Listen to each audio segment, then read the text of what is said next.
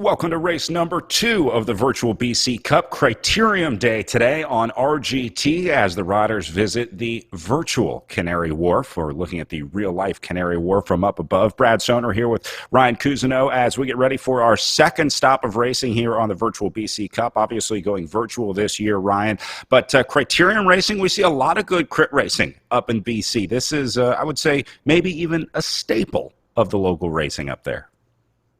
Well, yes, absolutely, Brad. Of course, we've got no less than 3 different local midweek criterium series in Vancouver and the greater Vancouver area. And of course, a staple of our annual racing season is Super Week, which is bookended by some great criteriums and has midweek criteriums all through the week, including the premier event, the Gastown Grand Prix. So Yeah, some of the best pro racing in North America up at Gastown. We're going to get to see some of those pros racing later today. We got pro women coming up at 10:30 this morning. Pro men will race at high noon Pacific time. But first, we've got amateur racing, one of the really cool parts of racing here in the Virtual BC Cup, opening this up to amateurs of all categories. We're going to start with our open and Category 4 women. They're going to be racing together today in our 8:30 time slot. So, Ryan, really welcoming for all riders. I know it's a big part of the races up in BC as well, but our amateur racing has been really exciting. At least stop number 1 put on some pretty impressive amateur performances. Yeah, absolutely. We had some really serious and aggressive racing in those fields, and I'm hoping we'll see that again. As you said, we're going to have a combined field today, so we've got a few women racing in a mostly Cat 4 men's field, but I'm sure they will acquit themselves well. I think we've got Silka coming back from last week. Let's see. Siska Lean, one of our women who should be able to keep up with quite a few of these men. And I see some interesting new names, including one from South Korea this week. Nice. International representation. I know we had plenty of American, Canadian riders in there. I think a few Europeans checked in as well. And it seems like the field's growing a little bit this week, so that's good to see more riders participating in the BC Cup. If you're watching today and you have some interest in participating, all the information is at cyclingbc.net. Just click on events up in the top left corner, and then you'll see the virtual BC Cup presented by Cobotix. Again, categories for all riders. You can find your time slot. They also have a nice guide on the website for the different categories and how to figure out which category you should be racing in if you're new to the RGT platform.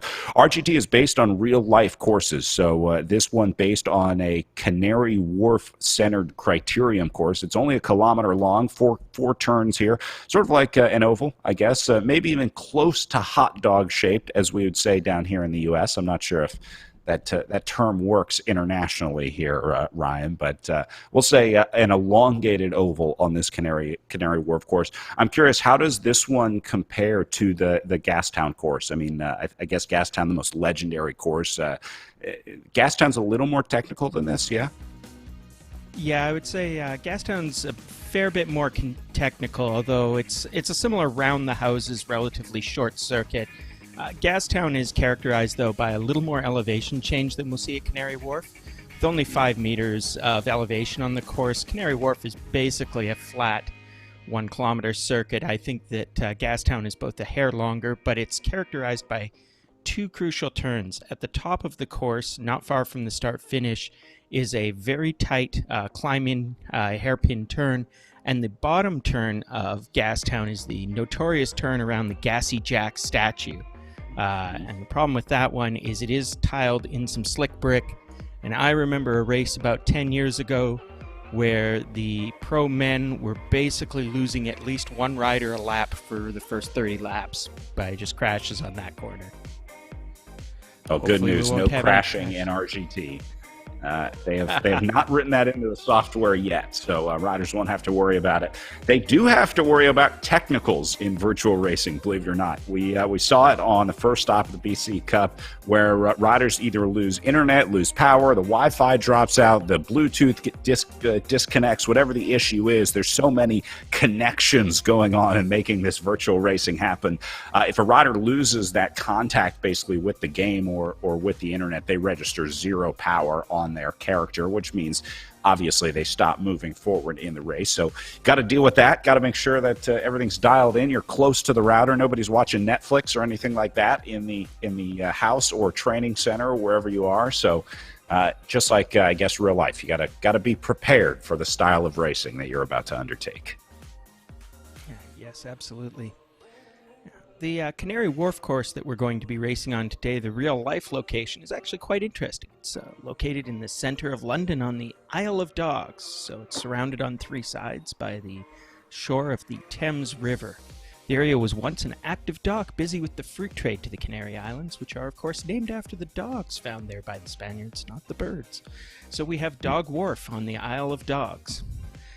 The tallest building you'll see on this course is One Canada Square, and like all great business projects, it bankrupted its developers. Oh, See this Canada. lovely footage. Yeah, did some research here today. So let's look over our list of Category 4 riders. I think we've got a few returning riders from last week. We already mentioned Siska Lean.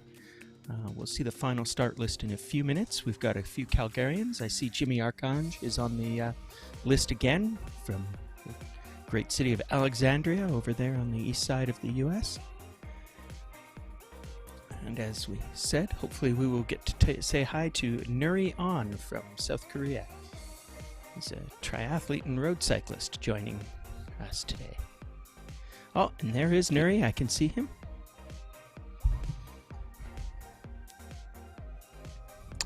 Yeah, this is our first look at front row here as we're just under 3 minutes away from start time here. So see some familiar names and some new names on the list. Nice to see. By the way, the ZMS Cam Rider is our camera bot that'll be following the race around out on course. So if you see them producing some impressive numbers or anything like that, don't worry. They're not going to be in the results, not part of the race. That's our friend Damon at ZMS Streams doing a great job with the live stream today and, well, for a ton of RGT races. So that will allow us to follow these riders around and keep an eye on what's going on here in our combined Category 4 and open race. Now, again, they're going to be on the same course. Last week, we had them in the same world, but on two different virtual courses. Basically, they wouldn't see each other on their games. But today, the Category 4 and open riders will all start on the same line. So they're all mixed together in this pack, and we'll let you know who is in each category as we follow them around, and probably see some breakup here. Ryan, last week we saw really groups of maybe 2 or 3, or maybe 4 were the biggest groups that we saw by the time they got to the line. So expect some breakup here eventually, and I wouldn't be surprised to see a lot of 1s and 2s today. Even in the crit, the corners on RGT are really hard to hang on. It takes a while to really understand the physics of the game. And if you haven't raced on RGT a lot, that might be surprisingly tough on what is supposed to be a flat day today. Yes, absolutely. So that'll be an interesting thing to see. There are no hills breaking up this course, though, so we're not going to watch anybody get dropped off the giant hill that we had last week when we were racing up the Paterberg. But nonetheless, as you say, the technical corners are still technical, even in the virtual race world. Got a few people to watch here. Got Ian Walker. We've got Siska S. Lean there for you. As I said, we've already got Jimmy Arkang. We'll decide on a pronunciation for poor Jimmy's name later. But Jimmy, if you're out there, email us or Cycling BC and let us know how to properly pronounce your last name, so we can give you the respect that you probably really deserve here. But I'm sure we'll see this race composition form up very quickly once the gun goes. As always, we're going to see that classic virtual racing rocket start.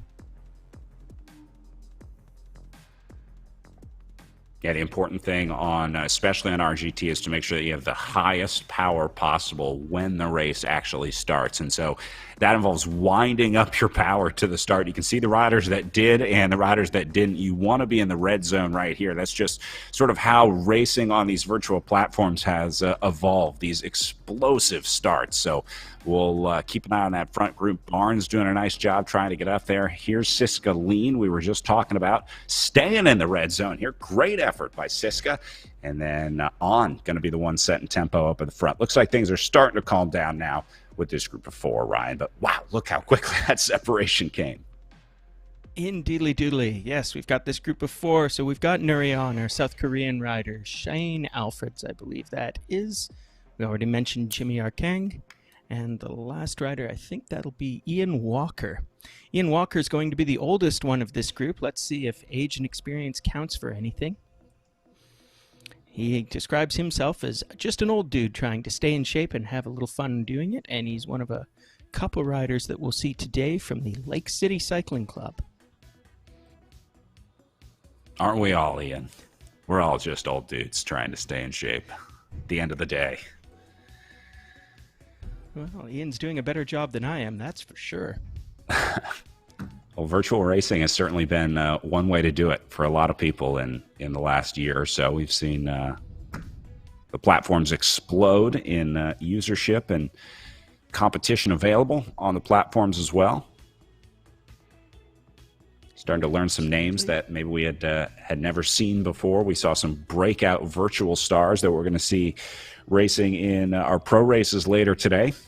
Names like Jackie Godby, who came from the triathlon world but was unknown to us here in the bike racing world until she moved on to some virtual racing platforms on Zwift and RGT, and she'll be in our pro women's race later today. Won the pro women's race last week and back for more, but I think she's going to have some competition. I saw some new names on the list. We'll talk about that a little more as we get closer to the pro women's start time this afternoon.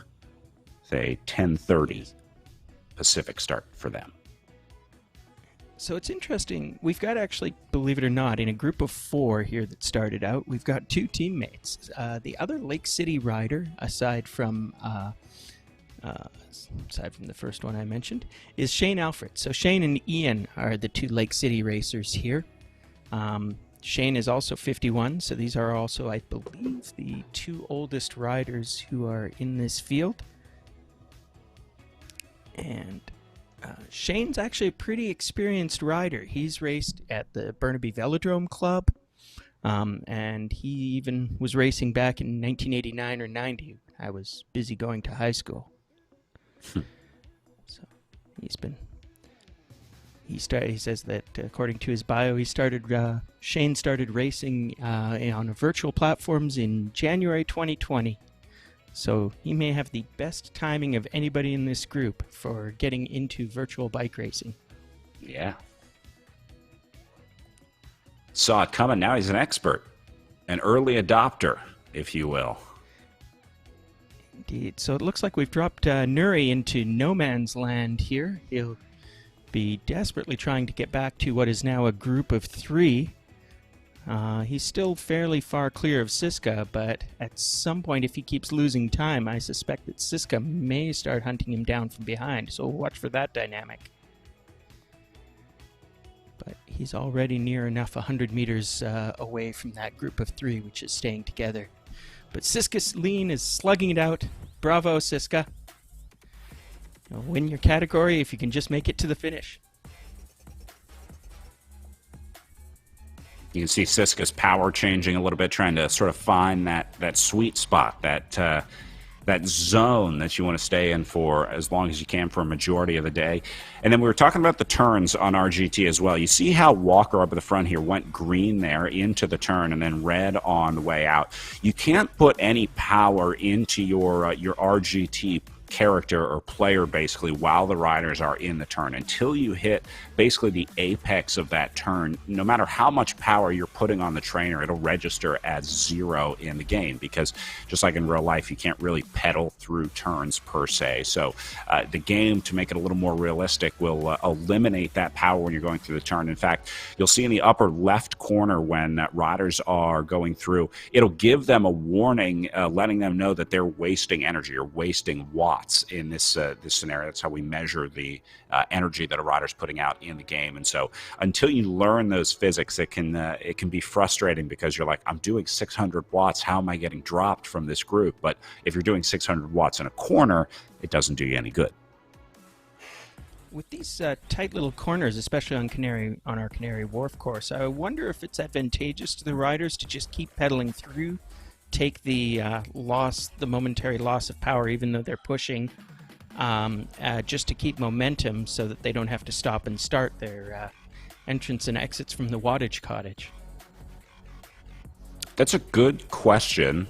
I think the prevailing strategy has still been to coast and try and register 0. We'll watch this front group up on the right-hand side of our screen and see what they're doing.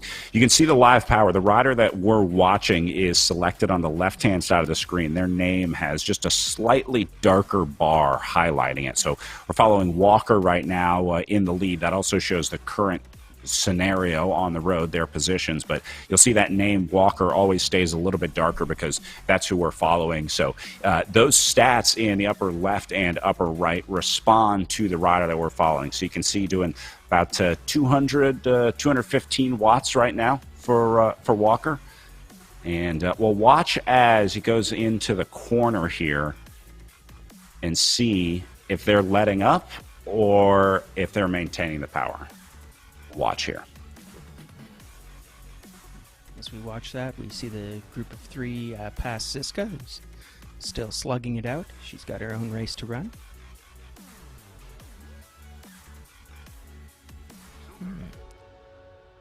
Don't think I saw much let up by these riders as they went through the corner there. He dropped down to like just sub 200, so I think they are letting off a little bit. You saw the number turn red there. If you're watching the power number in the very upper left-hand corner of this window, that when that number turns red, that means that you're wasting watts. That means that the watts are not registering into the players. So just another thing to keep your eye out for. You also see, obviously, the cadence and their current heart rate. The watts per kilogram is just below that. And then right now you see a drafting indicator. It shows the draft and how much you're saving, the wattage that you're saving by maintaining that draft, and then what the rider needs to do to try and maximize that draft, basically. You see just a small gap that needs to be closed here to quote-unquote maximize drafting. So the riders will be keeping an eye on that. They're always kind of playing the game. That's one thing about racing on virtual platforms. You really have to pay attention to the game because drafting is so important in this one, and being able to respond to changes in wattage and changes in effort, it's super important to make sure that you're paying attention to the game at all times. Yeah, and it looks like these riders are doing a fairly sophisticated job at this point. I was watching Walker's numbers through that last set of corners, and he only went red for about a second, so definitely they're moderating their power now. And I'm also impressed by these three riders working so closely together. I think they're just trying to keep each other in touch. But this is a pretty good race pace. I mean, they're moving along at 36 kilometers an hour for Cat 4 riders on a flat course. That's pretty much what you'd expect in real life if they were a small group going pretty well. So yeah, there are no passengers here at the moment. Whether by accident or on purpose, I think they've just basically worked poor Nuri on out of this race. So Nuri will be racing for fourth, and perhaps what we can watch now is the gap between Nuri and Siska at the back of the field to see whether they catch up to each other. I feel for Nuri because there was definitely a fight there to try to stay in. The fact that it's only 300 meters back right now for Nuri up to that front group of four. And again, we're watching the number to the right of the rider's name shows the distance to the riders around them. So when we were following Nuri earlier, you could see it was right around 300, 400 meters back. This quickly into the race, coming up on 10 minutes, if you're just hanging in at 400 meters, that's a good ride to hang in there. I mean, that was a hard, long fight to try and hold on to that gap for Nuri. Yeah, absolutely. And he did hold it for a little while. So you can see he's just past Siska. Actually, Siska and one of the other riders in this race are wearing some lovely jerseys. Those are the pink Cycling BC jerseys, and fortunately, nobody has video of me, but if they did, I could whip out my own copy. This is very close to an actual jersey that you can buy from Cycling BC. And you can very see cool. That, Mr. Walker, Ian Walker has also got that same virtual jersey in the game. So if you're looking at the dynamics in this group, in this front group of three, it's sort of like watching the World Championships, where you see everybody in their own jerseys for their own country, but you might know that there's secret teams consisting of trade teams who may or may not work pretty well together as well. So in this case, we've got Shane Alfreds and Ian Walker, who are wearing different jerseys, but normally race for the same Lake City cycling team. So let's see if they have any interest on taking on Jimmy Arkang from Alexandria, Virginia, and working him over as a team, or if they've got the team savvy to do so down here in Cat 4. Jimmy Arkang rocking the USA Crits jersey I see up there. USA Crits, one of our Criterium series down here in the U.S. They've also been hosting some virtual races on RGT, and they also got their jersey into the game for anyone to be able to choose. Any club or team can get their jersey uploaded. There is a nominal fee with just getting the designing and coding done, so everyone can get it in there. But you see the custom USA Crits. There's the Cycling BC jersey. And then I'm not sure if this is, I think this is just an RGT jersey on Alfred's, one of the stock kits, I guess, if you will. Yeah, I think so. It herds so good. Oh, maybe not.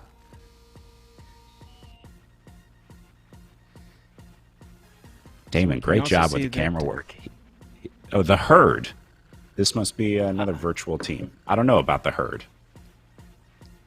We'll have to follow up with Shane and see if he can give us some information after the race. I see Shane's also tastefully chosen to have his avatar have no helmet. That's, of course, perfectly safe in online racing.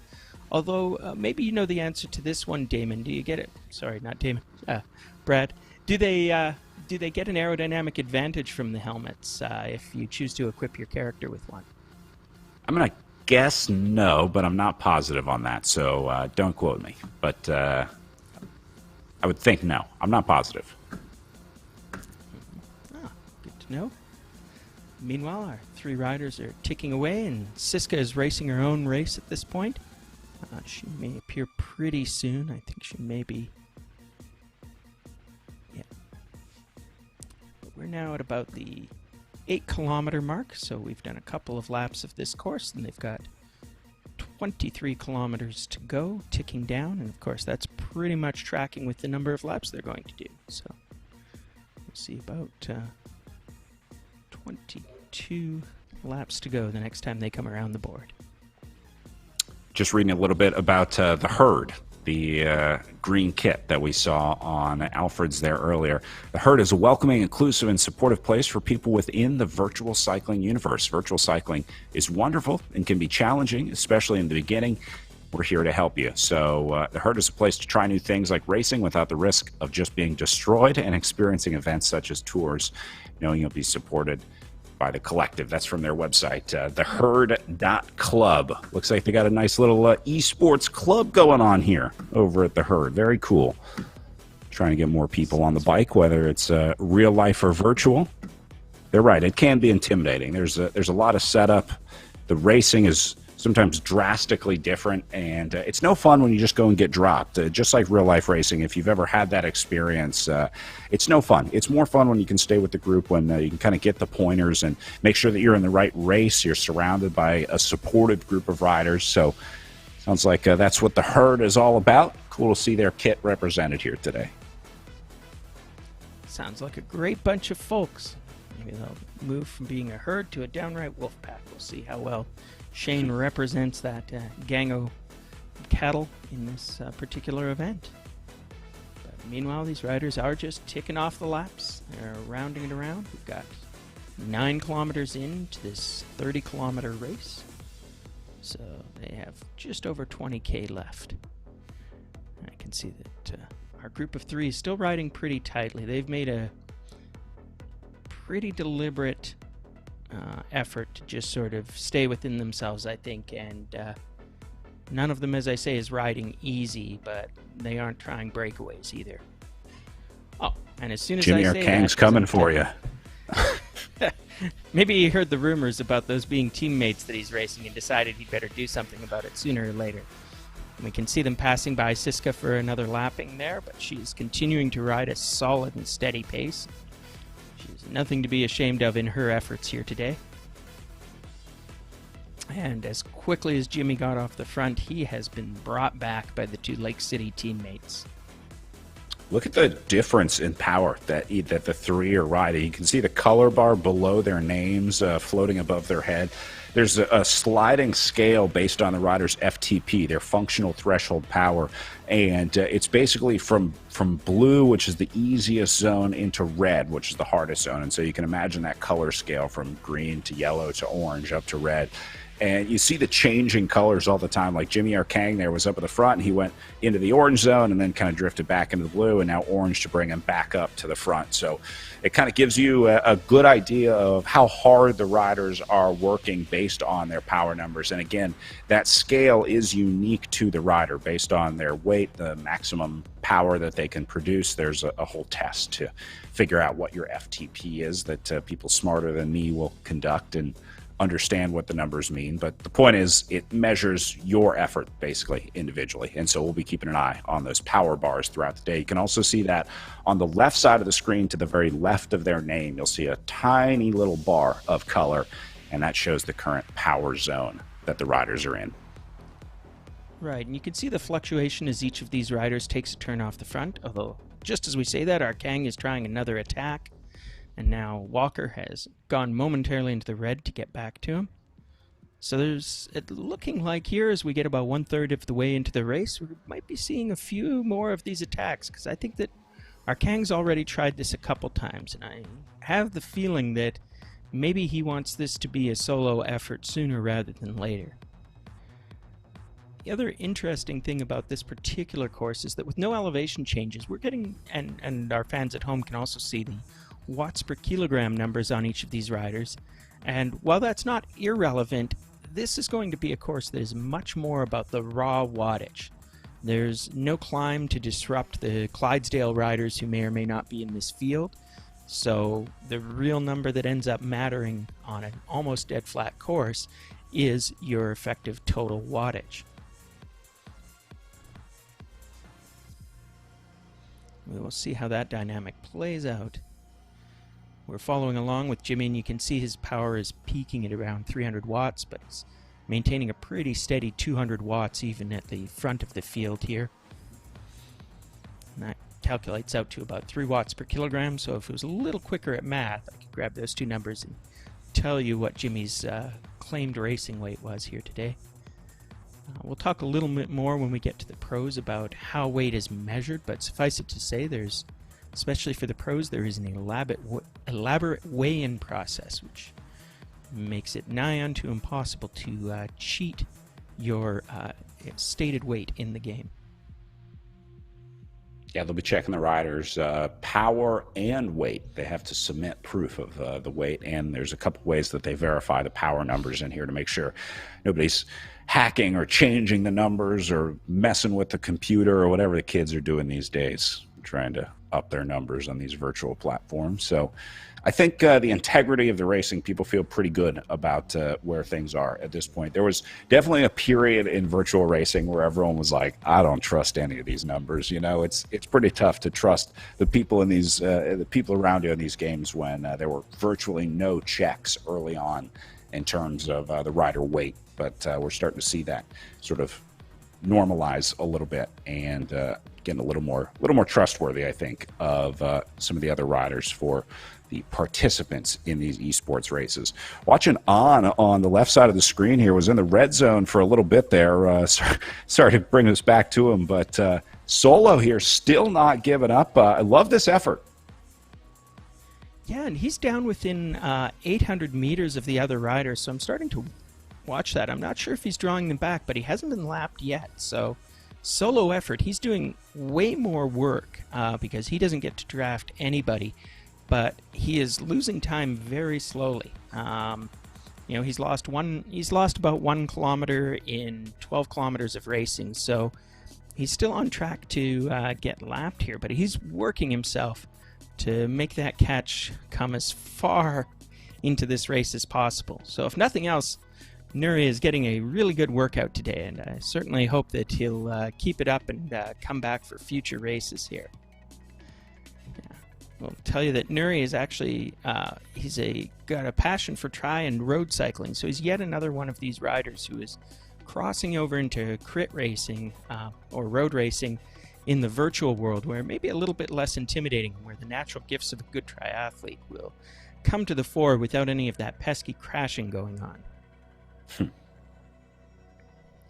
You know, I tease our triathlete friends, but go ahead.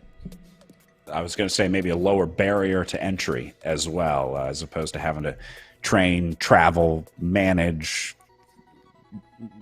organize participating in something like a triathlon. Trying to target some virtual racing is a little more manageable. Oh, absolutely. And I know that triathletes, just like roadies, have had their seasons badly disrupted over the last year and a half for the obvious plague-based reasons.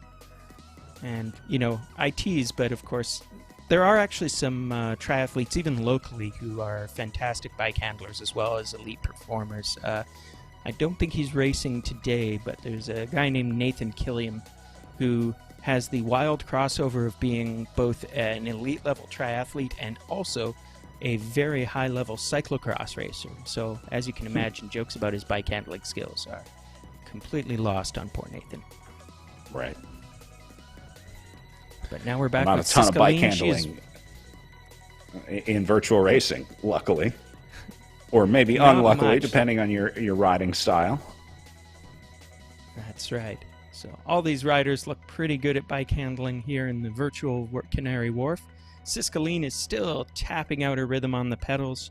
She's putting out a solid 100 watts. She's riding her own race. She will win the open women's category today, but I'm sure she would love to have a few of her competitors show up. But she'll take the W. And trust me, Siska, as a person who's done it more than once, there's no shame in a default victory. Yeah, it's never fun riding in by yourself. I mean, it's definitely a lot more fun to be able to ride in a group in the race here. But Siska going to get a good workout here in today, and good to see that she's sticking to it. A lot of riders will get frustrated when they get dropped out riding by themselves if they can't catch a rider that they're trying to chase. The kids call it rage quitting in the games, but Siska hanging in there today. So nice to see that she can get the workout in and maintain an impressive effort out here today. Keeping her FTP right where it needs to be in the blue zone is like the perfect spot to be riding, let's say, a 40-minute criterium effort. Yeah, it's one of the nice things about doing virtual racing is you really get the data right in front of you to ride whatever pace you want. You literally can be head down the whole time for the simple reason that you aren't riding in traffic, you aren't even having to steer for yourself. Although I suspect that steering is something that a lot of the virtual platforms, including RGT, will be adding in the near future as we watch our group of three coincidentally lap both Nuri and Siska at the same time. So I think that's Siska caught for down 2 and Nuri caught for down 1. But so this is a new chance for Nuri to try and catch on here. I would expect to see. I guess not. I thought Nuri would be able to hang with them for maybe a lap or two. I'm not sure if he was tastefully deciding not to take advantage of that group. I'm certain there'd be no penalty for doing so, but he's kind of riding his own race at his own pace, putting out his 2 watts per kilogram or so.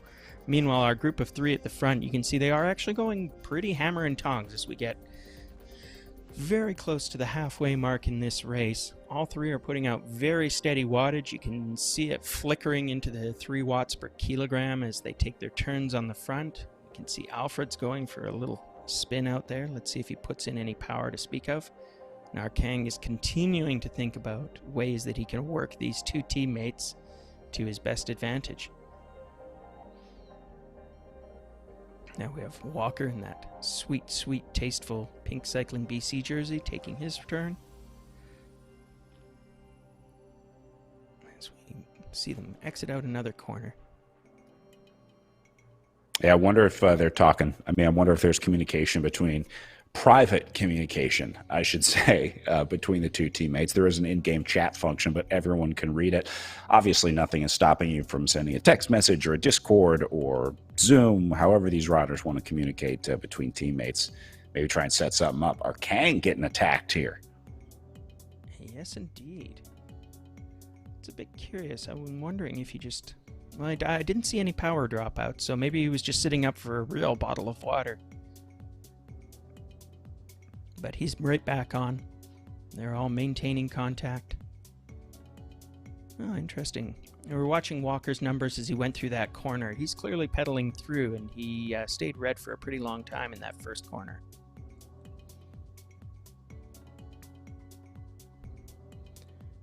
But nonetheless, all three riders do certainly seem to be fairly comfortable with this pace. They've been maintaining it now for near enough 25 minutes, and they've got just about that much time to go.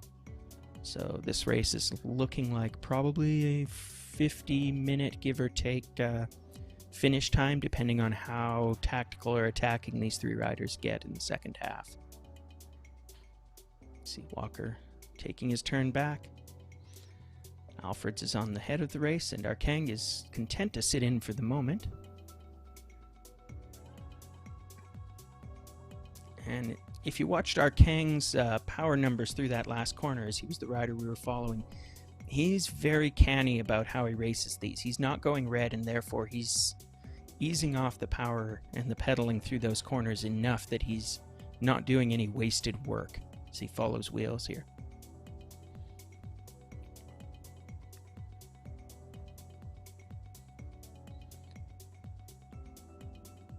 It's a lovely circuit, this Canary Wharf, as we're watching it by night. The streets are closed for our excited riders. You can see there's plenty of good safety barriers, so they have no worries about a virtual crash. Of course, they also have no worries about a virtual crash because there's no virtual crashing. Only computer crashes.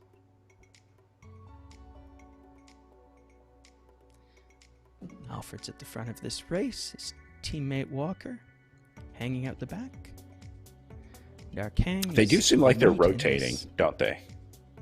I mean, it seems like they're taking turns at the front. Absolutely. Like I say, this looks like very no you racing. We saw those few early attacks by Arkang. He hasn't tried anything in a lap or two. The pace is not dropping. I mean, they're still maintaining here on this slight descent, 44 kilometers an hour. We'll see where they land on the flatter parts of the course, but as I said, that's indicative of a solid pace for these three Cat 4 riders. And I think that what we're seeing is it's hard to say how this works. A killer pace for the two teammates. I think that, the classic 2-on-1 racing tactic is effectively that you send your riders up the road one at a time, so that the odd man out is the one who has to chase every break until he's tired out. Maybe Alfreds is taking that advice because away he goes. Yep. He gets all of a bike length before he's drawn back by Arkang.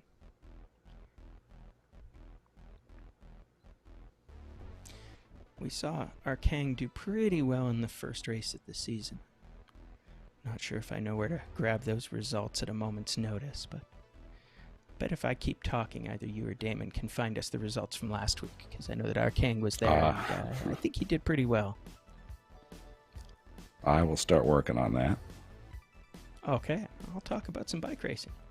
So Arkang again, he's taking another turn through this corner. We got 13 kilometers to go in this 30-kilometer bike race. Again, it's 30 laps, so we got 13 laps left. These three riders have just been rolling through. Watching them, they're going to come up pretty quickly on Siska Lean again for another lapping. And Nurion is still in no man's land. He's down at about 1.4 kilometers down and only very slowly losing time. So if Nuri has something to race for, it's that if he times things right, he might not get lapped one more time. It's not the most awesome thing to be racing for, in your Cat 4 event, but nonetheless, I've had more than one race where don't get lapped was absolutely the goal by the end of the race. I was going to say, have something to race for. Having a goal, whether it's the next town line sprint, trying to finish in the main group, trying to win, whatever your goal is, just having that target can be a big help sometimes. So, not getting lapped, that counts as a target. I like it. Oh, absolutely. And when I got into virtual racing, one of the things I found is, of course, trainer racing is notoriously one of the dullest things or trainer riding is one of the dullest things that any bike racer can do. But it turns out that, at least for me, having even the smallest sense of there being somebody else there on the road that you're either riding with or trying to catch or trying to drop or trying to hang on to was enough to really change the dynamics of riding on the trainer. And it made it that go from where 20 minutes on the trainer was a slog to the place where even an hour ride is pretty achievable when you're highly goal-oriented or actually doing a race, or even, as I've done a couple times, just training with a friend. In fact, shout out to my friend Tobin Henderson. He had a bad beat last week. He managed to hurt himself pretty badly on a mountain bike, but nothing permanent, but it's going to keep him off the real bicycle for a little while now. And so later this week I'm going to go out and do some virtual riding with Tobin so that he can keep his sanity while he can't get out on the roads.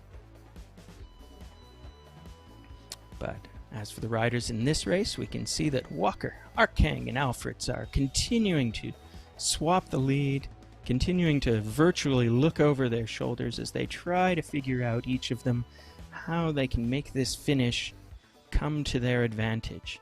And Arkang is, of course, continuing to wonder about how he's going to deal with Alfreds and Walker if they indeed work as a team. And the trio of them, as they continue to trap out the miles, is going to see Siska Lean there up in the distance. Siska is in this race. She is a couple laps down now, but she is continuing to tap out a steady power. And she will be happy as the top open women in today's race. Hopefully they gave her a little wave as they went by. Arkang is out on front, and maybe he's trying a little attack now. Walker is trying to follow that wheel, as he has to do now, because he knows that he can't allow either of these teammates to get away. But Walker handily gets back on that wheel, and Alfreds is maybe starting to show some pain because he's catching up to this pair, but he was hanging about 5 meters back for a surprisingly long time. And as someone who's spent a lot of his racing career hanging 5 meters off of a group, I can tell you that's usually the first sign of trouble. I wonder if Jimmy Arkang noticed it and was maybe trying to seize on the opportunity, try and split things up a little bit out there, maybe thinking he had a chance to take it down to just one teammate, get rid of Walker. Could be. Certainly could be. I think that some of these riders do indeed listen to our commentary. Oh, maybe Alfreds was feeling a little bit bad about all of this. He's decided to go for another flyer, but he's very quickly closed on by his teammate and Arkang. So Arkang will take the lead as we go through this next set of corners. Walker and Alfred still holding on. Nurion is out there in no man's land. He's about 1.6 kilometers back of the lead field. So he's continuing to manage his time loss. Come on, Nuri, you've only got 12 kilometers to go before you get to the finish line. So you just have to lose less than 500 meters in 12 kilometers. But I don't think your competitors are going to make it easy, because Alfreds, Arkang, and Walker are all keeping up a pretty steady pace at the front. They're moving at just over 30 kilometers an hour along this flat section. And again, it's Arkang and Walker. And again, I'm seeing that tiny gap suddenly develop as Alfreds rubber bands off the back, then shoots straight through the corner to the front of the field again. He gets less than a bike length away before Walker gets back on that wheel. Arkang is right there. So these three riders continue to swap the lead. But these little attacks will be taking their toll. I mean, you can see them. They're going above 2.5. They're going to 3 watts per kilogram. In this category, that's a lot of wattage. That's not quite redlining, but that's enough that that's not a sustainable amount of power for them to be putting out for an entire 10 kilometers. As we pass through the 2/3 mark on this race.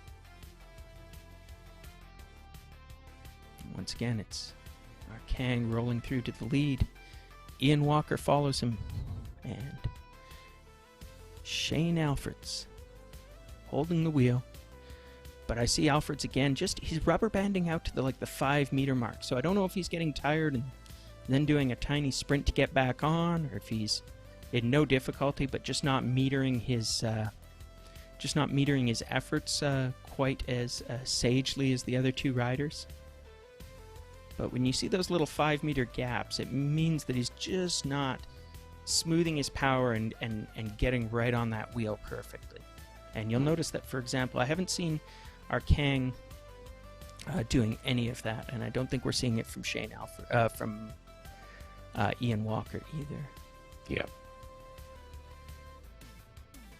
So I think our Kang has been the most aggressive out of this group, I would say. It just seems to be sort of when the other two are willing to just sit in, our Kang will put some pressure on every once in a while.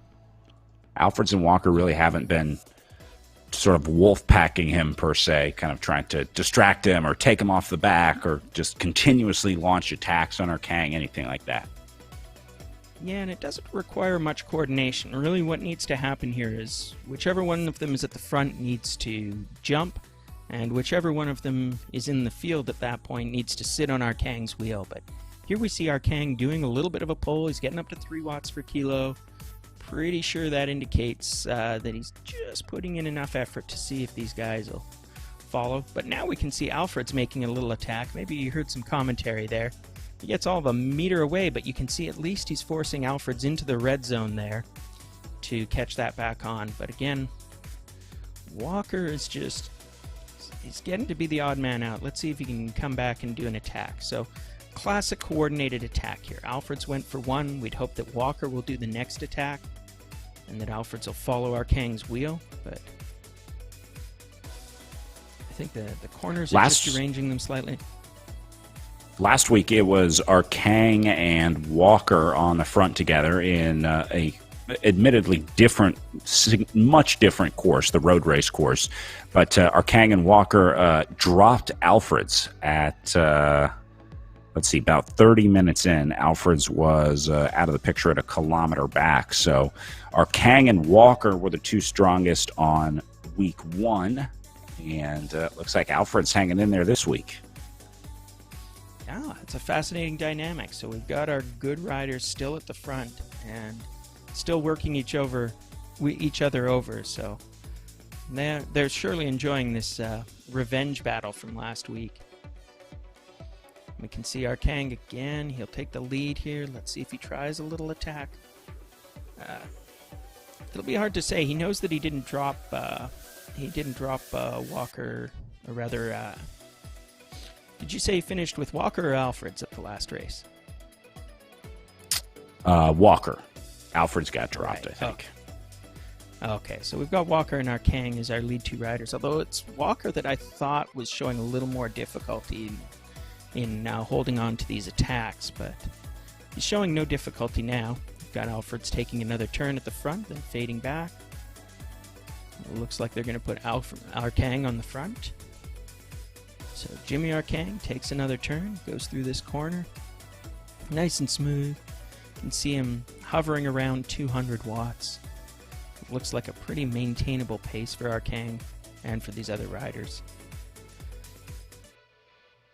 Last week, Walker at a 35.50. Arcang was 25 seconds behind him at the finish.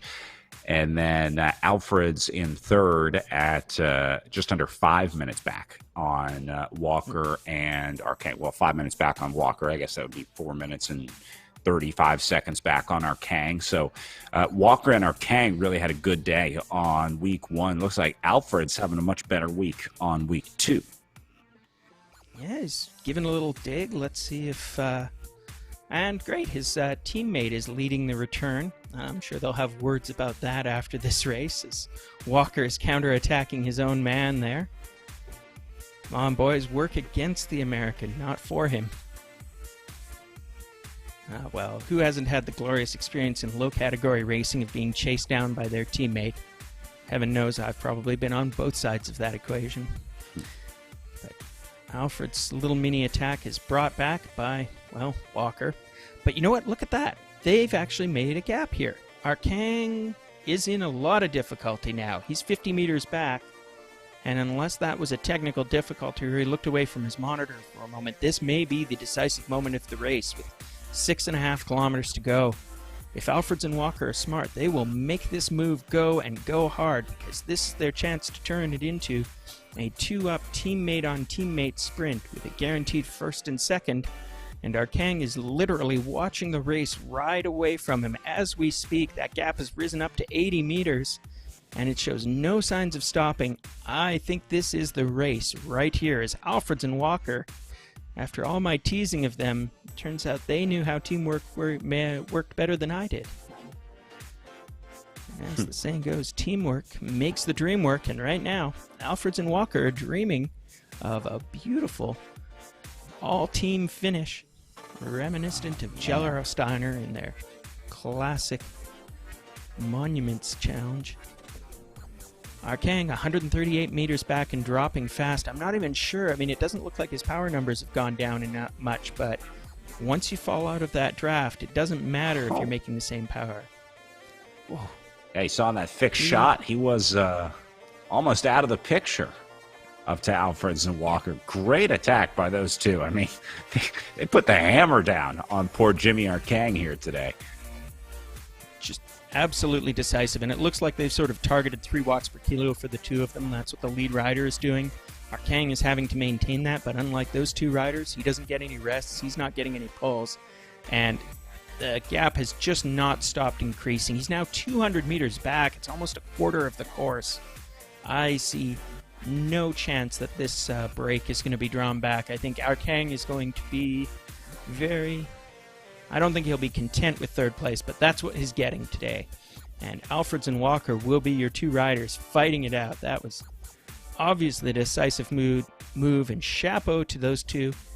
You know, we were watching a battle here between a 65-year-old, a 51-year-old, and a 41-year-old, and it is in fact age and guile that have won out the day, because it was the two Lake City cyclists here, Walker and Alfreds, who are the senior members of this peloton and who put the whippersnapper 41-year-old Arkang in the difficulty.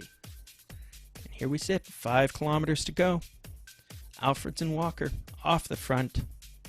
Now let's see if they feel confident enough to start attacking each other, because they've already got almost 300 meters. I mean, if they keep this up, they may even lap poor Jimmy. But there's another thing that Jimmy has to ride for now, is he's got 5 kilometers to go. Let's see if he can lose less than 600 meters in that 5K and avoid the lapping. But Alfreds and Walker are working really, really well together now. Just nose and tail, nose and tail. I think they've decided to expand this gap until it's completely hopeless. But it's okay, boys. You've already broken poor Jimmy's spirit, so now all you're doing is setting up a finish between the two of you with 4.4 to go to the finish line. We're stepping back here to watch Noria on as well. He's still tapping out the kilometers. And Siska Lean indeed is also riding her own race, both literally and metaphorically, but we're not going to pull her, so she just gets a beautiful tour of the lovely Canary Wharf here. All these lovingly rendered virtual buildings, which also exist in real life, and give us a little bit of color and flavor to this simple 1 kilometer round the houses circuit.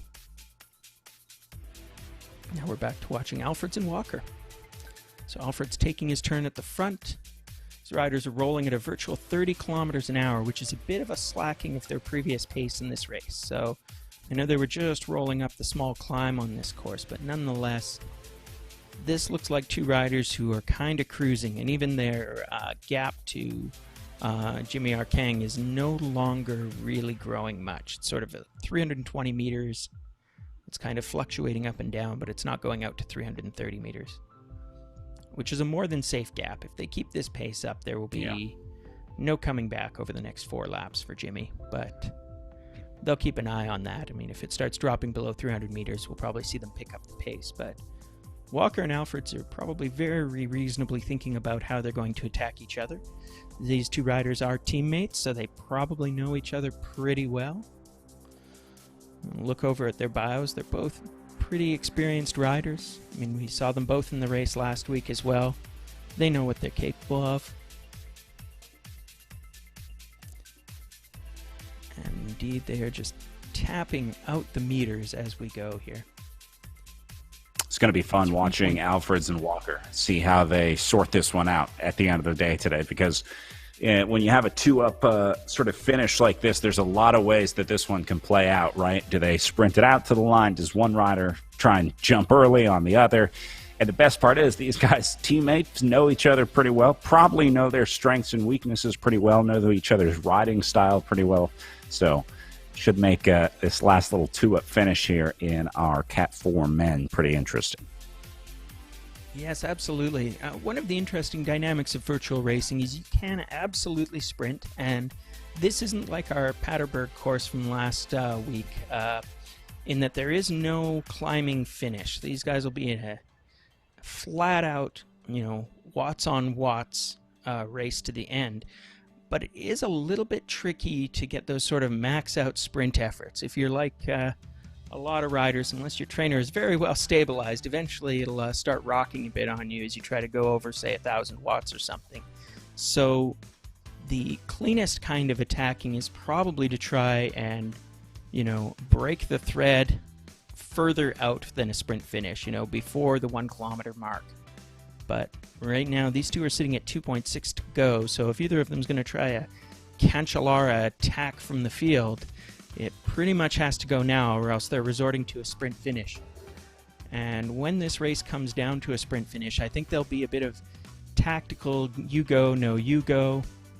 I know one of these riders at least has some velodrome experience, so maybe he'll think about a classic drill that we do on the velodrome called the rush-in. And the way the rush-in works is taught to me by the late, great Kaylin Acuna, is you sit just a couple meters off the rider that you're pacing into for the start of your attack. And the reason you're sitting a bit back is it allows you to rush into the best draft possible right on the back of their wheel as you zoom by them. So you're accelerating into the draft, you're accelerating as you go over the top of the rider, as we say in track cycling, but of course there's no top in crit racing.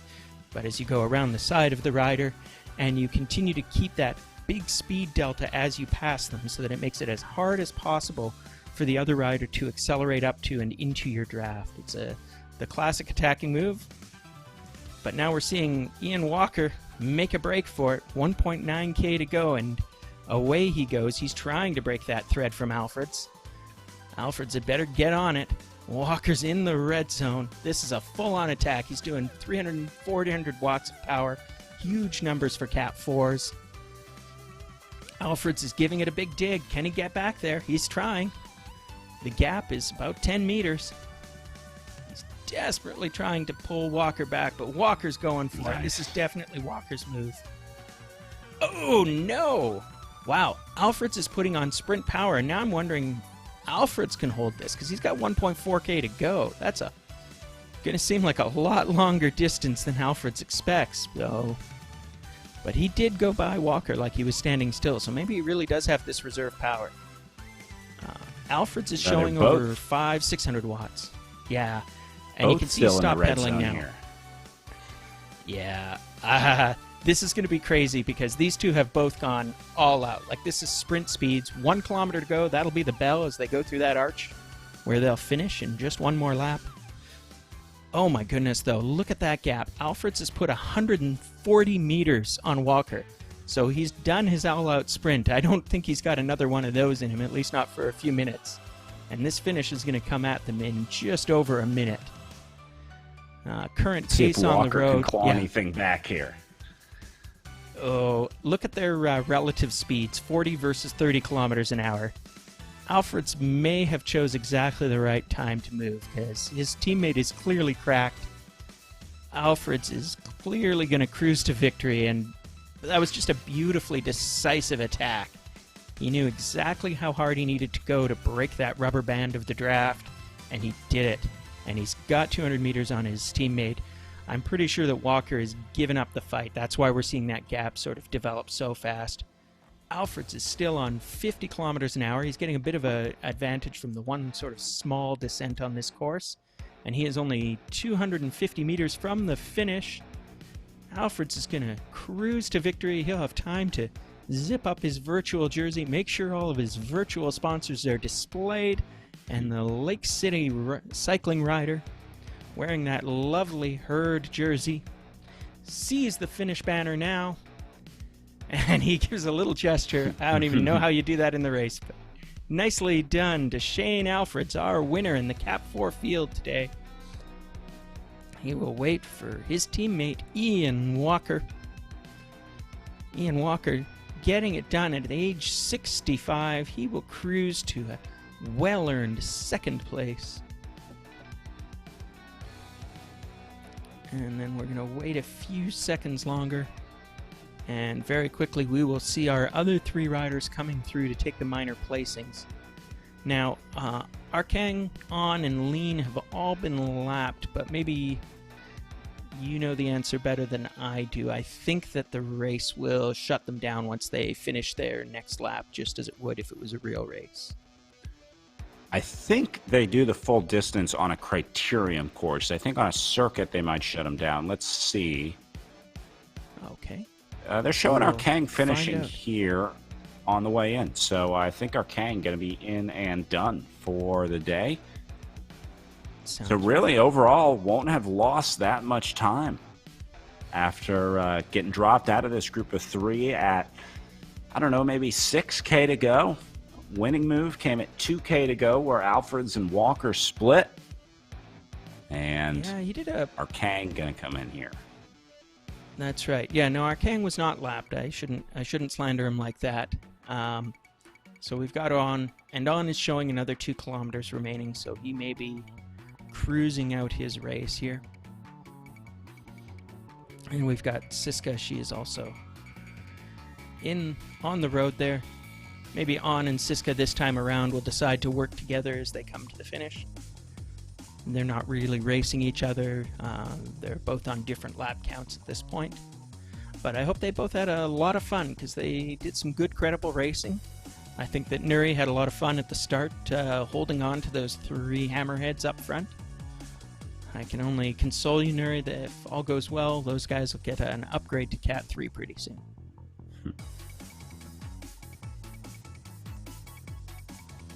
So these 2 riders See if they can rolling link through, up they're here. doing about... Yeah. Maybe. Well, let's see. I think that's going to be on Siska if she can make that wheel, but she's gone Well, for a she bit tried. of an effort. but Yeah, you saw the effort there. It went into orange and then into yellow, so nice to see the effort there. there you go. Yeah, we've all been there. You know, you get near the end of the race, you've been riding in your own head, a wheel comes by, you give that little dig, and then you watch that wheel go, and hey, that would be great if I could catch that. Super. So now we're going to watch Nuri.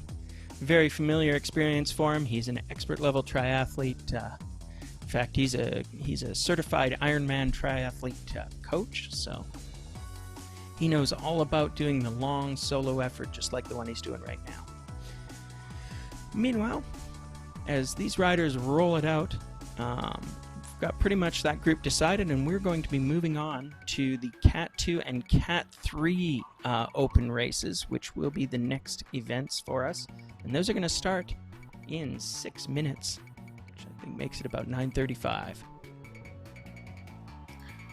These riders doing a little longer race than our Category 4 and open race. They'll be doing 32 laps instead of the 30, so we'll tune back in with them here in a bit as we go back and take a look at our Category 4 results. 21 seconds for Ian Walker behind our race winner, and then Jimmy Arkang at 1:21 back on the day. Look at the cruel efficiency there Alfred's managed in that race. 2.17 watts per kilogram. Massively less than his opponents. He was clearly making sure that he was eating off of their plates long before he started on his own meal. So kids, if you're watching at home, that is the power of drafting and savvy racing, is that the winner in this case did vastly, vastly less work than either of the 2 riders that he was racing against. And it's not showing on our results because they haven't quite wrapped it up, but chapeau again to Nuri On, who will be 4th place in this field, and to Siska Lean, who will be our Open Women's winner. So, good job, Siska. I know it was a hard solo race, but you will be rewarded. We thank you for coming out. Yeah, that's maybe the hardest type of racing you can do, the solo racing that Siska had to do today, especially on a criterium course. That gets a lot tougher on a crit course like this with so many corners when you just don't have that sort of challenge in between the corners. So way to hang in there today, Siska. I know that was tough. That a solo day on the trainer is about as tough as it gets, I would say, mentally and physically. Yeah, hopefully it was an opportunity for her to do a little skill building, learn how the cornering entry and exit works with managing power so that she wasn't wasting any, and she can put those lessons to good work in next week's race. So, all right, so category 2s and 3s again up next. 4 minutes from now as we go back to our look at the real-life Canary Wharf that today's course is modeled after. By the way, all the courses on RGT are modeled after real-life courses. Riders can also upload their own course. So if you have a favorite route and you have basically the GPX file for it that your Garmin or something like that will generate. Anyone can upload those routes into RGT. They won't all have the same graphics that Canary Wharf has. If you just upload a regular route from your backyard or whatever, that's going to show up in what's called one of their real worlds. Basically, it's these sort of pre-rendered views of the area. But races like Canary Wharf, this is one of the special courses that they have perfectly modeled with the real-life equivalent. So choosing to race here for stop number 2 of the BC Cup. We were on the Paterberg last week, which was a pretty realistic representation of at least the Paterberg section of that climb, including the little house on the side of the hill, fans and everything. And Canary Wharf, as you've seen, has all the buildings modeled out there today as well. So cool chance to race in places that you normally wouldn't get to. That's right, Brad. So for those of you just joining us today, next up we will have the Cat 2 and Cat 3 races. Those will be 2 separate events, each with their own virtual world, but they'll be running at the same time, so we'll be swapping back and forth with them. The race circuit that they will be running on today is the 1-kilometer Canary Wharf circuit. Very little elevation, 4 tight corners. This is a classic round-the-houses criterium. We were earlier comparing it to the Gastown Grand Prix course. It's pretty similar, except that it's even flatter and maybe even less technical in a lot of ways. This is based on a real location in London. It's just surrounded by the Thames on the Isle of Dogs. And there will be... It looks like we've got some great fields. I'm looking at our start list, and we'll confirm who's shown up in a few minutes here, as we are closing in on less than 2 minutes to our race start. Yeah, let's see if we can go down and take a look at our start line here. There we go. Again, Category 2 and Category 3 men racing in the same virtual course, but in 2 different virtual worlds, so they will not be mixed like we had in the Category 4 and open races. They're not racing on the same virtual course. They're identical courses, but in 2 different worlds. I hope that makes sense. Hope I explained that well enough. It's kind of weird in virtual racing. Viewers, just go with it. You'll figure it out pretty soon. So we see both some familiar names from last week, like Jeroen Rijken and Sean Griffard, but we also see some new names. I believe that we've got Brett Boniface, a name well known to local racers. He's both a bike racer and also an event organizer. He was one of the co-founders of and organizers for a long time of the Valley Fondo, a local event. Now we're swapping over. We're looking at the Cat 3 field. And again, a few names there that I definitely recognize. There's Michael Goodman, longtime racer for the Glotman Simpson Club. And I believe that's Michael Matthews for the Gastown Cycling team. Yeah, they liked the Gastown Grand Prix so much that they decided to name their bike club after it. Look at all these Cycling BC kits in this group. Awesome. Yeah, it's a hella classy kit there, Brad. You got to go for the sweet Cycling BC jersey. And as I said, you can actually buy that jersey in real life. I've got one myself, and it is a really nice kit. So we are ticking down 3 seconds to the start, and again, they will rocket away. I'll let you take the call there. Yeah, look at everyone winding up into the red zone. You want to, again, maximize your power just as you leave the line. Westlake, we saw last week over in our Category 2 men's race on the left side, taking an early jump, got there again, as it looked like Israel over in the Cat 3 getting the whole shot, although that's all going to change in the first, 4 minutes of racing, Ryan. It is chaotic out there. If you thought the start to a real-life crit was crazy, wait until you get into the first 4 minutes of a virtual crit. That's right. And we're trying to watch both of these races. The early attack here is really trying to establish all of these riders into the initial grouping. They know that anybody who is unwary is in great danger of getting dropped. And if you're dropped in the first 100 meters of a race, how bad is that? So all these riders end up going right from the gun, just desperately trying to outlast that initial sprint and just hold on to the group. So nobody's going to win this race in the first kilometer or so, but you can absolutely lose the race in the first kilometer or so. And that is doubly true on a dead flat course like this one, because, yeah, you don't have any climbs where if you're a good, solid, strong rider, you can just climb your way back into the field. No, the field's going to run away. There's going to be a drafting effect, and they will be gone, baby, gone. We're seeing an early attack here by Klassen in the Cat 2 field. He's given a big dig, all for naught. Boniface catches him. Sean Griffard right there, and the whole field is Gruppo Compacto. Out of this group, we're seeing, I think, in the Cat 2s, I believe there are now no riders actually dropped. The last rider is constantly swapping up and down. Oh, we're seeing a few. It looks like my old buddy. On the Cat 2 men, we don't have anybody really dropped there. Still holding together as a group, but the attacks are still coming fast and furious. Look at those power and effort numbers on the front.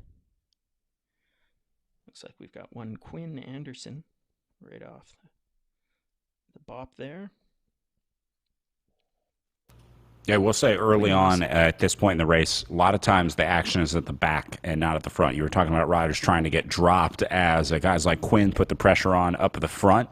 Sometimes you're going to see a lot more action at the back of the virtual race than you do at the front, because it's all about riders trying to hang in there. So we'll start to see them come unglued one by one. Like looks like DeLisser here might be one of the first casualties out of that group, although I see Ruffin just ahead of him, a little farther off the back as well. And I think everyone ahead of him is going to be considered, quote unquote, in the group. But they're already starting to drop guys over in the Category 2 race here. Yeah, Brian DeLisser, I know him well. He's no brick, but he either got caught out or just got caught without quite enough legs. And we're seeing a similar selection in the Cat 3 race. I've already seen a few names go down, and you can see those gaps starting to develop. We're looking at Hamilton here. He's off the back. It looks like Michael Matthews has ended up off the back as well. An awkward position for a guy who's a reasonably strong rider in real life. So I don't know whether he just missed the initial getaway or burned one too many matches, but Mr. Matthews has a long day ahead of him if he doesn't close that gap fast. So we're swapping back to the Category 2 field, it looks like. Let's see what Damon has to show us here. They're going away. And this field, I think nobody new has been dropped quite yet, but they're still going hammer and tongs. You can see that race pace is 44 kilometers an hour, and that's not a killing pace for these Cat 2s, but it's definitely a solid pace. And you can see that sort of bubble and boil as people are getting up to the front and then immediately dropping back. Sean Griffard making a dig. And good. Luke Hubner was in trouble earlier. He was riding at the back of the field, but that young 17-year-old has the legs, and I think that this very flat course may suit him really well. He was punished on the Paterberg last week, but there are no hills to make Luke's day bad. So he's a smart, savvy rider, and if you can translate his track experience over here to the virtual world, then he'll do just fine. Yeah, I think the up and down nature of a power profile in criterium racing is even more pronounced in virtual racing with the accelerations out of the corner. That's what makes these criterium races tough. Yes, there's no climbing. Yes, you don't have to deal with the hills, but you're talking about accelerating sometimes, twice in a 30-second span on the short part of this course. So it's its own kind of challenging, and riders like track riders tend to do really well here, especially in the virtual iteration of criterium racing, because they can do those accelerations so well, because they can create those power profiles with big spikes, and that's what it takes in virtual crit racing. Yes, absolutely. It almost becomes like a series of micro sprints. Closest thing I can think of is there's a type of race called the Devil's Race, or a missing out, where you essentially eliminate the last rider on every lap or two. And those races privilege this kind of semi-threshold sprinting where you're never riding a sprint, but you're frequently doing just enough effort to change your pack position. And that's exactly how you have to ride a criterium race, both real and virtual, that every corner becomes this little effort to make sure that your position is right, that you're not losing time, and that as you exit the corner, you aren't getting dropped. And just like with a real race, as you see this field, as these fields bunch up and string out, the actual shape of the field becomes a keen indicator of how the racing is going. So when you see a bunched up group, it means that nobody's really attacking. It means that everybody's able to hold the pace. And when you see a strung out group, it means that everybody is right on the rivet and they're having to take maximum advantage of the available draft.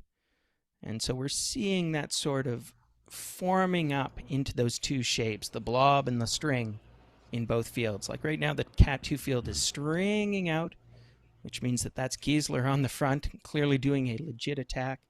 You're starting to see the Cat 3 field also string itself out a little bit and then reform into a blob. And there you see as Giesler lets off the attack, the field blobs up in the Cat 2s again.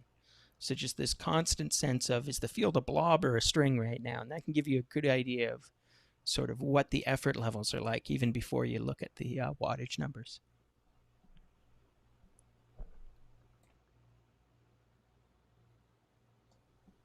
Back over to the Cat 3s, Bayfield taking a little look.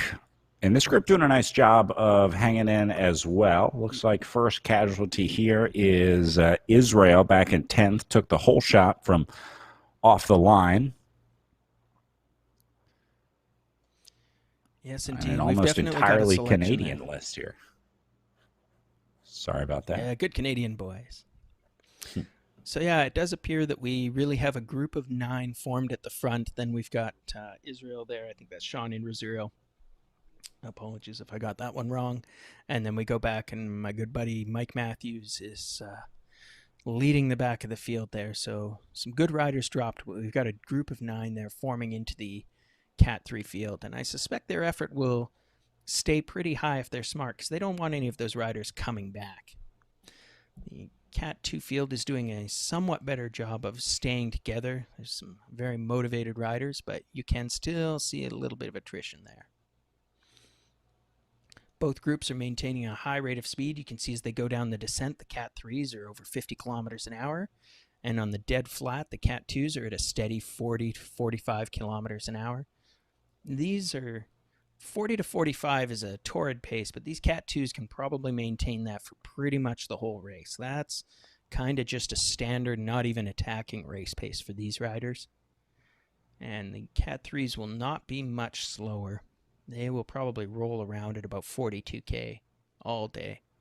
And as they hit the descent, you can see the Cat 2s are over 50, and Giesler's going for another attack. Yeah, he likes something about this course. But most of all, it seems like he wants to try an incredibly long-distance solo attack. Brave move on a dead flat criterium course, but if he's got the watts, maybe he can make it stick. I'm wondering if maybe he's just trying to lift the sort of overall tempo, kind of trying to send a message like, all right, guys, let's try and make it a little tough, at least for these guys at the back, maybe feeling like there were some riders that were too comfortable. So Giesler looks like has successfully recruited some riders to come with him and sort of lift the overall tempo of this group as they tick past 50K an hour. Here he goes again. Giesler, save some watts for the rest of us.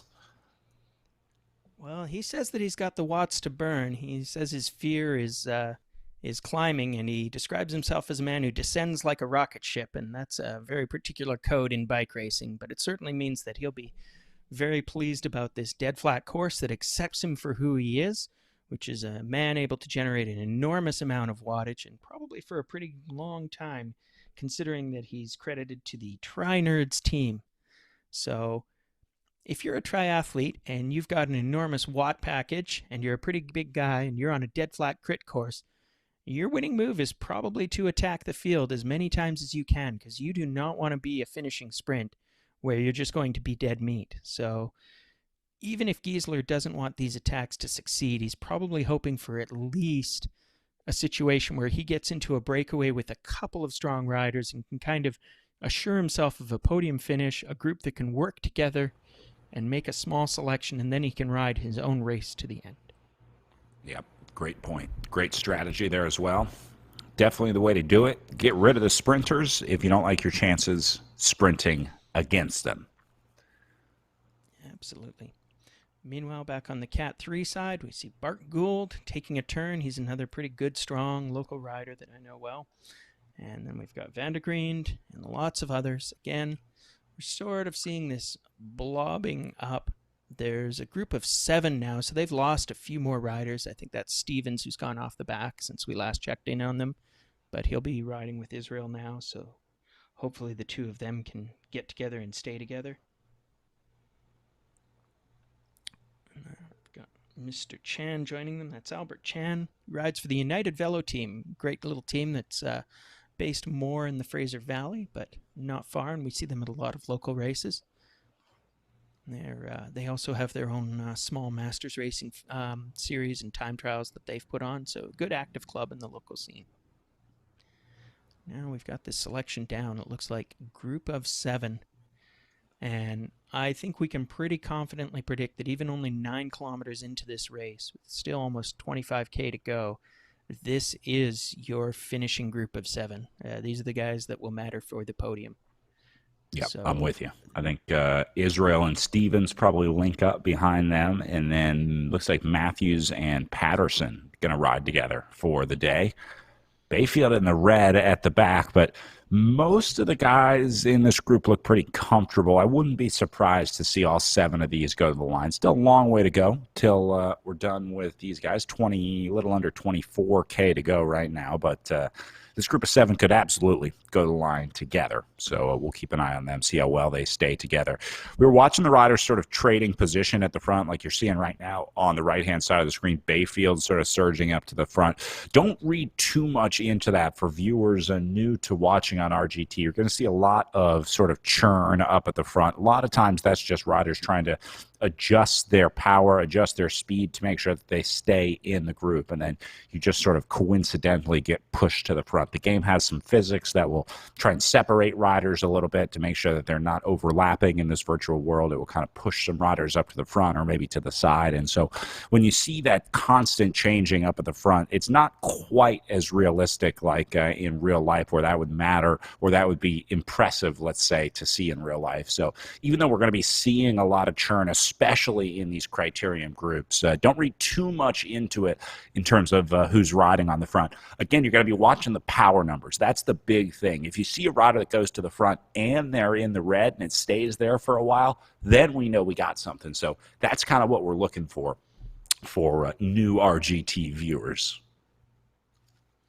That's absolutely right. And right now we're seeing both groups. They're going along at steady, solid paces, but they're kind of blobbing up, which indicates that either nobody's really attacking very decisively, or lots of people are willing to make something close to an attacking pace. And I think what we're seeing is, it's not that the racing has gotten passive, but they're all looking around at each other. We're sort of in the middle of the race, passed through about the 1/3 mark. These guys still have a long way to go, but we're going to see probably sort of some tactical assessments. We'll see folks like Giesler in the Cat 2 race, and maybe some of the Cat 3 riders assessing whether they need to make some attacks or try to shrink the selection. I mean, sometimes when you go for an attack at this point in the race, it's not so much that you're trying for solo victory. What you really hope is you get a few friends to come along with you, because if you attack and you pull, say, 2 strong riders with you, then all of a sudden you've got a group of 3, and that group of 3 can work really well together. They can be almost as powerful as a pack working together, and the truth is usually the pack isn't working together. So group of 3 can easily keep off what would be, say, a group of 4 in the Cat 3s, or we've got about 15 in the front field right now in the Cat 2s. So if we can get 3 riders that sort of go off and are able to work closely together, they can make the decisive break in the race, and that can be your podium. But it's a good point. I think what we're seeing right now, yeah, I think what we're seeing right now, though, is that however much those attacks are happening, they're just getting absorbed right away. Nobody's in difficulty yet. It's still early in the race, so everybody's got plenty of matches to burn, and they're starting to use them up. The other effect we might see if we're seeing these sort of constant attacks is eventually a few people will start to slowly disappear out the back. We've already seen that happen to a couple of riders early on, but that is the other form of attrition you'll see in these races. Big surge going on over in the Cat 2's left-hand side of the screen. Saw some riders go into the red zone. In fact, red all over the place now. Both Wieslakes here into the red, one at the front, one at the back. My goodness, yes, and you can see that strung out formation, which definitely indicates that this is a race that is going for it.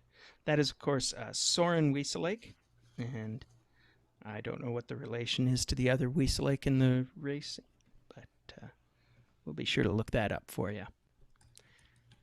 Meanwhile, we've got Luke Hubner taking his turn at the front. Still doing 50 kilometers an hour, but they are on the slight descent, so this isn't quite the killing pace it appears to be. I think that's Nathan Wieselake sort of sitting up there, nice and close. And then we've got my good friend Sean Griffard showing himself very credibly. Well, I shouldn't say I know Sean. I actually know Sean's mom, Susan. I worked with her for many years, so I know that Susan's actually a huge fan of bike racing, and I'm sure she's watching her son out here turning out the laps, showing himself very well in a very credible field. So, Sean, hope you'll come out and do some real racing later in the year when we can do that, and say hi. And a big wave to Mrs. Griffard. Hope you're enjoying this broadcast. We're popping back for, looks like, a view of the Cat 3 men as well. And the Cat 3s are now starting to look very strung out. Van de Green doing his turn on the front, daring everybody else to catch up. They are still a group of 7, so nobody's been dropped out of that group yet, but this is the kind of effort that will work that gang hard. And we've got a new attacker coming off the front. Looks like that's Staton and Bayfield going for it. Bayfield actually giving a real dig. Yeah, no, this is what I was talking about earlier with the sustained effort on the front. See how he's staying in the red zone here. So this is definitely Bayfield trying to split the group, holding a steady 470, let's say, watts here for right around 3.5 watts per kilo. What a massive effort in this Cat 3 field. He's got that gap, but I don't think he can do 400 watts all day, so 40 meters, it's a good gap, but I don't know if he can hold that. And I suspect at this point in the race, he was kind of hoping to have some friends, but now he's going to learn an important lesson about how bike racing works, which is sometimes you get out, your gap is about, say, 40 meters, and the guys behind you decide that's just fine, and they'll let you sit out there and roast for a while. So the field, if it's smart, will match Bayfield's pace, sit about 30 meters, 40 meters back, a totally manageable gap, and just basically let Bayfield wear himself out while he's racing against 6 other riders taking turns. Bayfield threw a party and nobody came, so he's going to crumple up the invites here and go back into the group. That's right. He's sulking in his tent now. Oh, but we've got another Flower going to counter him now. Oh, brilliant move. Oh, this is the kind of racing you love to see in a criterium, real or virtual. Yeah. Flower doing the classic counterattack just as the pack has worn itself a bit. Chasing down Van de Green now. They've got a new attack. So Flower is making a good go of it. He's gotten out to a 13 meters, but he's being chased hard. Let's see how long he can hold this. Let's see if there's a counterattack. Oh. This is great racing in the Category 3 men here. Yes, absolutely solid. And this is sort of virtual racing at its finest. We're seeing examples of real tactics that work in the real world, also working out very nicely in the virtual world. It's kind of a pretty good test of how your physics model is working in your virtual race system is that does it allow riders to create, real world tactical situations? And it does.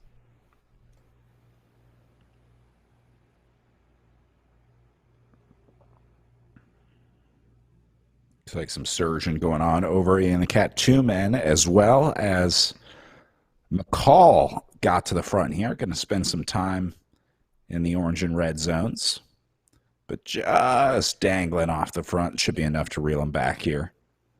You really need to make a quick, clean jump to get away, especially on the virtual platform. Obviously true in real life, but even more so on RGT. It's not a 10-second effort. It's not a 15-second effort. To make a split that's really going to work, you need to invest like 2, 3, 4 minutes of effort, of orange or red zone effort, I should say, into the attack in order to make it work. These little attacks off the front aren't going to cause a split. You're not going to be able to get enough space and be able to take a rider with you to make it work. So you really just need to be able to put your head down, do a long, non-sprinter effort, let's call it, to get away. And that's what's ultimately going to cause a split on RGT. We haven't seen anyone that's been able to do that yet. We've seen riders trying, but I think they're quickly learning that lesson that you got to have a lot in the bank before you start making withdrawals on that. Yeah, absolutely. And we're at about the 17K mark, so we're just past the halfway. And part of it is there's that classic crit racing dynamic where the attacks early on will pay off because people will stop being able to follow those wheels. So it's not the first attack that wins, but sometimes the fifth attack, the sixth attack, the 10th attack is what separates the field. And so a lot of this work is sort of setting up for the second half of the race. And indeed, we're seeing the Cat 2s continue to just test each other, push a little bit, make sure everybody can follow wheels, make sure everybody's doing some honest work. There's surges and sags, and it's punishing anybody who falls even a little off. I think we may have just seen another rider get dropped out of the 2 leading group.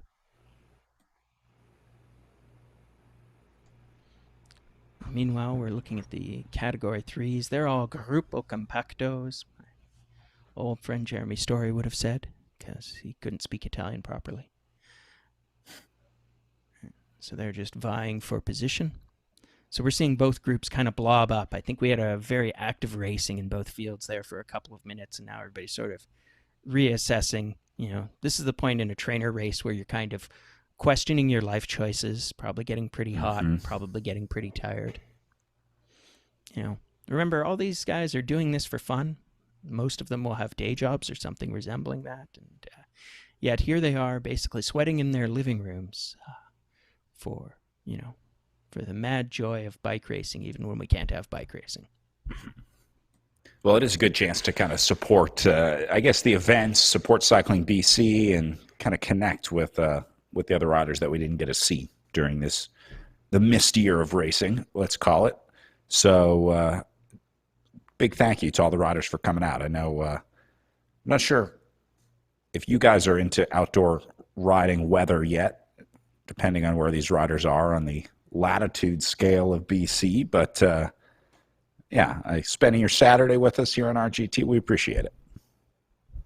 Well, I can tell you, Brad, Vancouver itself and the outlying regions in Victoria, the big cities in BC, are so delightfully mild that really bike riding outside is an all year round affair. Certainly my cycling club and most of the other ones have rides that will go throughout the winter. Gets a little cold. Watch out for ice on some of the Saturday mornings, but I would guess that a lot of these riders, as well as putting in the trainer time, have been out on the roads all along. I mean, not to inject a bit of reality into this racing conversation, but COVID numbers have had a rather complicated trajectory in BC over the last week or two, and we're not sort of on the same vaccination pace as you're seeing in the US at the moment, which means that we're starting to see the start of real racing schedules slip again. But I'm pretty close to the powers that be, and I think we're still pretty hopeful for something like a summer restart of racing. And I think we'll have some clearer numbers and information for bike racers on that in, say, about 4 weeks. Well, everyone's got to do their part, and hopefully we're back to it sooner rather than later. But big part of making that happen and making sure we're back at some point is making sure we don't let our guard down too early. And it's getting harder and harder every day with more vaccinations out there. The lines kind of getting blurred with what's safe, what's not safe, what's okay, what's not okay. So we're going to stay vigilant for at least the next few months until we can be sure that we can get through this thing safely and then get back to racing for everybody for good sooner rather than later. Absolutely. And right now we'll continue on with some nice, safe virtual bike racing. Both fields are sort of boiling the pot here. Looks like the Cat 3s are giving a good old try. You can see them all strung out. You can see the numbers creeping up in the Cat 2 men. Be interested to see. It looks like the 3s have maintained that same group of 7, so nobody's been dropped out. And they're now at about 14K to go. The Cat 2s are just a little ahead of them in their own virtual world. So we're looking back at the 3s here. Van der Green still showing on the front, but again, it's a blobbed up field, so they're not pushing each other into great difficulty. Looks like this whole group is just sort of thinking about how they can make this field go from 7 to not 7. Van der Green has been ticking out the laps there on the front of the field. And we're swinging back to take a peek at the Cat 2 men now. They're starting to show a little bit more attacking nature. Looks like the speeds are ramping up, and once again you can see the field stringing out there. Looks like it's Sean Graffard making a little dig off the front. He's actually got a tiny gap, but I don't know if he can hold that. Field is chasing aggressively. Not sure if my numbers are right, but it looks like we're down to a field of 14 at the front of the Cat 2s, which I believe means they've lost a few riders over the last 5-6 laps. And they've got a rider off the back. Yeah, that's Whiting. So they're a group of 14 now as Whiting has lost contact with the lead group. In fact, he's almost a lap down. So his winning move will probably be to wait until he gets overtaken by Ruffin in 16th and ride it home there for the minor placings. But at the front of the field, you can see again they've blobbed up. We've got Luke Hubner there picked out, and he's moving forward. And sort of getting a sense of the usual suspects. When you keep seeing the same names appear at the front of the field over and over, and look, it's Giesler again. Although Hopkinson, I don't think we've seen him at the front of the field very much. And I mean, on one hand, those are the strong riders in this field, but on the other hand, those are also the riders who are doing the most work. So we saw how that worked out for the Cat 4s.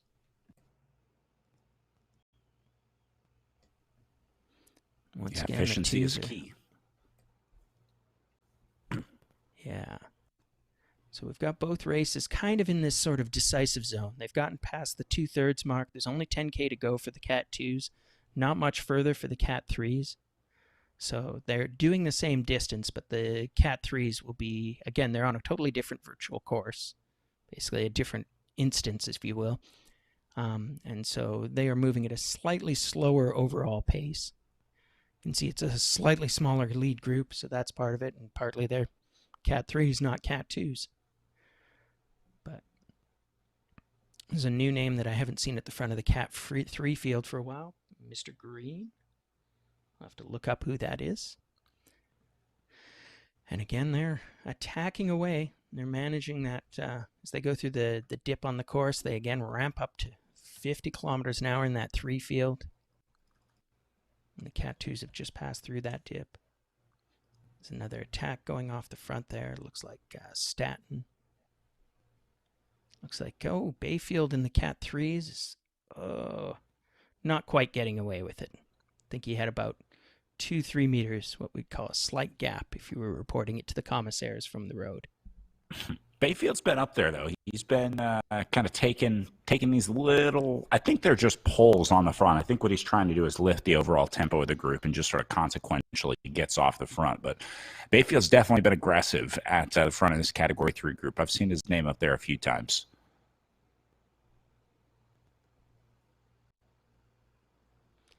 Yeah, he's a good North Vancouver boy. I don't know much about Eric Bayfield, but he's doing quite well for a man of his age, showing some of these young whippersnappers how it's done. Oh, and now we see one of those young whippersnappers in the Cat 2 field, Brett Boniface. He's giving it a go. That's a substantial gap. It looks like he's trying to drag McCall with him. That would be TJ McCall. And TJ has joined the front, and this is a credible attack with some real legs. So let's see. I'm sure the rest of the field will know that and be very keen to not let these two get away. But they are activating the race. So even on the flats here, we're seeing the field chase them down at 50 kilometers an hour. And they've made the catch. Let's see if there's a counterattack now. Well, safe to say they sent a message and definitely put some sting in some legs. You see some riders slow. I think that's Hubner slowly getting gapped off the back. I don't think he's in danger. He should be able to catch back on here. But every time they have to burn one of those matches to try to stay in, that's a match they won't have later on in the day. Luke Hubner from Qualicum Beach. I hope he can get back up there. He says this is only his third virtual race ever, so maybe his inexperience is showing there, but I know he's got the legs and he can do the digs, so let's cheer on for that young man. I think he's got a great future ahead of him. I've seen him race in person at the Burnaby Velodrome, where he did very, very well in the junior series in 2019. Now it looks like we've got a Mr. Guest off the front. That would be Cole Guest, a 23-year-old who says he's moved from Whitby, Ontario, but I'm not sure where he's moved to. We're going to presume it's somewhere in BC. So we'll just refer to Cole as from parts unknown, because that's always much more fun than any other speculation. Very mysterious. I like it. That's right. The mysterious Cole.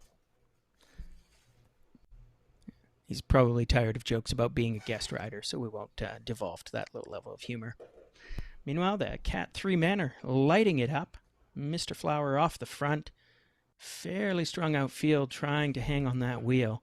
They've got 9 kilometers to go, so this is sort of, again, we're in the end game of this race. Final third.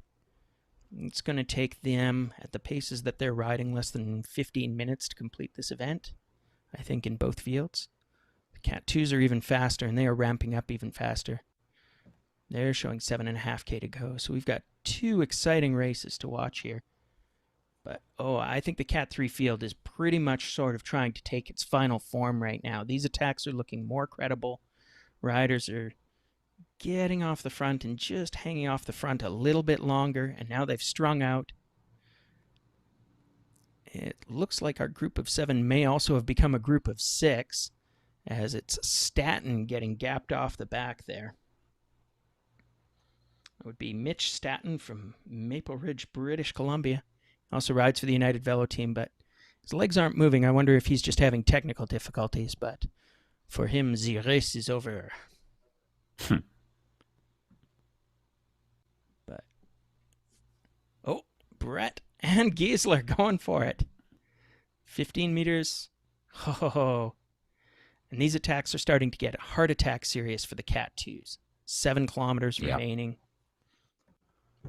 It's just absolutely the case that these guys know that every attack could literally be the last one, right? That could make the race. And Bayfield is doing the same in the Category 3 men. He's got a little more distance to go with 8 kilometers left in the event, and he gets caught. But I would not be surprised to see a counterattack right now.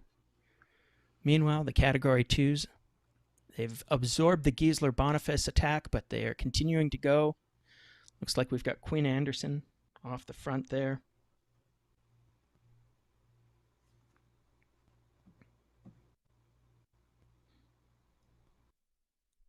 Quinn Anderson races for the local Lost Boys cycling team.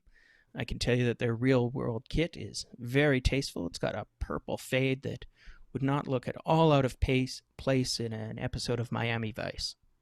And so he must love this neon-lit night course, perfectly suited to their vaporwave aesthetic.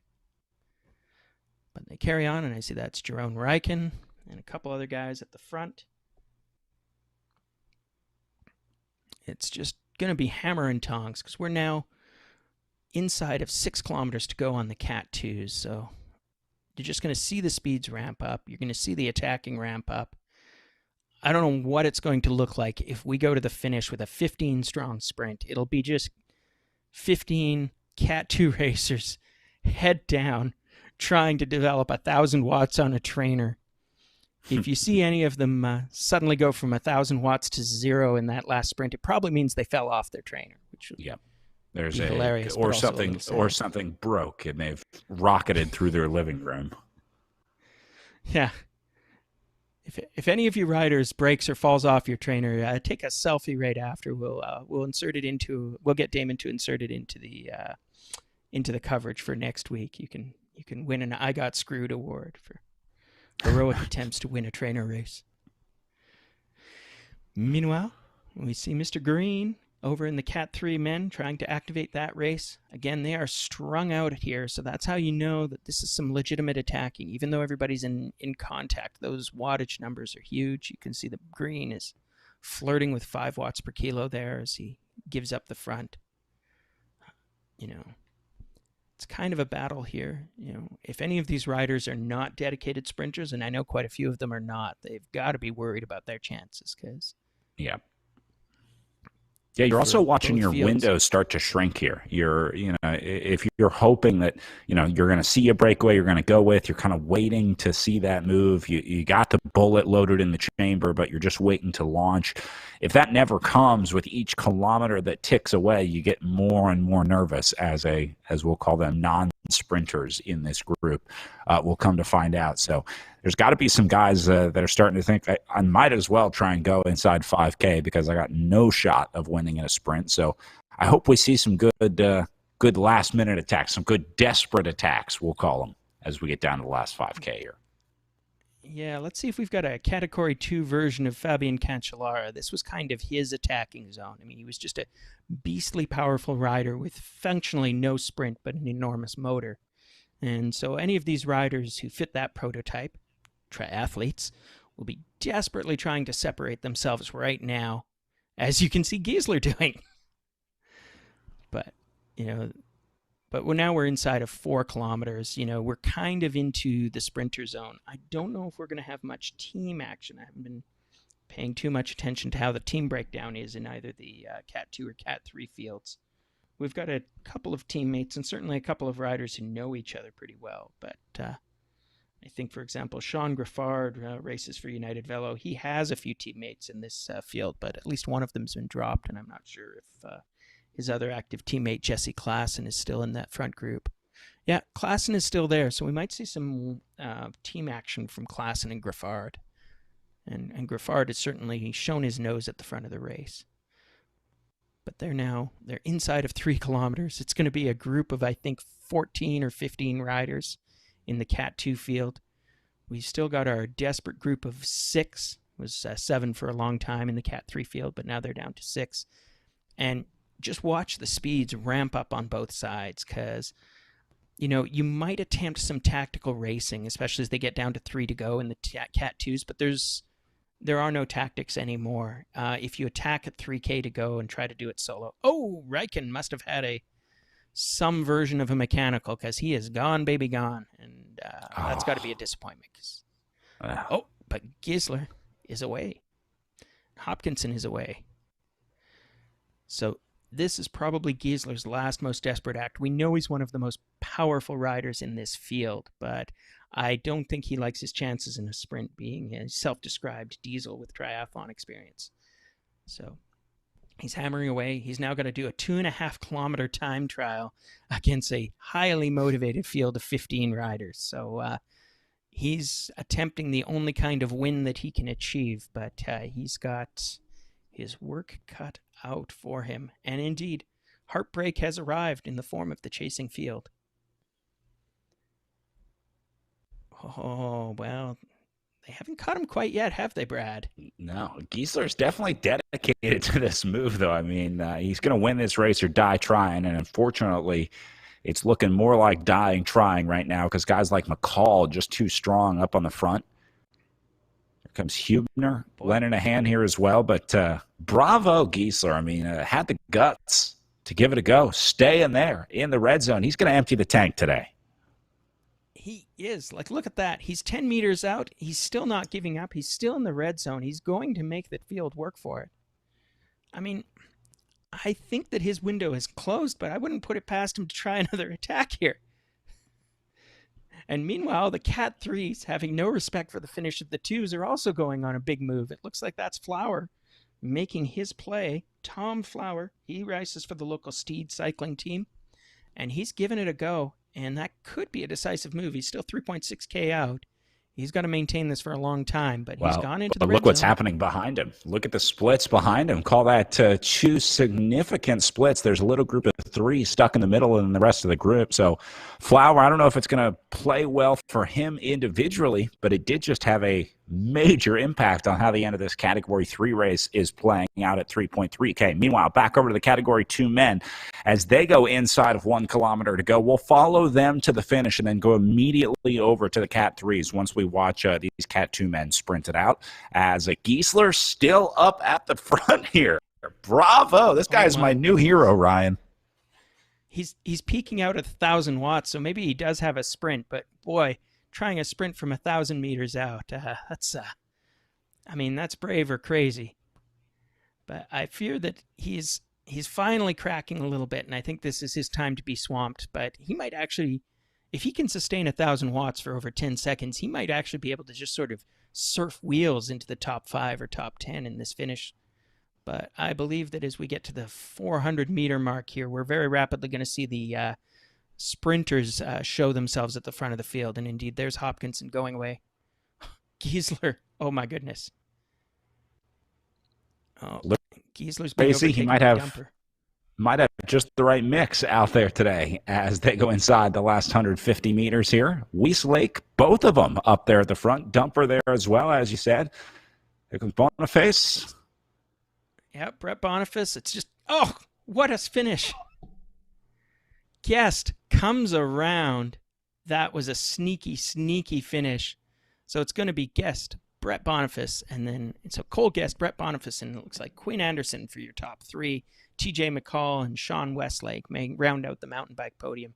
Huge all-out finish, nothing but red numbers and thousands of watts being expended. Now we switch over to the Cat 3s because they are only 2 kilometers to go to their finish. It looks like it's still a group of 6, hammer and tongs. I think we may be seeing a fair number of lapped riders sort of appearing and disappearing here, but it's this core group of 6 from Bayfield down to Green right now that are the real finish. Yeah, no, I think this one is going to be probably significantly different than the last sprint that we saw, just because this group is so much smaller. It'll be a little harder to hide in a group of 6. Although, are there lapped riders mixed in here? I think there are. I think some lapped riders have jumped into this group. That's what's happening here. Yeah, that's going to complicate the finish in terms of there'll just be more drafting effects than you're expecting, and you'll have to keep an eye out at home for those little numbers beside the highlighted riders. That'll show you the riders who are actually in the top 6, which is all that matters here. So yeah, there's definitely lap riders integrated into that field. This would be a huge problem if this was a real race, but because it's a virtual race, we've got electronic timing on every one of these guys, and they will just hammer down and ride to the finish. It won't really affect their race much, except that they might get a little bit of extra drafting into this finish line. And they're going to pass through the finish for their bell lap right now. So, and you can see now it looks like the selection is there may be 1 lapped rider in that group. What is there? There's 8 riders and 6 of them are on the lead lap. So we've got 2 others sitting around who will be racing for minor placings, but nonetheless, I think we're going to start seeing these guys ramp it up into the red zone, and we'll find out who's got it and who doesn't. 45 kilometers an hour. Bart Gould giving it a go there. He's racing for the Steed Cycle team. Lovely local group led by Kim Steed. He's also a strong, strong rider in his own right. And it looks like Paul Green from Prince George. So it's one of our out-of-town riders, but definitely in the province. Prince George, a lovely city in central British Columbia. How about I Fowler embarrassed here? myself mightily. Yeah, Flower is Flower. off the Sorry. front. Tom Flower, the steed cyclist, lives in Vancouver. He's British by nature, so maybe this is his home course and is suiting him thus. 70 meters to go. Flower's going to do it. Wow, he's Beautiful down to his attack. last. Perfectly Yeah, timed. took it nicely through the last couple corners and was able to use that last little bend to his advantage. Bayfield going to try and surge, not going to get there, and Flower going to win with a nice lead across the line. Just a fantastic finish. The second, third, fourth sprint was too close to call. There's just some amazing racing there in both fields. You saw exactly how these races could come down to a close sprint. Look at those time gaps. There's essentially a second covering the top 10 in that race. Cole Guest pipping Brett Boniface by just over a tenth of a second. And That was an awesome Giesler ride by Cole Guest. All the credit in the world to Cole. That was, you talk about perfect timing. Just couldn't have gone any better. Beautiful, beautiful work here. Looks like poor Mr. Giesler did all that work. We're going to have to give him the combativity prize in the category 2. There you go. Because he activated this race and he made so many desperate attempts to win the only way he could. So, chapeau to Vince Giesler from Victoria on the lovely island of Vancouver for using his big watts to activate this race today. But once again, we see a real winner in Cole Guest who, 3.83 watts per kilogram was, he was kind of hiding out. We weren't calling his name a whole lot there. Yeah. As we move over here to the Cat 3s, and Tom managed to get that lovely decisive sprint, long distance attack, and made it pay. And those 6 riders basically rode together from start to finish. They managed to drop about half their field, and then they lost one more rider from a group of 7 around the halfway mark. There were no passengers in that group. You can see a relatively even spread of watts per kilo. Everybody was doing the work, and at least 3 of them got reported. Yeah, Vandergreen, the name and number that sticks out to me on this list at 4.19 watts per kilo. Remember, we saw him on the front a lot. I mean, just sort of drifting up to the front to set tempo in that group of 6. Certainly was not shy in terms of being on the leading end of that group as we get the rest of our riders coming in. Looks like Israel and Matthews just finished up. So coming in just under a minute and a half down on the day. And I know Israel and Matthews linked up at one point. Remember, Israel got a whole shot from the line early on and then got dropped out of that group. And I think just that early split, that early break gave Israel some trouble. So ended up 7th place on the day for Simon. And then Michael Matthews at 4.4 watts per kilo, biggest average watt per kilo of the day so far in our Category 3 men's race that are finishing up now. So Matthews with the big power. Now just got to find some riders to draft off of. We can move up in the results in coming weeks. Matthews is a smart, savvy roadie, so he's just got to learn the virtual platform because, when you see that kind of number, it means he did all the watts and got none of the reward. So it tells you the importance of making and holding on to that lead group because if you don't have the lead group with you, you got to make the split. So, Michael, that's our advice to you. Don't get dropped. That's a pro tip. You don't have to pay a coach for that. We're giving that to you for free, but it's worth a lot. One of the hardest disciplines to race and one of the easiest disciplines to armchair quarterback or armchair director sportif maybe here in virtual racing. As we wrap up our Category 2 and 3 men, congratulations to our winners in both categories. Getting ready for our pro women up next, 10:30 Pacific start time. So just about 10 minutes from now. Ryan, what do you say we take a quick 5-minute break and then we'll come back and start talking about some riders in our pro women's field here for our next race of the day. They're doing 36 laps around Canary Wharf. Number 2 of the virtual BC Cup presented by Cobotix. We'll be back in 5 minutes.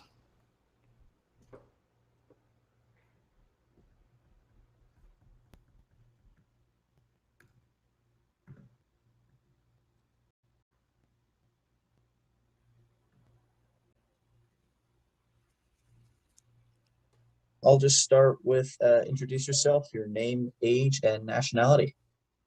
My name's Nadia Gontova. I'm 20 and I'm Canadian. And Nadia, which team were you racing for on RGT last weekend? I was just going solo. I was not on a team.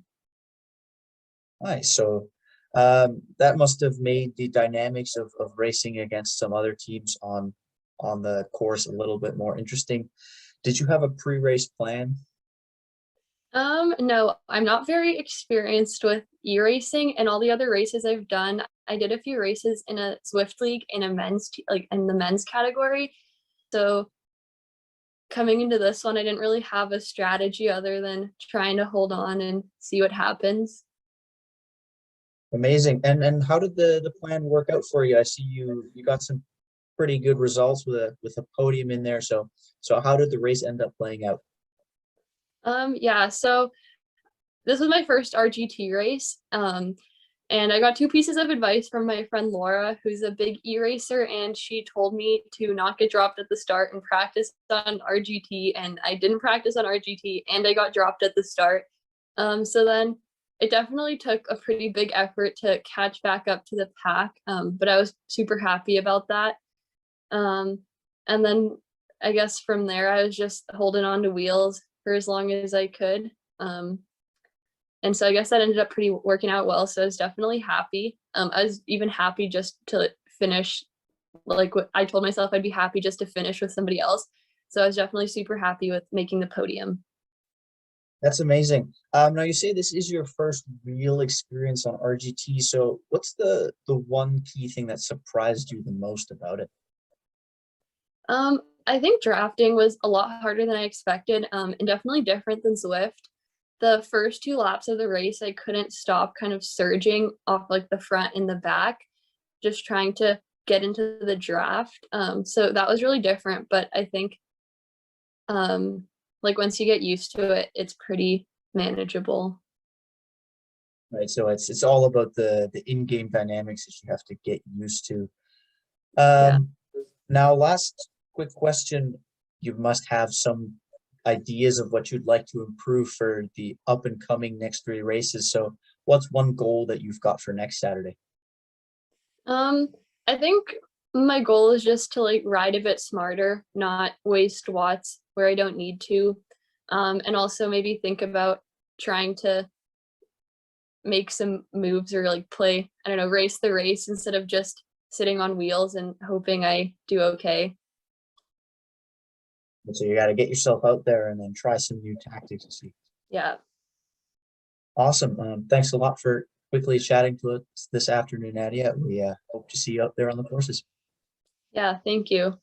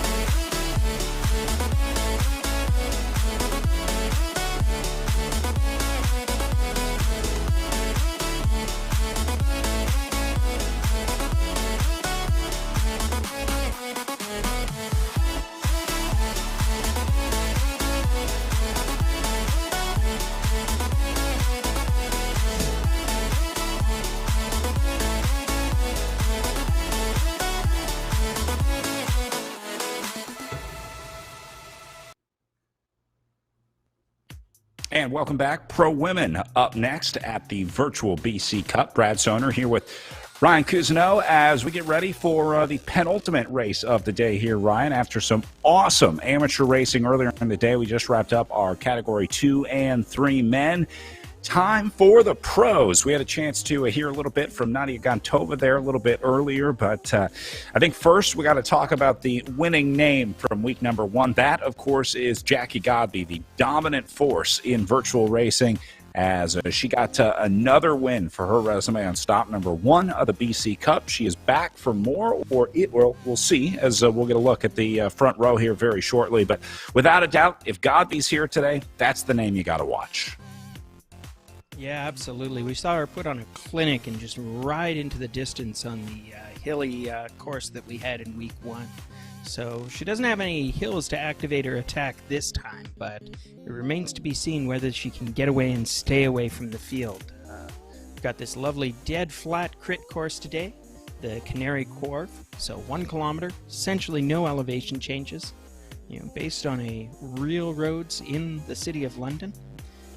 Canary Wharf, named after the Canary Islands, which are, of course, named after the dogs that the Spaniards found there when they first arrived in those islands. So, very different tactics will be involved in today's race, but given how much power Jackie has, she's still got to be the woman to beat here. We do have some strong locals, though, that will absolutely give her a run for the money, and I think that, for example, Claire Cameron will find this course much better suited to her than the hilly course last week. She's got watts for days. She loves riding the track. This is going to be a course where she may be on slightly more even terms than Jackie Godby, but after we saw the power output from Jacqueline last week, I think we'll know in about 5 minutes, which is about 2 minutes to the race start and about 3 minutes for Jackie to show her initial power. And you see Gantova up here at the front as well, getting ready in the mix as the riders start to join the line inside about 2 minutes to race start here. Yeah, that's right. And I think we've got one other visiting rider here. Let's see.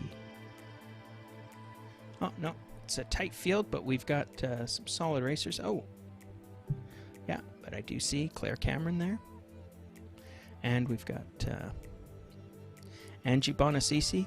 She's another fairly serious local rider, and she does a great deal to organize the sport as well. Looks like we've got Holly Larson racing for the excellently named Velocity Vixens team. In fact, we've got a couple of those teammates. So Anna Rogers, Holly Larson, and Angie Bonassisi all answer to the Velocity Vixens racing team. Yeah, the Velocity Vixen kit, prominent, I'll say, in RGT. They have kind of a orange and purple look going on. They have very cool Velocity Vixen logo on the back. They got their kit all set up in RGT. So I think the orange helmet is probably the best way to pick out the Velocity Vixen riders. So as we get a little bit more separation here, once the race starts in 30 seconds from now, we'll start picking them out. But you're right. I think we're going to see the stars get to the front here pretty quickly. The real question is, how do the other riders play amongst each other? Because Jackie Godby is kind of in a league of her own here in the pro women's field. And so the other riders are going to be fighting for those last 2 podium spots, or 5 if you're or last 4 podium spots if you're a mountain biker. So we'll keep our eye on Godby on the front, but we're also going to be watching all the other battles out there, because a lot of times those are the ones to watch. Riders like Gantova can have really good rides on days like today, battling against other riders in this field, even if it's not at the front of the race. Right, and we can't sleep on Pam Troyer. So Troyer was the only rider to stay with Godby for any amount of time in the first race, and it looks like she's made a big dig again. The one dynamic that might be changing here is there's going to be no hills for Godby to simply just ride away from her competitors on. And so you can see all these riders desperately trying to get on that wheel. Honestly, if any of them can even just hold Jacqueline's wheel for long enough to get away from the rest of the field, that might make their race. I mean, it's kind of a free podium position. Holly Larson in difficulty already. And it looks like she's got to close that gap or she will be in deep trouble. This pace is currently being set by Godby, so that is effectively the pace that Larson is having to ride at. So as soon as she gets capped, she doesn't have the opportunity to draft, and now she just has to be as strong and powerful as Jacqueline Godby is. And Godby is basically a world-class powerhouse. So, good luck, Holly. Dig deep. If you've got a sprint, now's the time to use it, because this is your race. Yeah. But she's 40 meters out, and that could be trouble. Oh, who's taking a little dig? It's Ribs Magendi. Fiona Magendi is off the front a little bit. Now Claire Cameron. So we're just watching this race activate, and again, the field is much more able to hang on to Godby's wheel on this flatter course. So we know she's the class of the field, but she can't just roll away from them on this crit course. I think that maybe her tour de force last week may have hinted to some of these riders, been a wake-up call that, hey, Godby cannot be allowed to get 5 meters off the front, because that will be the last time that you see her. Meanwhile, Godby is about 5 meters off the front.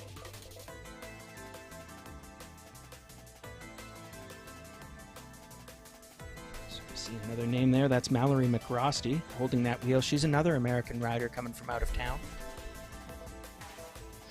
And McCrosty out of Virginia in the Washington, D.C. area. Had her racing in the Echelon Racing League earlier this year, so she knows the RGT platform well. I love this helicopter shot over to the right. Looks like they have a spotlight following the riders. That's right. This is I don't think I've ever noticed this before. This might be a new ad for Canary Wharf. Pretty cool. It's like a police chase in L.A. Yeah, sadly, we get very few police chase and spotlight helicopters up here in Vancouver. It's just, a tragic lack of modernity for us. But we're getting to experience it here in this virtual world. Spotlights, helicopter views, and we're getting some fantastic racing. I mean, this is a pack that a lot of these riders were there last week, and so they know exactly what is at stake right now. That Godby will, given any opportunity, ride into the distance with this race. So, wait a minute, is that? Oh no. So you can see all these riders going pretty hard. There's some big wattage numbers. Notice that this field, which is looking almost calm, is doing 47 kilometers an hour. So that's somewhere around the average pace of the Cat 2 men's race that we just saw, and that means that these riders are hammering. I think Godby's going to play this crit a little different today. Looks like she might be letting off the gas a little bit to try to stay with the group, keep this group together as long as possible, because I'm really not seeing her like go to the front and go into the orange and red zone early on. This is her coming to the front right now, but she's doing it in the green and blue zone. So Godby really hasn't stepped on the gas yet. Maybe she's happy to just let this group roll around, have a chill race for once for Jackie Godby, where she doesn't have to be in the driver's seat from kilometer zero.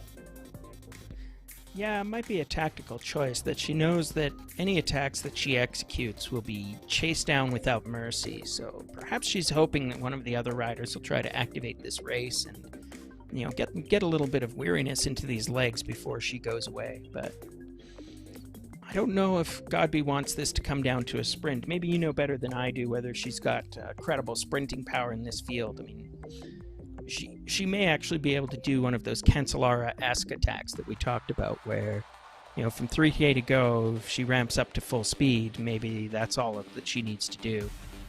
Maybe sort of a sprint in slow motion. But I'll tell you what I know about Jackie Godby sprinting. She's a triathlete. Oh, I shouldn't laugh, but yeah, that says it all. For those of you maybe wondering why that's so funny. So triathletes are notoriously powerful riders simply because triathlons tend to effectively have a bicycle time trial in the middle of them, swim, bike, run. So as a result, what you get is riders who have enormous aerobic power, but if they ever did have a sprint, they've never trained it. So as a result, I will guess that Ms. Godby, future Dr. Godby, will be about as excited about a sprint finish as I would be about a 40-kilometer time trial. Right. Now, that being said, Jackie Godby is also looking for, let's say, more exciting races to fulfill that race bug that she has. So Godby will absolutely toy with her food in a scenario like this, where if she can keep this group together and kind of have some fun sprinting against the group, Godby will do it. So I think that's probably what's happening here. I think Godby is not mercy ruling this group, but just trying to make this more fun for everyone, including Jackie Godby. Godby doesn't want to ride alone for another 32.6K any more than these riders want Godby to go solo away for the next 32K. So I think Godby is happy to kind of sit in a little bit today and enjoy racing the crit. That's true, but I mean, all these other riders have to be thinking about Jackie Godby as the Chekhov's gun of bike racing, right? You see it there on the mantelpiece in the first act of the play, and you know that it's going to go off before the end. So everybody else, even when Godby is not doing something, she is living rent-free inside of the heads of all these other racers. Right. I don't mean that in a bad way. Right. The looming figure of Jackie Godby, let's call it, up at the front. Now, riders like Bonacisi, McCrosty, they've all raced against Jackie Godby a significant number of times, enough that they would know her riding style as well as I do, because I think just about every race Godby's done, Bonacisi or McCrosty has been in there as well in the Echelon Racing League. So riders like that know Jackie Godby. They're going to know, okay, I'll just follow Jackie's wheel when she tries to go off. But again, when Jackie Godby goes, it's almost impossible. It's like trying to jump on a moving train, right? You're trying to hold on to a rocket ship at that point. So the experienced riders know it's not that easy to just say, I'll just follow her wheel, not if, but when she goes. So Godby is kind of flipping the script here today by not going. I mean, she's... for everyone who came up with the plan after last week of just follow Jackie Godby, well, early on, at least so far, that plan not working out real well because Jackie Godby's not doing much today. Yeah, I mean, it's a difficult challenge. The game theory here for a lot of these riders has to be, well, we're 6 kilometers in and I still haven't been dropped by Jackie Godby, so that counts as a win for her in a way. Right. And you can see Godby is clearly being leisurely here. She... does not have much fear of getting counterattacked by this group. So she's sitting at the back. She's not doing much work. She's content to let these riders ride. Or is she? So just as I say just that, look at the she power. I think surges that's... to the front. You can't argue with the data, right? And so we're always going to be looking at these power bars, the power numbers. And when you see Godby in the green-yellow zone right here, I mean, she could be riding in the, yellow-orange zone for a majority of the day today. She just hasn't yet. You see her responding to the move here, but then she lets off really quickly to stay in the group. So we're definitely not seeing Jackie Godby's full potential yet. Now, that means she's going to have more left in the tank, obviously, later on in the race, whenever she decides to start laying the power down and splitting the group. So this is interesting for me because I very rarely get to see Jackie Godby race this way. I very rarely get to see her race tactically. Normally, she uses her extreme power to win in that way. In other words, she knows how to time trial to a win, but she's definitely racing this crit like a crit. So it's going to be interesting racing today from Jackie Godby. Yeah, we saw a little attack there activating the group a few moments ago from Mallory McCrosty, so certainly credit to her. She's not at all intimidated by the class of this field. The race pace is not low. These riders are quote-unquote cruising around at 40, 44 kilometers an hour. That's a real race pace, and it's a credit to these riders that they are just hanging in, watching wheels. And there's a lot of very smart, canny racing going on here. This is...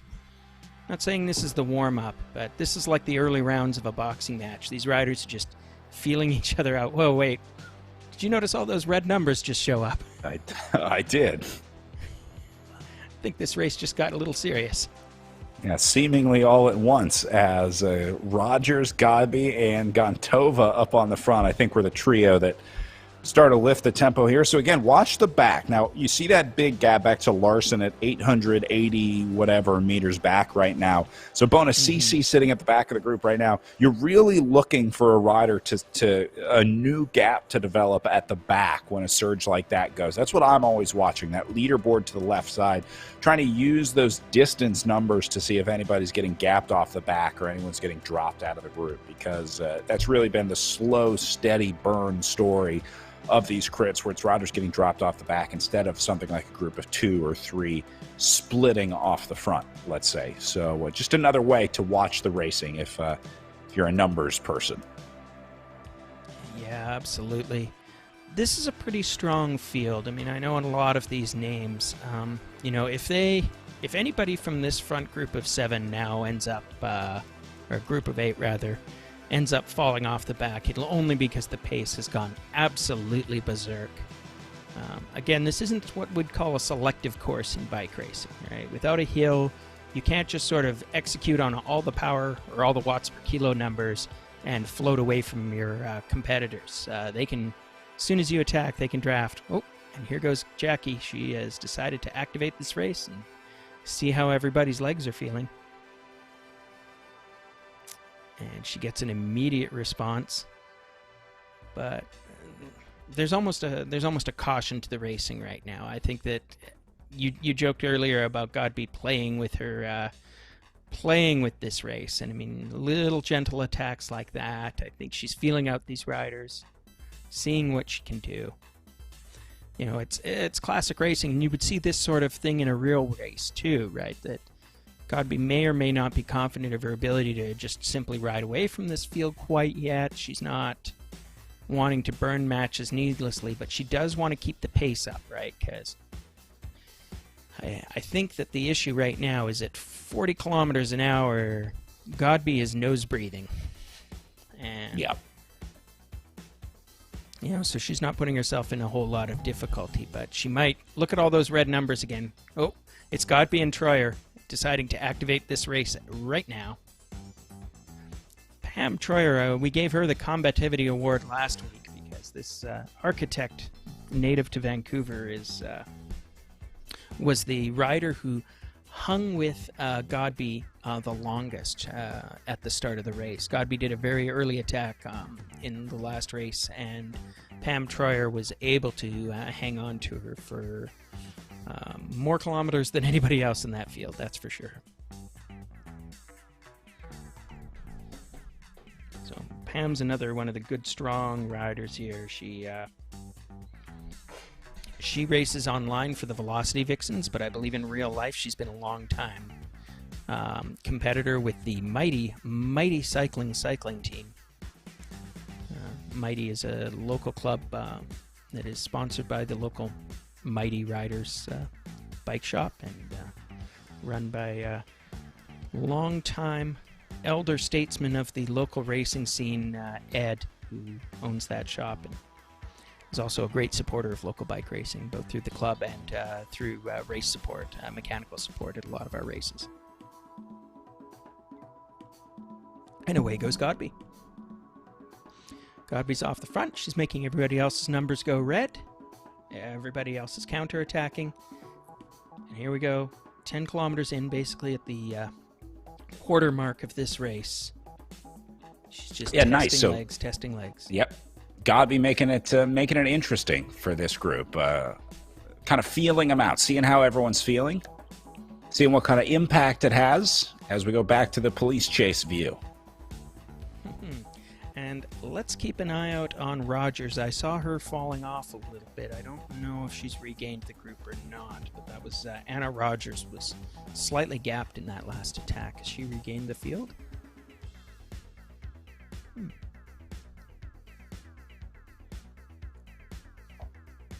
I think she must have made it back, but it looks like we still have a group of 7 there.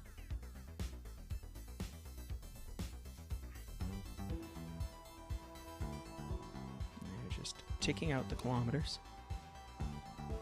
Let's see, little effort. Good time. Look at Gontova. Yep. Gives a little dig, but maybe that was just a ride for pack position. Yeah, Gontova seems to be putting in a fair bit of work considering her pack position. Oh! Look at this. Looks like Mallory McCrosty and Jacqueline Godby are going to go for another one. Nice. And Oh yeah, that's causing very some credible. big problems behind them. 4, 5, 6, and it's like Majendi getting split back in 7th. Gontova into the red zone to try to cover it. Bonacisi doing a nice job, riding smart here. Exactly where she needs to be to cover the move. Great riding there. And they're going to be right back together here. That's right. Where's that nickname let's see if come Majendi from? makes it back. Yeah, that's... Oh, Ribs Majendi. She's so named by her teammates for multiple rib breaks. She's a fantastic, strong racer. She's a Pickle Juice teammate. But yeah, she got the gap, and I'm not sure what's going on. She's not putting on a lot of watts, so I suspect something more technical. Either that or she is just...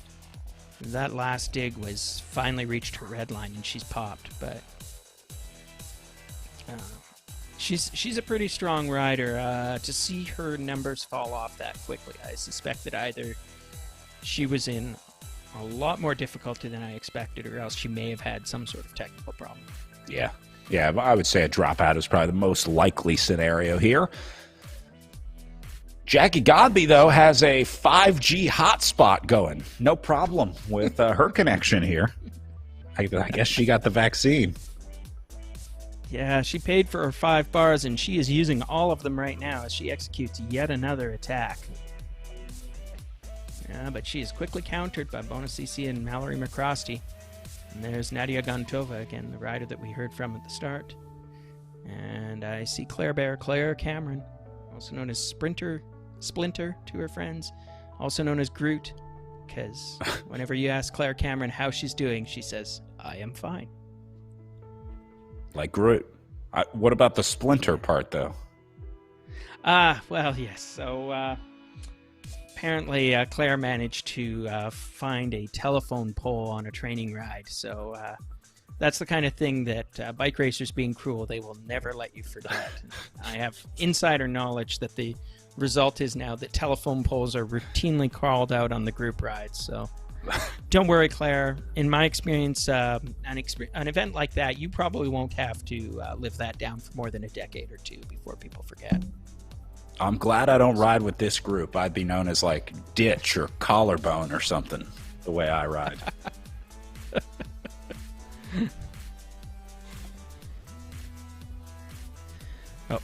We've got a technical report that says that apparently Anna Rogers has dropped out, so she's turned in her numbers. I can't remember. I think she was... I'm not sure if she was with this lead group or if she was an early casualty, but no, I don't think she was. I think she was with this lead group, so I think she's just had a technical problem. Yeah, I think she lost connection. The other problem is once you lose connection, you can't get back into the race. When you get kicked out of the race, once the race has started, new riders can't join the race on RGT, so you can't get back in once you're out, basically.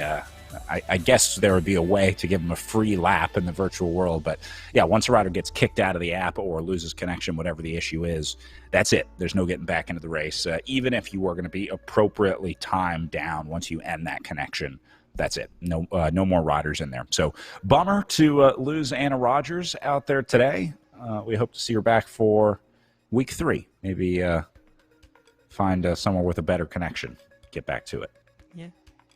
Well, yeah, there's always next week. I mean, and just like in real racing, you occasionally have casualties that are nobody's fault at all.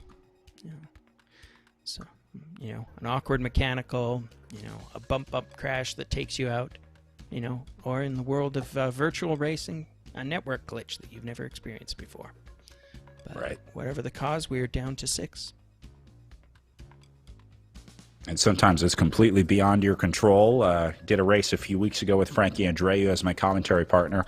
About halfway through, completely dropped out. And we were like, oh, Frankie, come on, man. You got to get better internet. Blah, blah, blah. And turns out there's an AT&T truck parked outside of his house. They had been working on some fiber internet in the area and turns out cut it to a number of houses, and he was part of that. So even the best preparation in the virtual world sometimes doesn't go your way. I guess that's why you have two commentators. There's a backup one. It's sort of leave one on the team car, right? Right. We wouldn't want to leave poor Damon Bates here doing this race all on his own. For those of you who don't know, Damon is our UK-based editor and mixer and everything else, so that all that Brad and I have to do is watch the race and talk about bike racers. So if you think this racing looks awfully lovely, that's all Damon's work. Yeah, check out ZMS live stream on Facebook. They have a bunch of virtual races that Damon hosts for a bunch of groups, a bunch of different organizations throughout the year.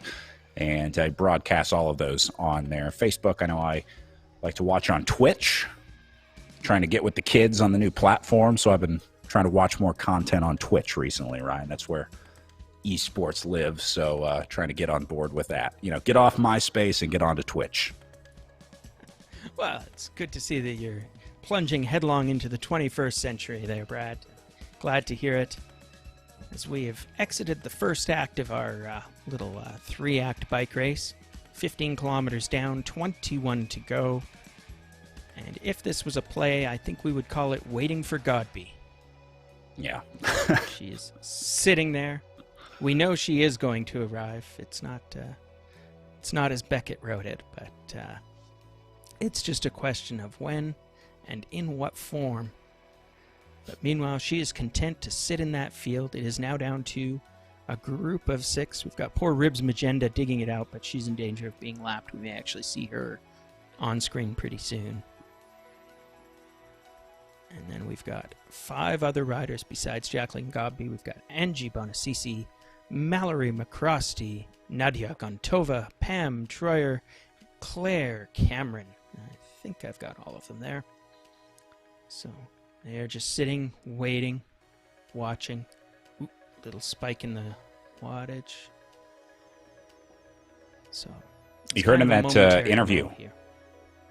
interview with Gontova before we started today, she was like, didn't really have a plan first race, and I don't really have a plan for the second race either. I think that's actually the right way to approach these races because they're so dynamic. Anything can happen. If you try and set a plan and say, like, I'm going to get into a breakaway or I'm going to make the move at 20K to go or something like that, that's unrealistic to try and have a plan and stick to a plan like that coming into the race. So you can paint with broad strokes when you try to come up with a plan on RGT, but as Mike Tyson said, everyone has a plan until they get punched in the face. And so that might be the right play on a day like today, especially with a wild card like Jackie Godby, who's really able to dictate what happens in this race. It might be pointless to try to come up with a plan with riders like this on a course like this. So nice to see that Gontova is rolling with the punches here today. Yeah, absolutely. So we're watching Fiona Magendi. She's actually reintegrating with the pack, but just be aware she's 1 kilometer down. So that's a lapped rider. She'll be able to continue riding, and I'm sure she's very glad to be back in this field for the exercise. But if you see Magendi's name, just understand that she won't be figuring in the final results. So, but good on her for continuing to ride this out. That'll allow us to give her further ribbing as we see her name pop up on our screen. Meanwhile, at the front of the race, we've got Jackie Godby. Just keep calling that name. This looks like Jackie Godby is almost literally putting on a clinic today because you'll just see her kind of drift up to the front like she's giving instructions to the group and then kind of drifts back in to set tempo. So, yeah, all eyes on Godby here. I will say McCrosty has a pretty good sprint on her. I think McCrosty is a decent finisher.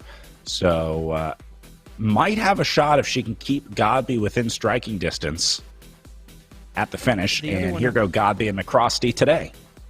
Ooh, yeah, that is a very dangerous attack. And I see Gontova and Cameron trying to trace that down. And are they going to make contact? Gontova and Cameron are strong. They might be able to make this group of 4. And I know that Angie Bonacici here is riding for her life, but she is closing that gap. Nice job, Angie. Bravo. And now there's Troyer Pam trying to get up there. Come on, Pam. I know she will She will dig until she explodes, but she's got to dig it. This is her race. Come on, Pam. You can do it. Show those mighty, mighty cycling legs. Use the power of pickle juice. That's her. That's right. I think that's her new team. Well, for a lot this of year. this. A lot of this is going to have to do with the response of that front group of 5 here as well. If they let off just a little bit, that'll be all Troyer needs to get back in here.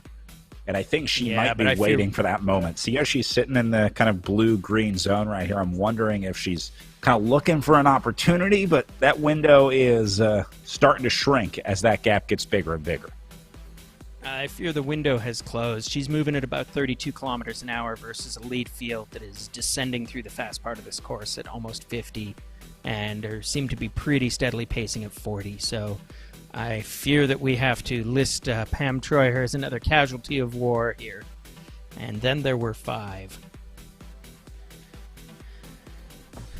So we're looking at this lead group.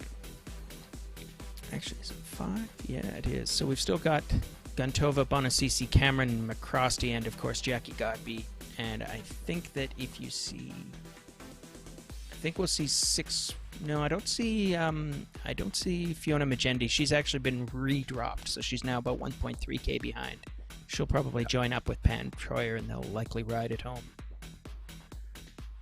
So we now have a very solid, steady group of 5. We're at pretty much the halfway mark of this race.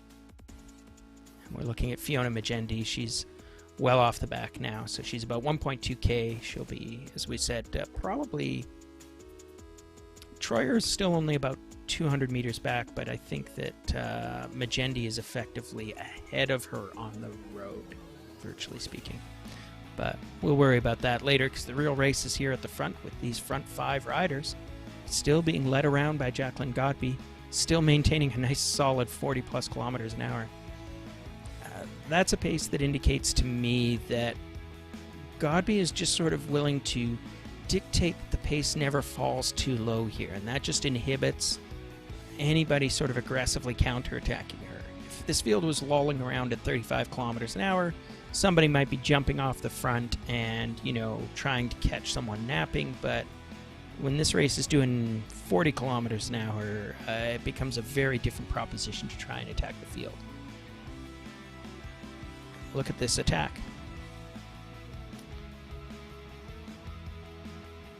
Credit here to the riders. There is not much respect being paid for Godby right now. I'm seeing legit attacks. She is having to follow wheels all of a sudden, so I don't know if they're going to make anything out of it, but these folks are not just going to live in fear of Jacqueline Godby's well-earned reputation.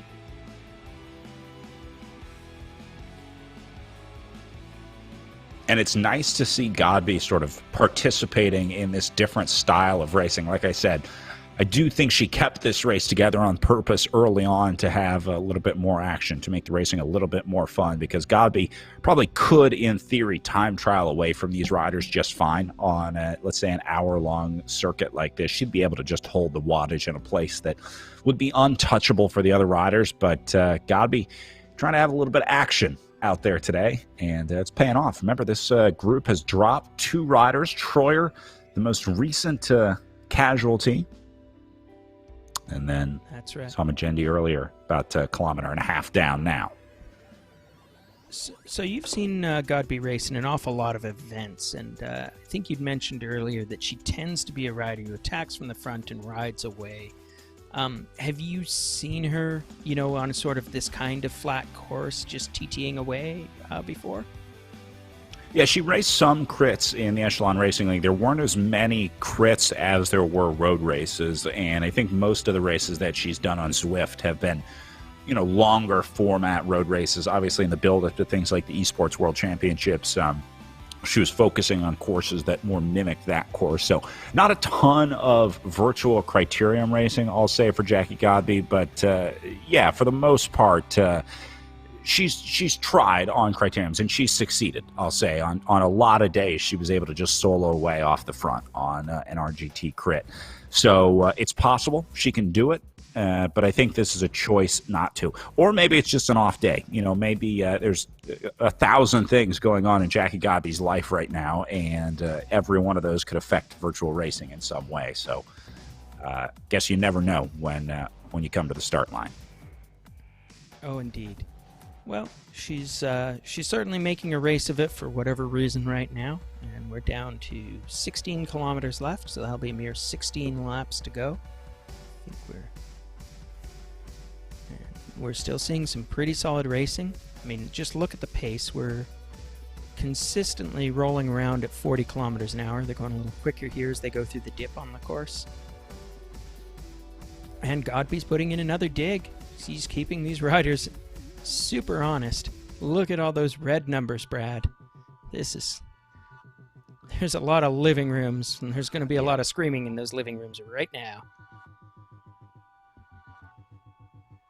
Godby probably don't dimming. have any breath to scream. Yeah, exactly.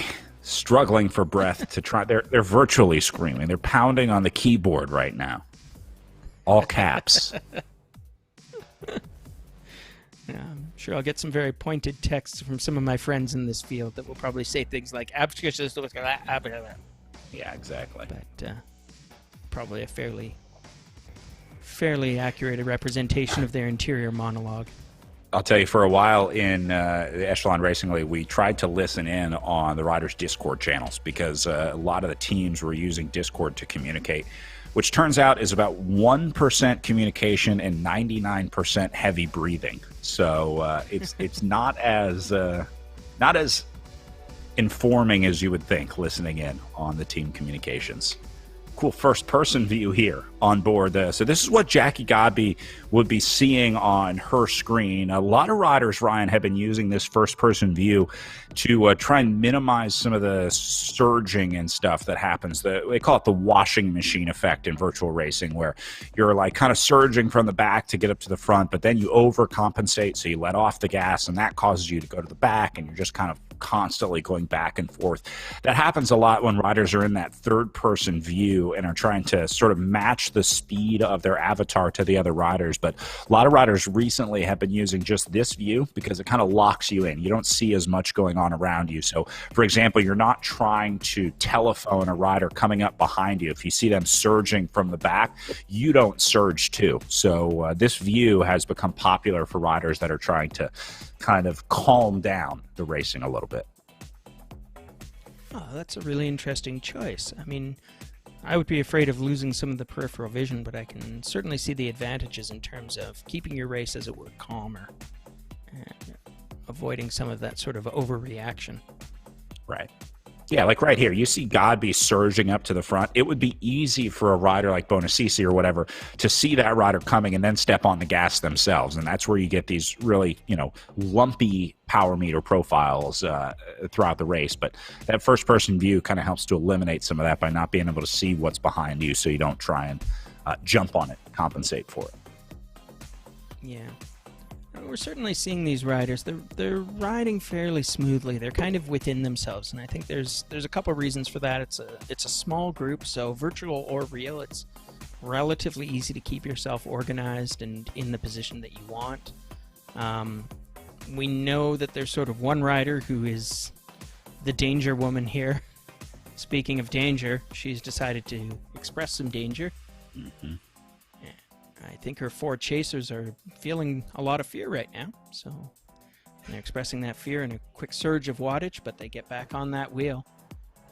But, I mean, that's the kind of test that's just got to be demonstrating to Godby that, okay, so she has the measure of this group as they pass through the start-finish once again. They're 13.4 kilometers remaining, so I think that'll equate to just around 13 laps to go. It's just surge and nap, surge and nap. So 13K to go. I wonder if Godby's going to try and trust her sprint, or if she wants to, or if she's chosen that she's going to try to select this field out sooner than the sprint distance. Because if she chooses the former, I think that she's very close to the danger, to the red zone, where she would start doing those attacks.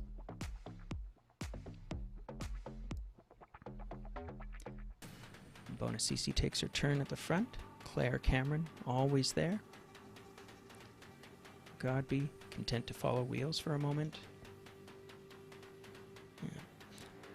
noticed it seems a characteristic effect of it for Nadia Gontova that maybe it's a lack of experience or something. She seems to be going rapidly into the red zone pretty routinely, even while she's sitting at the back of the field.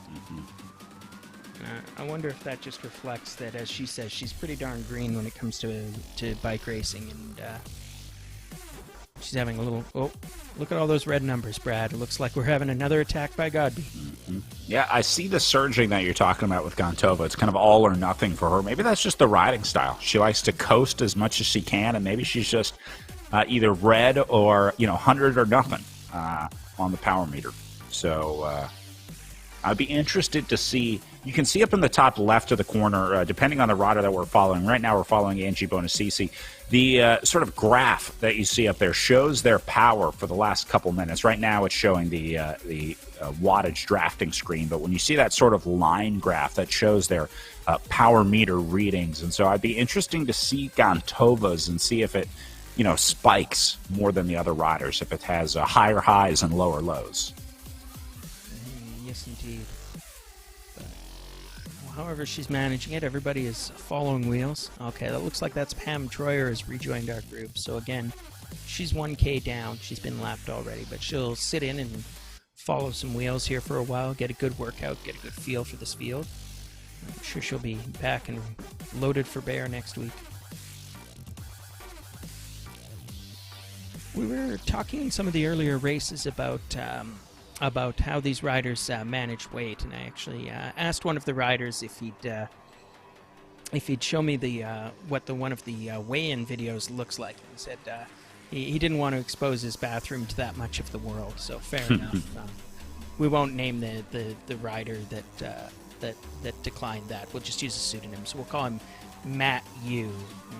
Maybe that gives away too much. We'll call him M. Usborn. Anyways.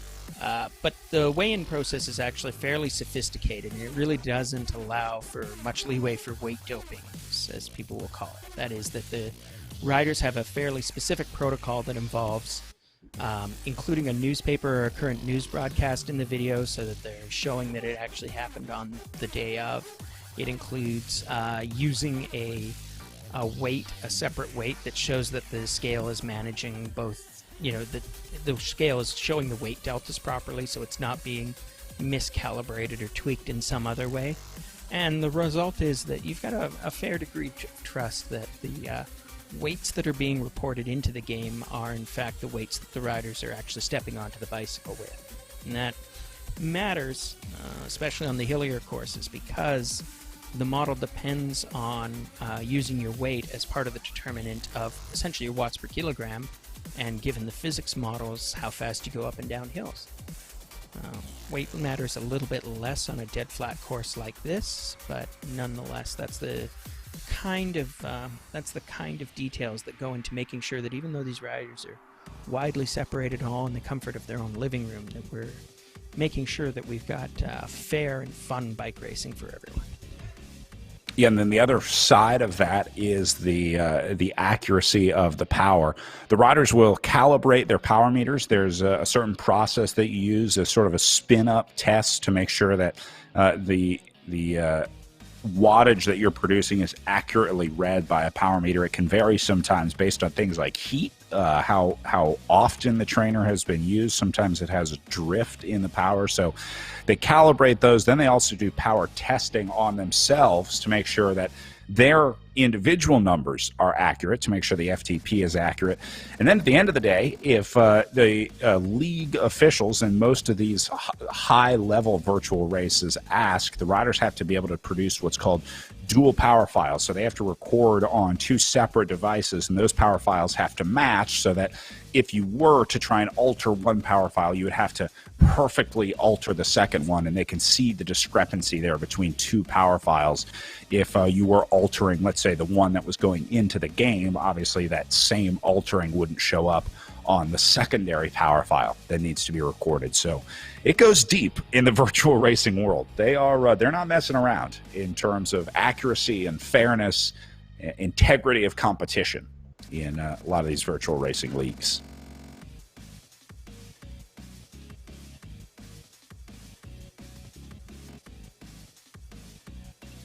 Godby again. surge in just a little bit. McCrosty has consistently been the one that's been able to follow her. And then Claire Cameron sitting in third, I would say third favorite out here today, able to cover that. Here comes Angie Bonacisi, hanging tough all day today. Great riding from Angie and the Velocity Vixen team out here as we go. Nice attack.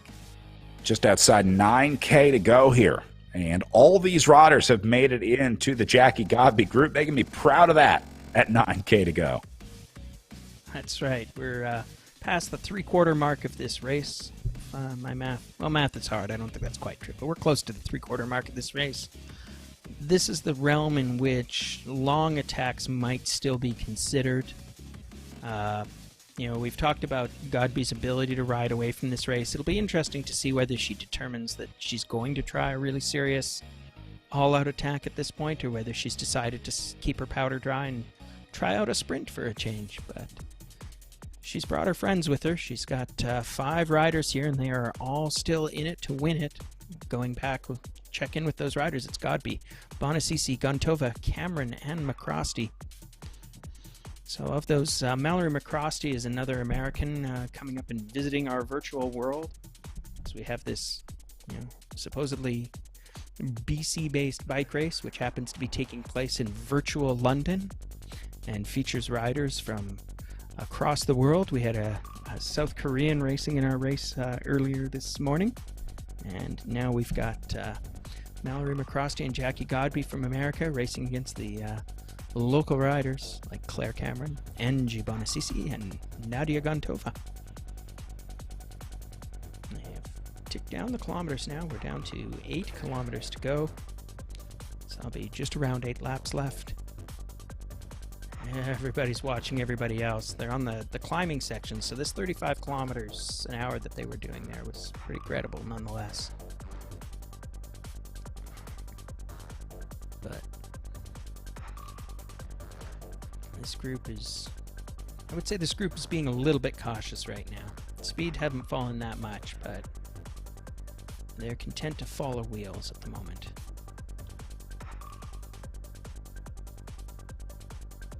Yeah, not much else you can do right now. I mean, I think at this point everyone's pretty much waiting until this either an attack comes inside the last 2K, 3K, or it comes down to a sprint. Not much going to happen, I think, between 8 and 2K to go. Yeah, and we'll wait and watch to see what the speeds do during that period. If they fall too much, I don't think that Godby will allow that. I don't think she wants to be sort of sitting around and finding out whether somebody else wants to activate this race. And she's gone red right now, so maybe this is a something. Godby goes to the front. She's put everybody into the red. I guess she wanted to pick up the pace there a little bit. As quickly as she attacks, she eases back. Yeah. I've had cats before, and I've seen this behavior. You know, get a good cat toy, you don't want to kill it all at once. Right.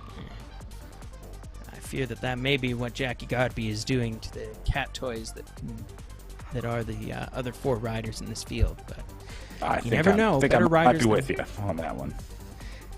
Yeah.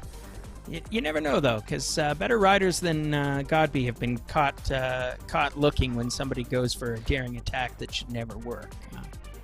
So we shall see how this race turns out, but we are down to 7 kilometers remaining.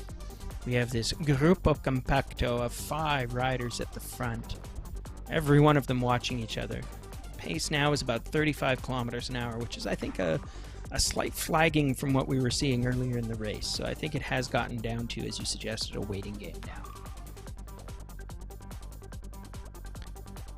And just continuing to tick out the miles here. And we're seeing it down to 6.5, same group composition. Everybody's watching, everybody's looking for position. It's a group of 5. If this comes down to a sprint, well, we've talked about how Godby basically has near sprint capability in a purely aerobic capacity, but the other riders that I would pay close attention to there, Claire Cameron and honestly probably just Claire Cameron. I don't know McCrosty's sprint, but Cameron is a very experienced trackie, and she's done a lot of crits in her day, so I'm not saying Godby is in danger. I'm saying that if Godby ends up bringing this field to the 1 kilometer mark, that things may get interesting.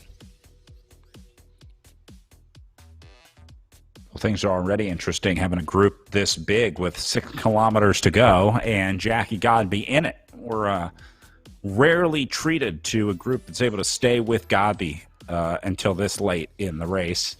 We were talking about Mallory McCrosty, sort of unsure on her where she stands on sprinting. She's a good sprinter, not a great sprinter.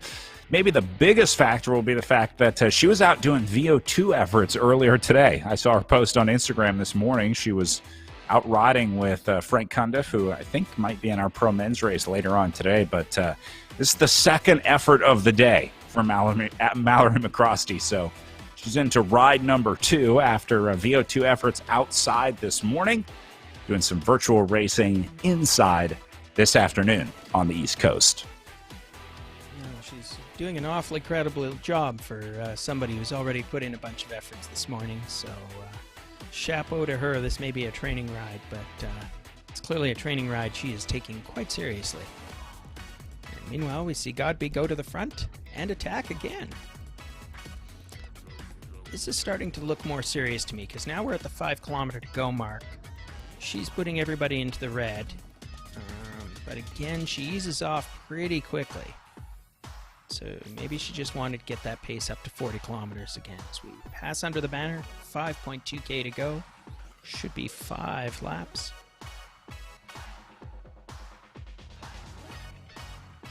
And away goes our merry group. They're going up the climb, so their speeds will drop slightly right now, but as the course flattens out, we'll see what their true pace is. But looking at the power numbers, this is a relatively relaxed mode for these riders. Again, it's become a waiting game, and now we're at the 5 kilometer to go mark, so wow. Godby continuing to hold serve at the front of the race. Take a peek. But the clock is beginning to run out on this race, and that starts to narrow what kind of strategies will work in terms of the win. I mean, for example, if you try and strike out on a solo attack of 4.6 kilometers to go, it's going to be a truly epic move. You'd be having to escape an awful lot of chasing riders. But Godby has decided to try doing exactly that. Look at her numbers again, Brad. She's gone red line, and she is pulling away from this field until she's not. It's just Well, a little split, though. And that might be all Godby's trying to do here.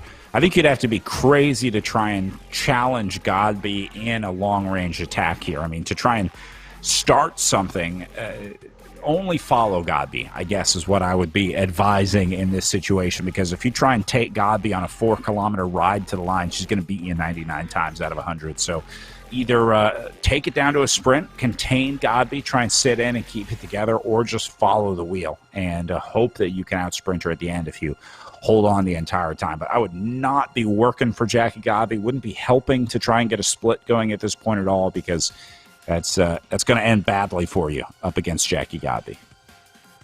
Yeah, you know what this last 4 kilometers is going to remind us a little bit of? It's going to look a bit like a Kieran race. For those viewers who have never seen one on the track, a Kieran is a motor-paced race where literally a motorcycle is riding around the velodrome in front of the riders for the first half of this very short race. And I think that right now these riders are treating Jackie Godby as their own private motor pace, which is, all right, they're sitting on that wheel. They know that one way or another the victory is going to have to come by coming around that wheel. And so they're more or less content to let Godby dictate the start of the sprint, or at least the start of the attack. And we see McCrosty taking a quick dig at the front. We're now into 3.2 kilometers to go. These speeds, they're going to cover that distance in about 5 minutes, I think. Maybe a little less even. Pace is picking up a bit here. Godby still looking incredibly comfortable. And again, we're seeing that surge and sag from Nadia Gontova. I keep seeing her going into the red line and coming back out. But yeah, maybe it works for her. She hasn't shown any great difficulty. I don't think she's been having trouble following wheels or getting gapped out of this group. She's been holding pace all day.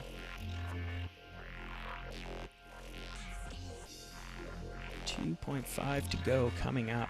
So we're getting down to the short straws.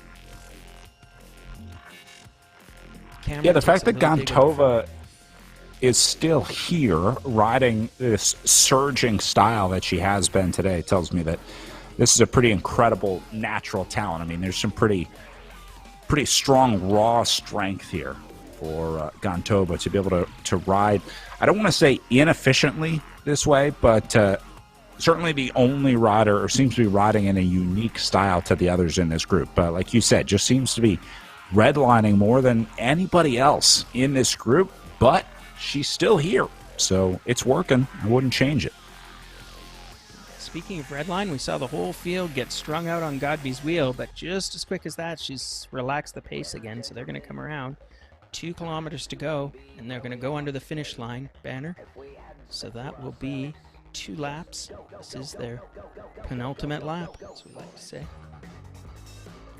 Yeah, I'll be interested to see what Gontova's watts per kilo numbers look like, her average watts per kilo at the end of the race, and see if she really was doing a lot more work than the other riders.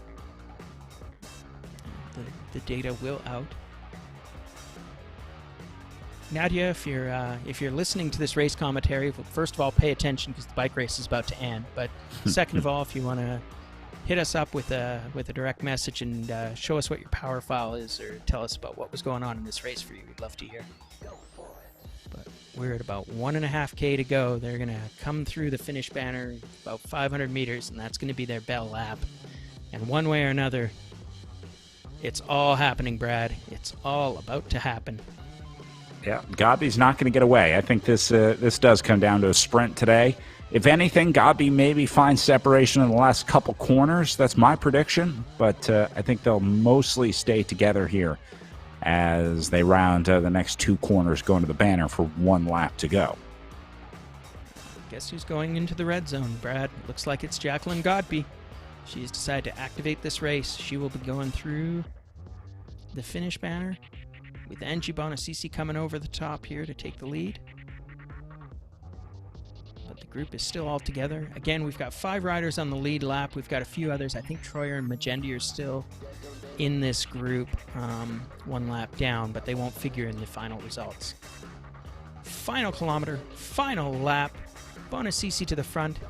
Gontova doing what she does, going red and green alternately. Jackie Godby, second wheel, catbird seat. She has a lot of watts.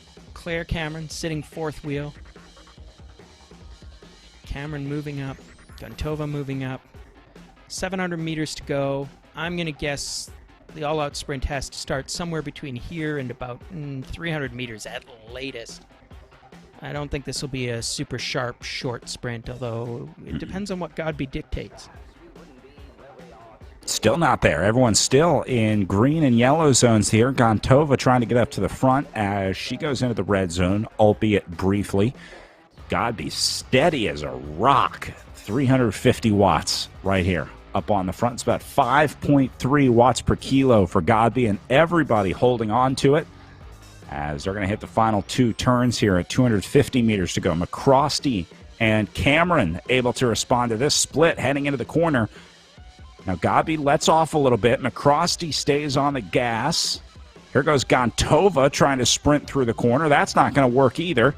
So this will come down to a 4-up sprint to the line. Godby surges up the left side. McCrosty going to hold on for 2nd. Gontova for 3rd. And Claire Cameron will come across the line in 4th as Godby gets another one at the Virtual BC Cup. Yeah, she activated Godby mode there right at the end. I thought she'd left it too late, honestly. I saw her at 200 meters to go, still not quite going into the red zone, but that's a clinic in doing exactly the amount of sprint work that you need to do. So, chapeau to Jacqueline Godby. She won that race in a very stylish fashion, and she did a lot of work doing it. So, We'd asked about whether Nadia Gontova was riding efficiently. I don't know if I can say that, but look at her watts per kilo. She did as little work as anybody else in that group of 5. So whatever else was happening for Gontova in that race, she took home 3rd place, so nice sprint, and she did as little work as anybody else on average. At 4.2 watts per kilo for Godby. Surprising how close these watts per kilo are. A lot of times you see big gaps in the work being done, but it looks like just about everyone locking in at somewhere between 4 and 4.2 watts per kilo as Godby, McCrosty, and Gontova go 1, 2, and 3. Claire Cameron and Angie Bonacisi rounding out the wide-angle podium for our top 5. Still a few riders out there to finish.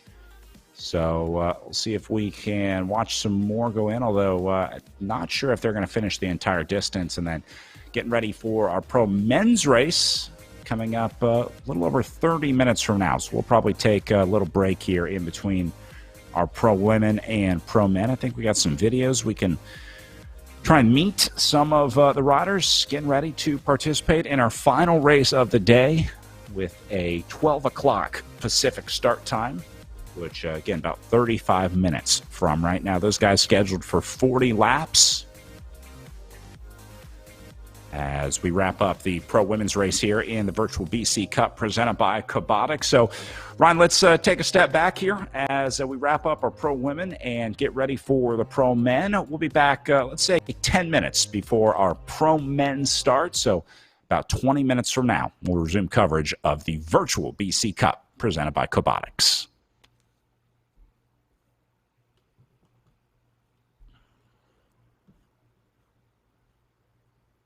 Campbell Parish, Above and Beyond Cancer, presented by Bike World. I'm 16. I've been racing bikes since I was about 8 years old. I'd like to say I'm an all-rounder because I like to do all the disciplines: track, road, cross-country, mountain bike, occasionally some enduro. I'm a bit of a taller guy, around 6'4", 6'5", so I do like my time trials, but I just like to do it all. I just like to be competitive because I have some more experience on RGT, and I'd like to give the elite riders in BC a challenge. Fiona Magendi, Red Truck, Canada. Started biking about 18 months ago. I do love climbing, especially longer climbs. Working on the higher end power, sprinting still got some ways to go. I'd really like to see if I can improve my sort of racing on virtual platforms. RGT looks pretty interesting. I know there are different technical things that you have to be aware of, but then also working with a team and see if I can work on some of my strengths and then help out the team that I'm on, try and get some wins there. I'm John Heimlein. I'm 31 years old and I race for Project Echelon, based out of Minneapolis, Minnesota. I've been in real life racing for about 5.5, 6 years now. I'd love to call myself an all-arounder. I'm a little on the bigger side, so definitely more of a sprinter. In the esports world, I've definitely have grown, really trying to finish it out strong. Definitely trying to shoot for a couple results here before the end of the esports season. Manu Moore. I'm racing for Cannondale. I'm 16. I've been racing bikes for a while, since I was, I think, 11. I would say I'm more of a climber. I'm not amazing at very steep climbs, but very long, gradual climbs like Seymour, Cypress, I'm pretty good at, yeah. I can do a bit of GC if the time trials aren't very long. Time trials are not my strength.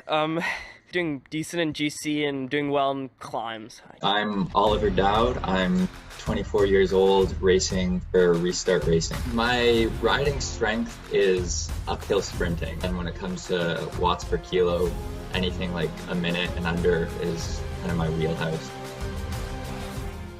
Peter Olenichek. I am 28 years old. I am in Minnesota, United States of America, and I race for Project Echelon Racing. Most people would consider me an all-rounder, primarily because I have some pretty decent time trialing abilities, pretty decent sprint abilities, but also, have the ability to make the breakaway, sprint from the breakaway, and be a pretty all-around versatile rider. My goal is to ride more efficiently and had a couple 4th place finishes, looking to make the podium. Randy Reichart with Above and Beyond Cancer, powered by Bike World, and I am the ripe age of 40.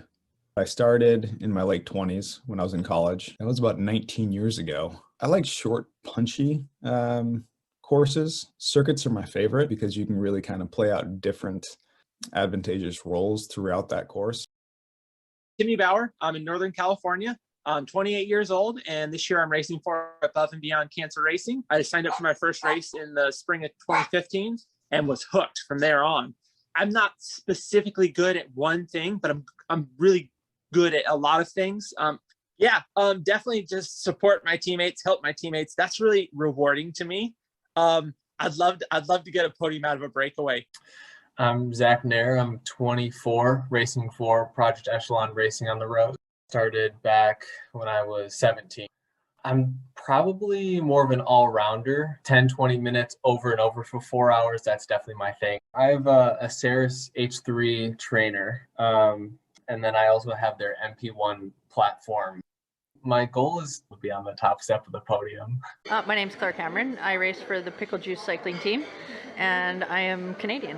21 years I've been racing my bike for. I'd say I'm an all-arounder. I think I started off more as a sprinter. I think like a puncher, climbing, like shorter climbs, nothing longer than maybe 10 minutes. In RGT, what I like is the longer road races. I would like for our team to fight for a win. I think that there's a lot of team members that could win a couple of stages. I'm Colleen Gulick. I'm 29 years old from the USA, and I ride for Pickle Juice Pro Cycling Team. This is my 18th year, so a long time. I'm definitely more of a sprinter. The sprint finish is definitely more my style. I still have some room to grow in terms of my virtual racing skills. I want to try and gauge my fitness against everybody else. I think this will be a great chance before racing starts to really feel out everybody else and hopefully validate all of your training and hard work. I'm Jude Sands. I'm from Ireland. I'm riding for the Above and Beyond Cancer Cycling Squad, sponsored by Bike World. I started racing quite late in my career, roughly about 19, so 10 years racing. Being quite big, I'd like to say I'm a sprinter. I do sprint quite well. I will get in the breakaways quite well. If I can go up for the win, I'm going to be your man for the sprint. You just got to be a bit more aware in RGT of the bunch method. If you're at the back, your race is almost over. Me personally, I would like to get a win out of one of these races. We can pretty much use anyone at any time to fulfill our goal of winning each race. Campbell Parish, Above and Beyond Cancer, presented by Bike World. I'm 16. I've been racing bikes since I was about 8 years old. I'd like to say I'm an all-rounder because I like to do all the disciplines: track, road, cross-country, mountain bike, occasionally some enduro. I'm a bit of a taller guy, around 6'4", 6'5", so I do like my time trials, but I just like to do it all. I just like to be competitive because I have some more experience on RGT, and I'd like to give the elite riders in BC a challenge.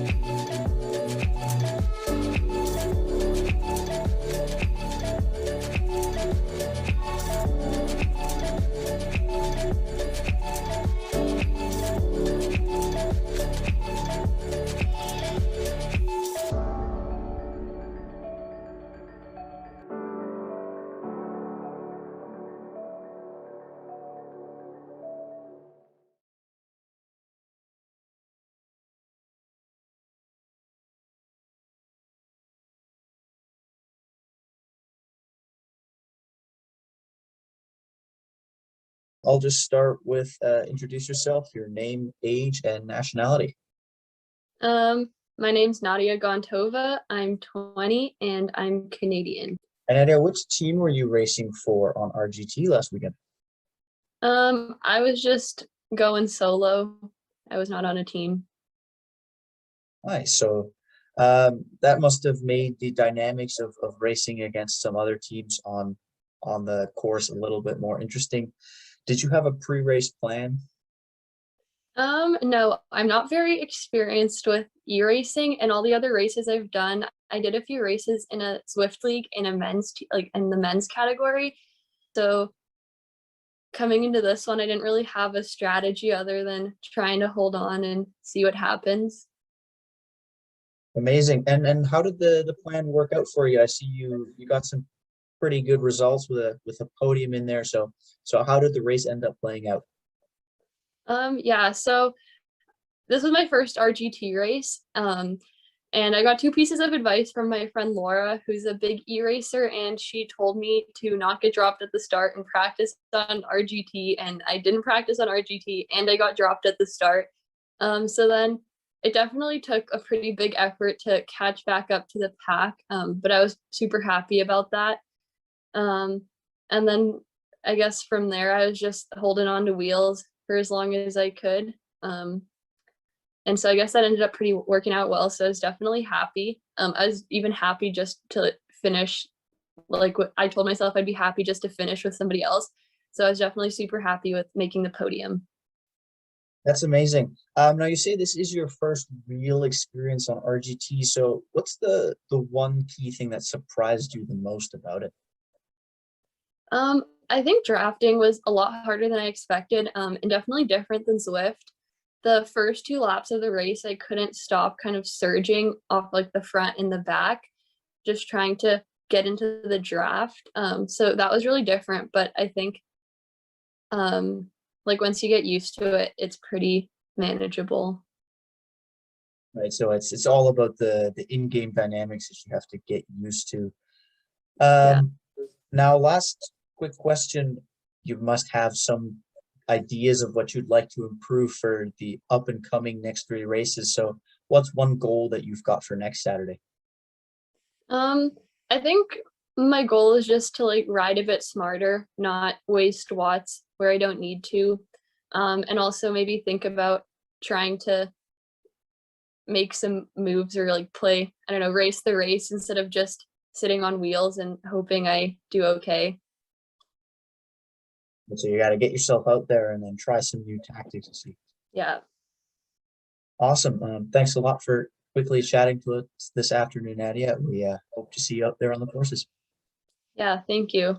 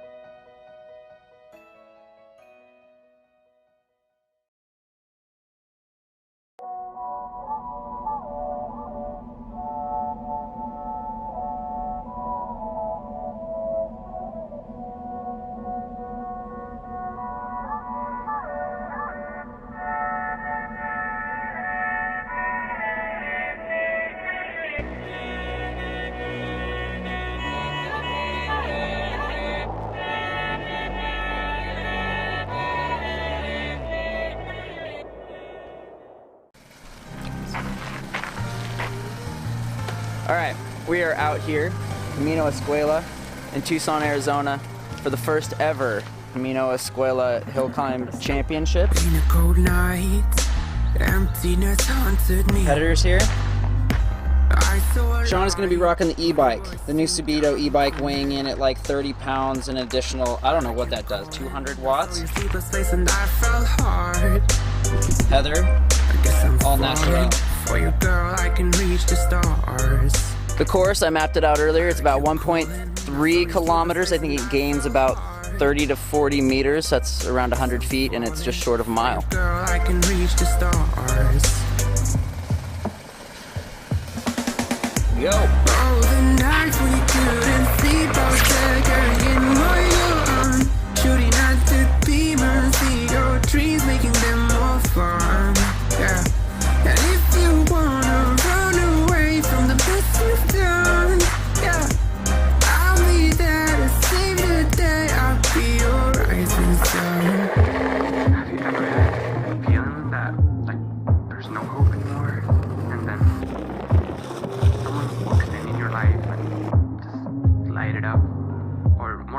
up because,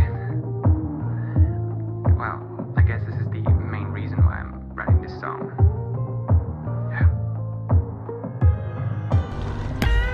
I heard you calling, I saw your sleepless face and I fell hard. I guess I'm falling for you, girl, I can reach the stars. Now. Oh, the nights we couldn't sleep, I was there carrying my gun, shooting at the demons, see your dreams, making them more fun. Yeah. And if you wanna run away from the best you've done, yeah, I'll be there to save the day. I'll be your rising sun.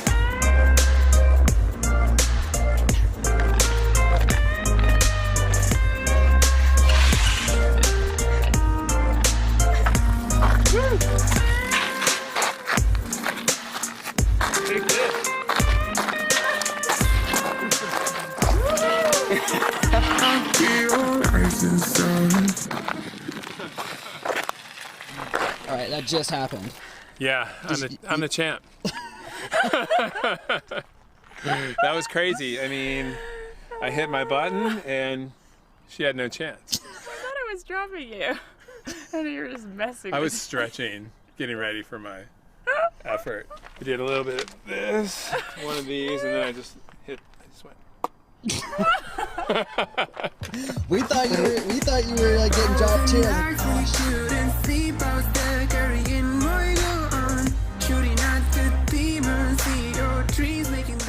This is how it feels. I feel so powerful right now.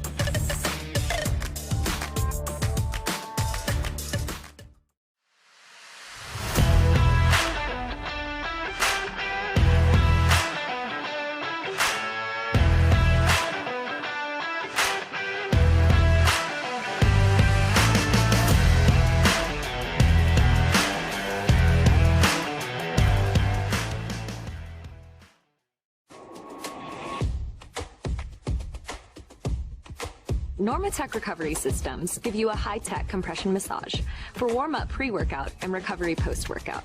The technology is very safe and is used by a broad range of athletic types and really any fitness enthusiast looking to get the most out of their workout. The whole idea is that we're using air compression to help increase circulation in the body. We wanted to mimic physiology, the way the body moves fluids. We went ahead and took a lot of those principles and put it into a system that you can use on your different extremities and your hips as well. Normatec has been an industry leader in pneumatic compression, providing improved mobility and profound healing for thousands of patients. We continually work with researchers to study and develop the effectiveness of our technology. it's all about creating that community space where people have a conversation around recovery and start really challenging their beliefs in what is possible and what they've known and maybe what could be.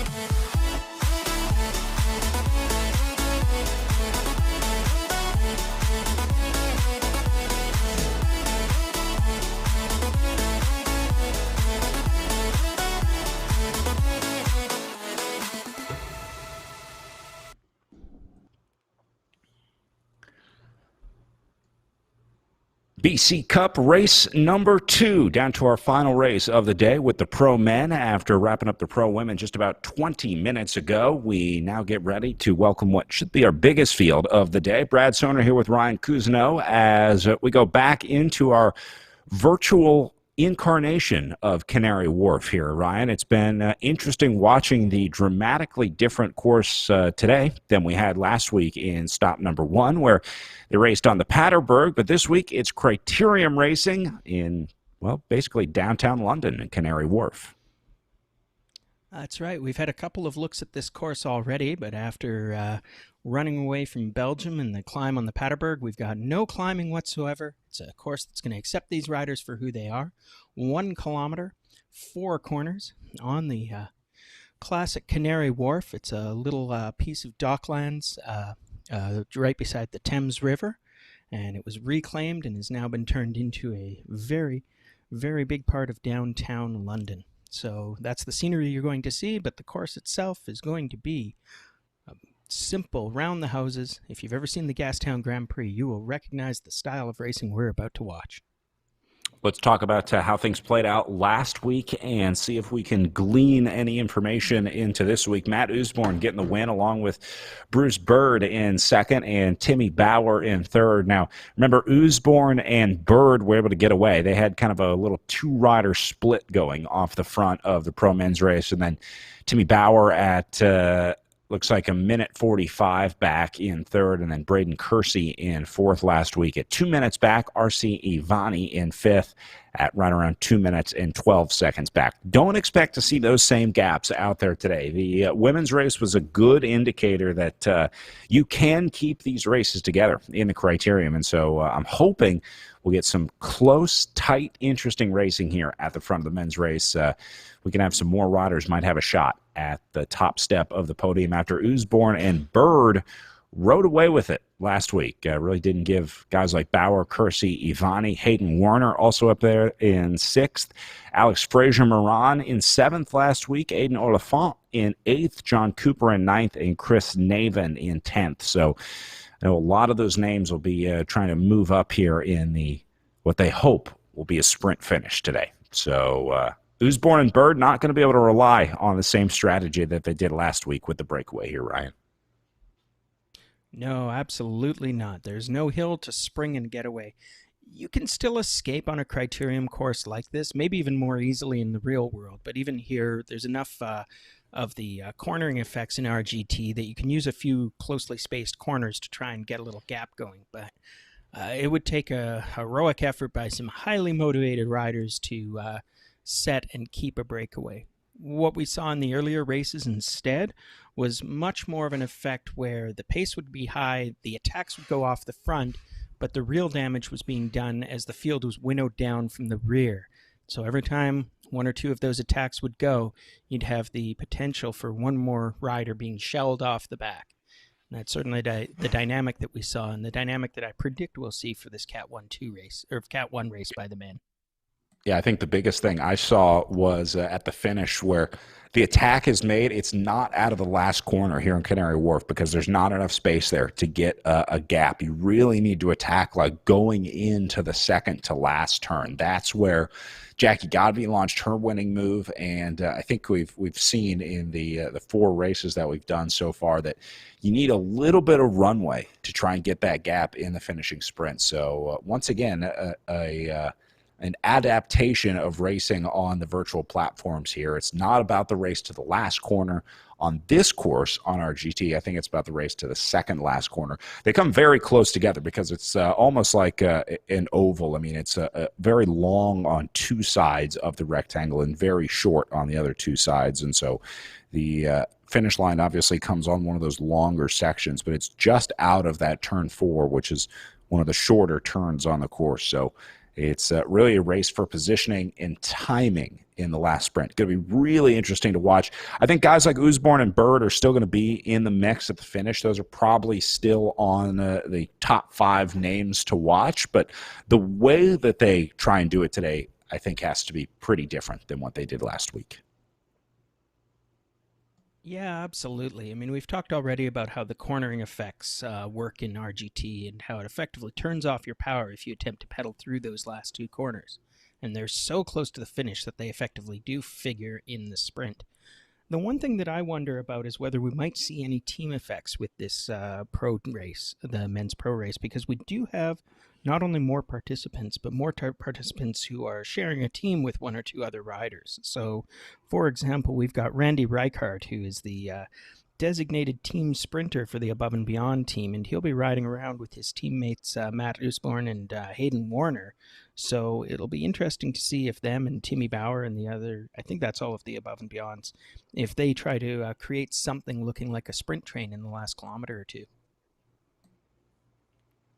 Getting our first look at the, what I guess we'll call front row, but a big group amassing here in the virtual Canary Wharf world for the start of our pro men's race. We'll have a couple of views of them out there today as we get ready to start the countdown, just outside of 4 minutes away from their race time. This is kind of interesting. You can see the current power going for the riders to the left. It's interesting to see their warm-up before. Most of these guys actually jump on like 30-plus minutes before the start of the race just to kind of cruise around the virtual world, get a good warm-up in, because especially in virtual racing, you really do need a warm-up because this one goes pretty much from the gun. They'll go into a maximum effort zone pretty quickly, and so being warmed up and ready to ride in that zone will be pretty important in a crit like this. Yes, absolutely. Both last week and earlier this week, we've already seen those classic virtual bike racing starts, which are pretty much full gas from the gun. And of course, the phenomenon there is that you can spin up on your trainer, so you're actually developing absolute maximum wattage. And then as soon as the race starts, it allows all riders to begin pedaling. And so you'll see the entire field go off like a shot at absolute maximum speed. And the game theory behind that is very simple. If you don't do that, then you will be gapped almost immediately in a way that can't really happen in a real race, where you can't just be at 300 watts when the gun goes off already. And so as a result, everybody sort of does that initial race where you're just trying to not lose the race in the first kilometer. And then once that happens, things should settle down to some degree, although that's just in time for the real attacks to begin. Yeah, the most important minute of racing, not in the race, is the minute before the start. So you'll start to see everyone ratchet their power up, and then we'll see them rocket off the line, and hopefully everyone can stay together, or a larger number of riders can stay together, because you hate to see a race ruined by a bad start. It happens, though. That's part of bike racing. Can't be perfect every time, and that's what keeps us coming back every week, the quest for perfection. Matt Usborne's already got a win under his belt here in the virtual BC Cup, and got to think Bruce Bird's second place last week, he can taste that victory. He wants one today. Oh, absolutely. I'm sure that all these riders will be gunning for the win. One of the strangest things about a flat crit course like this is everybody feels like they can win it, because we're very, very likely to see a large group come to the finish. Even if there's a selection, it's probably not going to be a solo selection unless somebody pulls a very brave or very bold move on a very unsuspecting pack at the right moment. So as a result, you're going to see a lot of people finishing within about 2 seconds of the actual winner, all thinking, ugh, if only. But as we watch our riders, we should start seeing the power numbers start to come up as we go inside the 1 minute mark. We can see some of the riders already revving their engines, so to speak. Cundiff and Usborne, Cooper already dialing things up into the 2 to 3 watts per kilo. That's a solid, steady warm-up for these guys, and pretty soon, with 50 seconds to go, you'll see them spinning up, and you'll see probably near red line numbers as the clock counts down to 0 here. 40 seconds to race start. I'm looking at this list of names. I saw a lot of these guys posting on Instagram earlier today, riding outside, enjoying some nice weather. So for a lot of riders, this will be their second effort of the day. I know we talked about Mallory McCrosty in the women's race doing some VO2 efforts. I know Frank Cundiff was out with her on their in real life ride. So these guys just can't get enough of the bike in their second, maybe third effort of the day today. Maybe they did some gym work in the morning or something like that. These cyclists are crazy. You never know. So here we go. Power winds up, and we're underway in racing. Look at Cundiff shooting off the line. This guy knows how to play RGT, that's for sure. That's right. He's winning the first part of the bike game. He gets off to a roaring start. You can see all the numbers are in the red. As we said, this is just a race to not get dropped, but it looks like at least going back down to 15th place, we've got a group together. But I see a few stragglers. I don't know if those are just like our camera crew or whatnot. But no, I see, Manu Moore, my old teammate, well, my young teammate, really. He's got to get on there. He's been gapped by 50 meters, so I don't know if he got caught napping or if he just had a bad watts day, but he may be our first casualty. So dig deep, Manu. I know he's got the power to make it back to this group, but he's either going to make it right now or his race will be over pretty early. Yeah, remember Manu was up in the mix last week, so we know he's got the power to be there. But a lot of these riders, it's about learning the game, learning the platform. Here's Eric Hill, the commissioner of the Echelon Racing League and big boss over at Project Echelon, the team.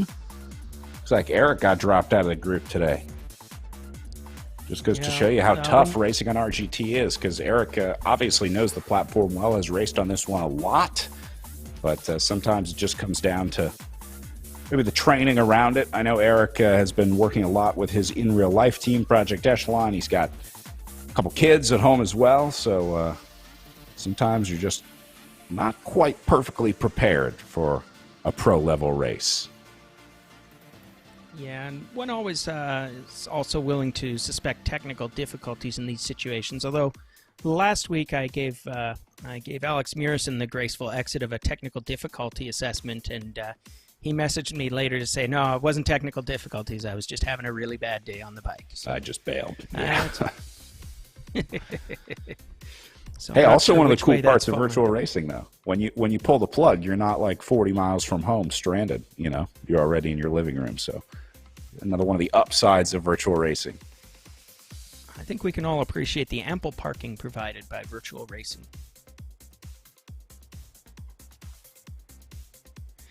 Meanwhile, at the front of the race, it looks like it's kind of settling down after the initial panic. We've got Oliphant, Kelly, and other names foaming to the front of this field, but it's kind of all argy-bargy and biggy-bunchy, which is another way of saying that, well, they're maintaining a pretty solid pace. Nobody's in immediate danger, at least not among these riders right at the front. We said it had winnowed down to what I think will end up being something like a group of 15 with almost all of the usual suspects, although Damon, our cameraman, is showing us Karsten Ivani. I know it says R. Ivani behind his name, but you can trust me, he goes by Karsten. And it looks like he's dropped out of 17th place, and that would be your man off the back. So we've got a group of 16 formed at the front, and that will be kind of the race today. All right, so selection number 1 has been made. It's like the Final Four NCAA basketball competition down here. You got to go through these sort of waves of selections and try and survive until you get down to the Elite Eight or Final Four, which may be the situation today. I wouldn't be surprised if this one got split before the end of the day and we went down to maybe 8, although it's probably going to be even smaller, like 4. But we'll see. Anything can happen on RGT. That's what we like about virtual racing. Could be, but right now we still have the Sweet 16 up here. I don't know that it doesn't look like anybody else is getting dropped in the moment, but I bet the pain will start to arrive and will start to take its toll. We talked in some of the earlier races about how you see this sort of bunching versus stringing out. And just as in real racing, that's a pretty good metric for how hard a group this size is working. And you can see this group is pretty bunched up. That means that nobody is really in grave difficulty. When you see them strung out in a long line, it means everybody is at their absolute maximum effort and having to use as much drafting as possible to maintain their position in the field. So when you see the group go wide like this, either in real life or in virtual racing, you know that people are sort of looking around and waiting for the attack to come.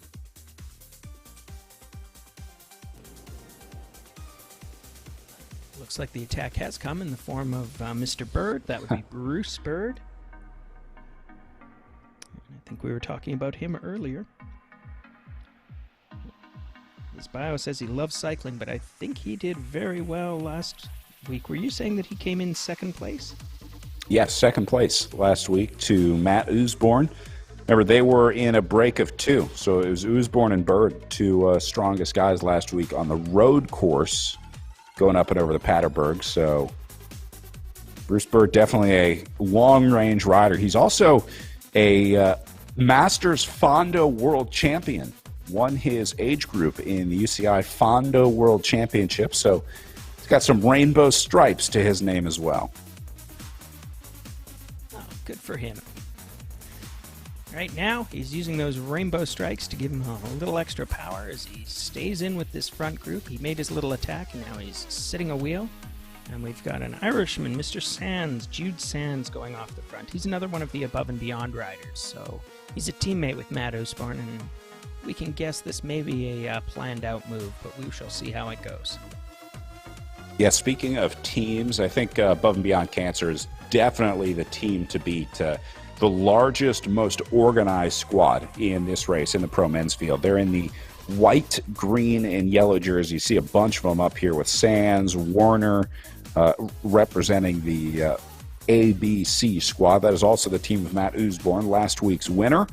There's good luck. Thank you, Damon, of the Above and Beyond Cancer kit, as Sands works his way through the group. So I would say this is going to be, if there's a team that's going to have some sort of team effort or team plan together that gets executed, it'll probably be Above and Beyond Cancer. They just seem to be the most organized and, again, largest group out in this men's field. And we already know that they contributed some winners last week. But we've got a solid field all the way around. I see lots of names that I recognize. We can see our old friend AFM, Alex Fraser-Moran. I'm sure he's hoping for a good result today, and I suspect he's got the legs to bring it.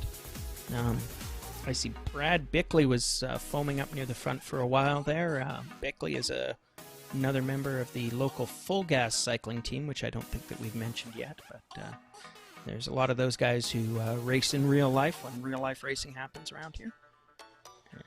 It looks like we're looking back at the rider in 16th place. That's T. Watson, and I'm afraid that the reason we're looking at him is because he got dropped. So we are now down to our final 15, unless Watson can turn things around. Toot sweet.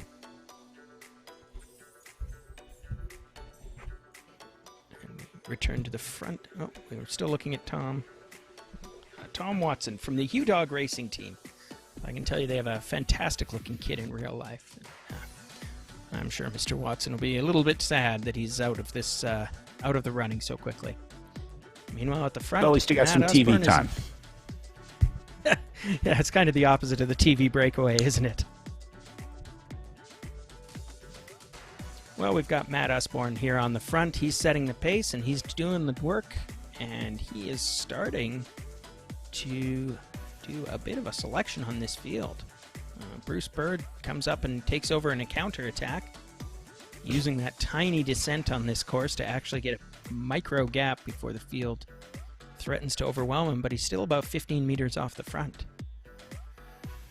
Yeah, Bruce Bird really, really doesn't want to sprint at the finish today. That is his worst case scenario. So Bird wants to cause a split at all costs here today. This is Hayden Warner on the front, Above and Beyond Cancer again. Now, I talked about Above and Beyond Cancer working as a team. Probably the most effective way I've seen them work as a team is just launching guys off the front one by one and then having a reserve rider to launch the last sort of fatal attack inside the last few kilometers. But they're going to use guys like Hayden Warner all day long. You see Timmy Bauer moving up as well into third. He might launch a counter. Like, between Warner and Bauer, these guys could just go off the front all day long and just keep the pressure on guys like maybe John Cooper that has to chase and respond. We saw Frank Cundiff up there earlier. And maybe trying to save some legs for Matt Osborne, or at least burn the legs out of the other guys that Osborne might be worried about. So someone like Bruce Bird, if you can get a Timmy Bauer off the front, force Bruce Bird to chase, and then shut that move down, well, you just burn some matches that Bruce Bird didn't want to use. So meanwhile, Osborne can just sit back, relax, and watch his teammates go on the attack on the front. So don't be surprised to see a lot of white and green jerseys off the front today. Oh, absolutely, right. It's a classic attacking strategy. I'm interested, Brad. I know that Osborne is a strong, solid rider, but I don't know if he wants to sprint that bad. But he does have a teammate who might be able to do some sprinting, so we'll see if... I don't know if Warner will be used as a water carrier and support rider, or if he'll be the protected rider for the Above and Beyond boys today. No, I will say, just because Osborne has attacked here doesn't mean that he's going to be a a team worker per se, you can't entirely sit on RGT. I mean, even your leader is going to have to put some digs in, have to make some attacks on the front. So we'll probably see all of the Above and Beyond Cancer riders working at some point or attacking at some point. It's just a matter of the timing, I guess, kind of like musical chairs. When is the attacking rider close to the finish going to go? So we'll keep an eye on them. Cooper doing a nice job. Again, that is John Cooper of the XXX Racing Team sitting in second place, the fiance of our women's winner, Jackie Godby.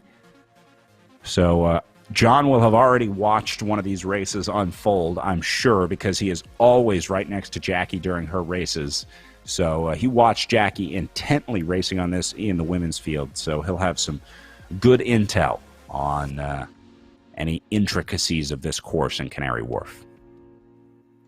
And you'll have the terrible challenge of making sure he doesn't have the lowest finish in his household. He's got his work cut out for him on that one. Meanwhile, we're seeing those riders continue to roll through. It looks like we've got Mr. Navin at the front here. He races for in a way, for the XXX racers. Almost everything seems to keep tying back to Jackie Godby, but this is Jackie Godby's coach on the front right now. This is Chris Maven at Chicago, also for the XXX Racing Team. And Chris was one of the people that really got Jackie into virtual racing. He saw some of the numbers that she was doing and said, you got to put these on a national scale. You got to try these numbers against some of the countries and world's best. And just a few months later, she was representing the United States at the Esports World Championships, where she took 5th. So Chris has a great eye for talent and obviously a talented coach as well to be able to craft Jackie Godby into the virtual racer that she's become. Here goes Hayden Warner again off the front. Nice attack by Hayden Warner. He's a powerful attacker. We already mentioned him as a sprint danger man. Or actually, sorry, Warner is one of the all-rounders. It's Reichardt, whose name we haven't been calling yet, and who I suspect will be the protected rider. So we'll see how that works out. His close personal teammate, Matt Osborne, would like you to know that Warner is a doctor, or at least he's in medical school, and his specialty is urology. And I won't tell you what Matt suggested was his first choice, because that was just very rude, Matt. And we don't say those things on the open mics. Meanwhile, we've got a good solid race going. The pace is upped. We're at about 42, 44 kilometers an hour. You know, certainly not the danger zone for any of these riders, but also not a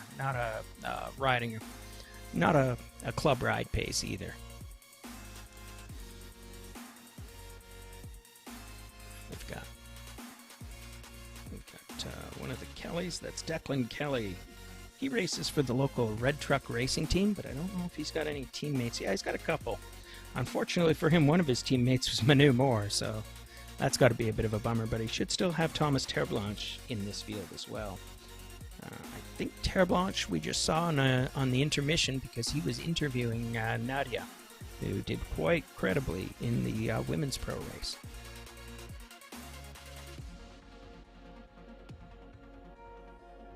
As we come back to the front, well, we've just got a big lump. I could tell you who was in first place, but honestly, it's my old buddy E.P. Sosnowski, at least for a moment. But again, this is sort of, we're getting to the point where we're seeing some credible attacks. We're in 11 kilometers done, 30 kilometers to go, so this is the quarter mark. It's easy to say that these early attacks don't matter, but they do matter. What they do is they whittle down the field. You'll see tests of strength, you'll see riders looking for who responds when an attack goes away, and you're looking for riders to watch who gets shelled out the back, because we already talked about this being reduced down from the Sweet 16 to the Final 15, and maybe eventually an Elite 8 or a Final or 4. But at any rate, for any of the riders who can survive it, it just improves their odds, the fewer riders they have to bring to the finish. And if they can shell off a few sprinters on the way, that's the best thing of all. The old saying, how do you eat an elephant? One bite at a time. Yeah, absolutely. So we're rolling around. These guys are racking up the kilometers fast. Look at those speeds as they're just in the middle of this race, not even doing a ton of difficulty. They're going through that quick descent at nearly 60 kilometers an hour. Maybe a virtual speed, but it's pretty reflective of what they can do in the real world. And our old friend Matt Osborne is off the front again, putting in a little gap, forcing Bruce Bird to do some work. Bird's got to hate this because he knows exactly what the game plan is. Yep. Oh, and that's AFM responding. And I love this racing from Osborne because this isn't really a tactical attack. It's more kind of sending a message of like, hey, look, we're not riding easy today, guys. Osborne is definitely one that likes to put the hurt on the field, let's say. And so I think he's just telegraphing a message to the rest of the field. This isn't necessarily him maybe trying to cause a split with someone like Fraser Moran. I think that was just Osborne saying no easy days on RGT in the virtual BC Cup. Brings to mind the memory of Bernard Hinault riding for Greg LeMond at the Tour de France, where his basic tactics were to blow up the entire field and then hope that his teammate came out of the rubble. So perhaps Osborne has a similar attacking tactic in mind. But as we go back to the front of the field, looks like we've got a little dig coming from Bauer. He's moving forward for that team. And now I see Hayden Warner and one of his teammates going forward. Looks like that's going to be... Oh, there's Sadnowski and Rijkaard up at the front. But again, it's just an eternal churn here. Like, we're not really even seeing attacks so much as just big, steady wattage. So 40 kilometers an hour, not a killing pace for these guys. You can see the watt numbers are in like the 3 or 4 watts per kilo range. Not a killing pace for these guys quite yet, but I think that it's sort of, we're just between attacks at the moment, but they will come, they will come. This race is ticking over incredibly quickly. We've already covered 14 kilometers in 17 minutes, which gives you an idea of the pace. We've only got 27 to go. We're not going to be able to take too many breaths between now and the end of this race, are we, Brad? Well, especially the way these above and beyond cancer riders have been racing. Just when there's a lull in the action, Matt Osborne has to go to the front. It's like he wants us to keep talking. Well, you know, Matt, try as you might, we aren't going to run out of words, so take that. No, Matt's a good guy, and he's been feeding us intel on some of his competitors, and he's been key to organizing these events. So, I mean, we're all very pleased that he was able to do his part to make this happen. But meanwhile, we've got Mr. Sands. That would be... Who is that, Brad? You remember which rider this is? Sorry, Jude Sands. He's riding for Above and Beyond, of course. We can tell by the kit. Try not to lose too much track of the race. And that's Navin and Cooper, who are indeed teammates, as their jerseys might indicate. That would be the Triple X Racing, or as we think of it, the Grupo Godby. Right.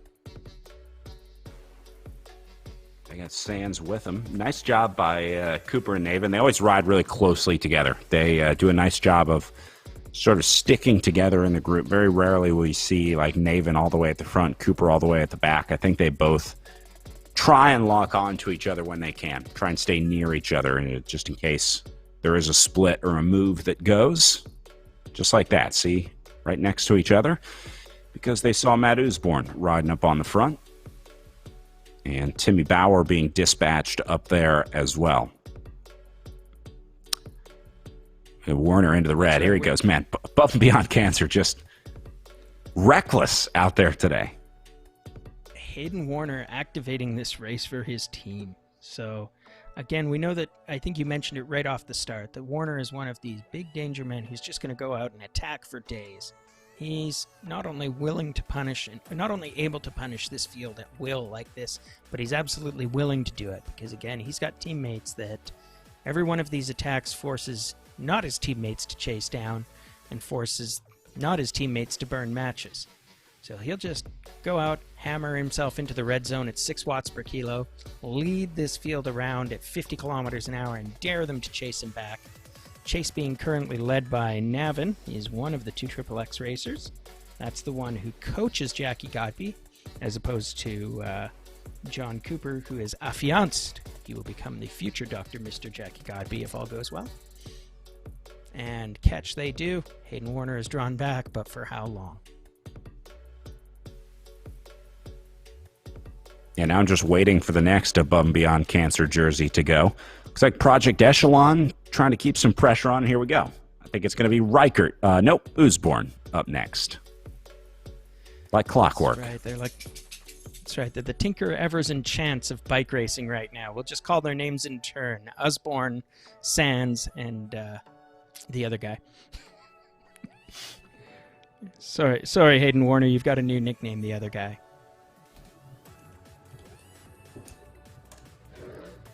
This is Brad And Bickley again, we've following in between for the full gas team. Yeah, Usborne's putting out a genuinely dangerous gap. I'm not sure this field actually wanted him to have 30 meters free, but perhaps the plan is to make Usborne sit and suffer for a while. If they can maintain this gap at 50 meters for a while and just basically make Matt put in a lot of work, it might be worthwhile for the field right now. It's actually a good split. At home,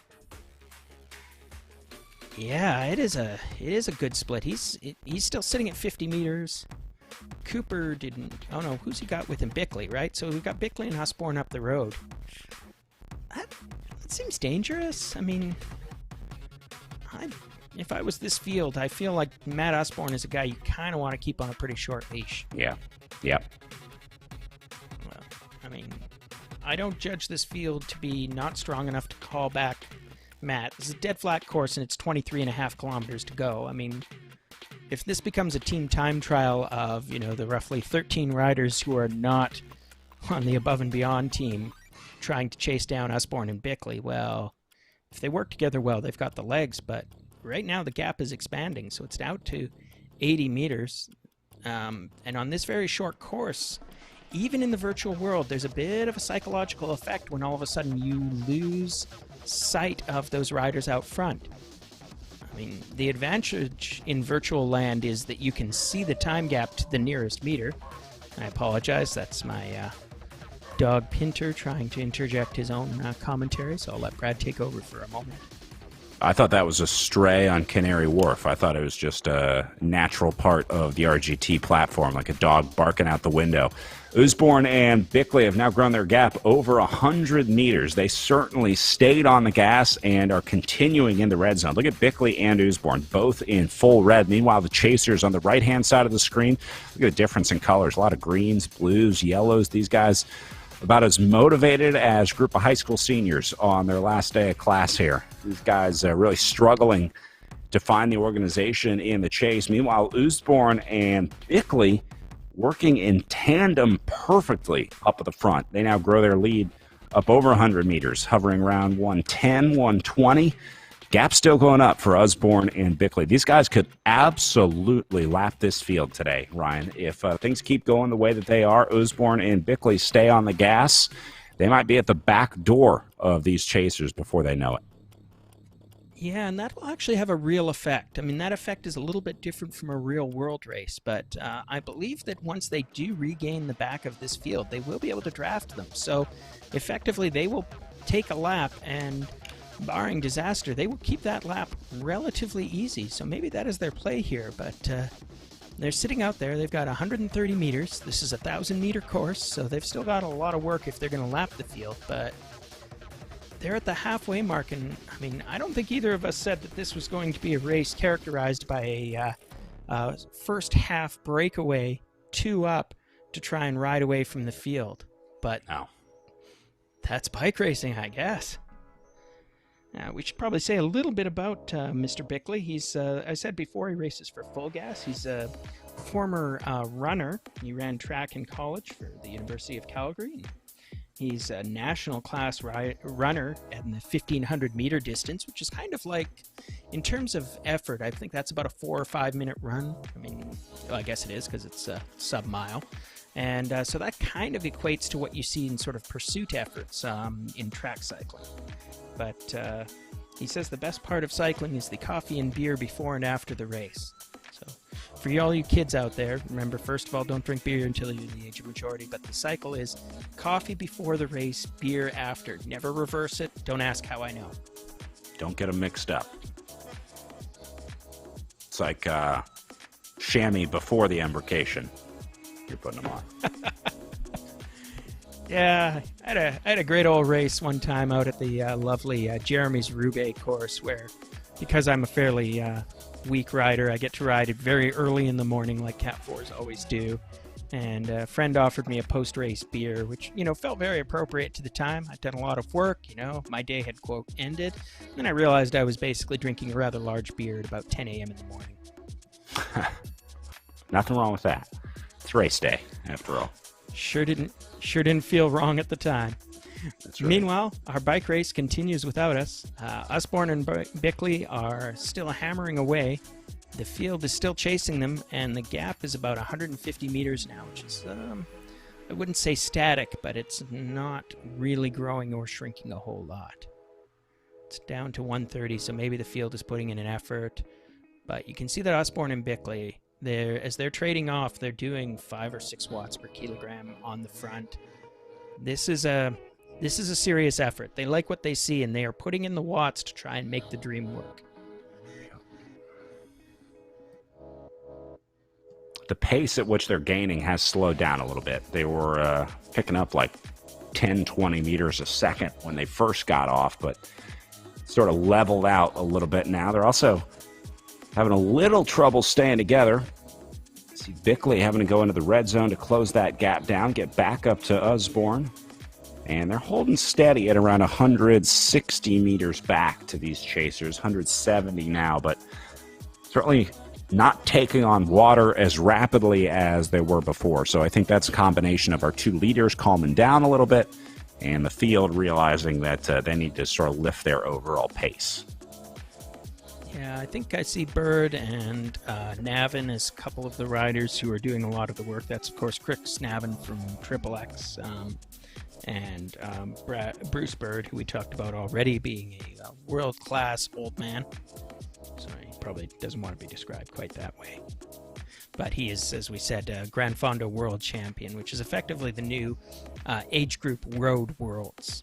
Basically, if you're a master cyclist now, Road Worlds doesn't really exist per se. What you do instead is the Fondo Worlds, and that is sort of the road racing world championship once you achieve a certain age. So it's a highly credible and actually very competitive result, but I'm not sure it's helping him chase down these two. Their gap has expanded to 200 meters at the front as Bickley and Usborne continue to do the work and get the result.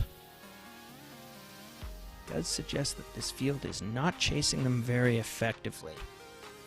And, there's lots of teams there that are not these two. I mean, I think Bickley is more or less riding on his own. Like I said, he's racing for full gas. I don't think he has any teammates here.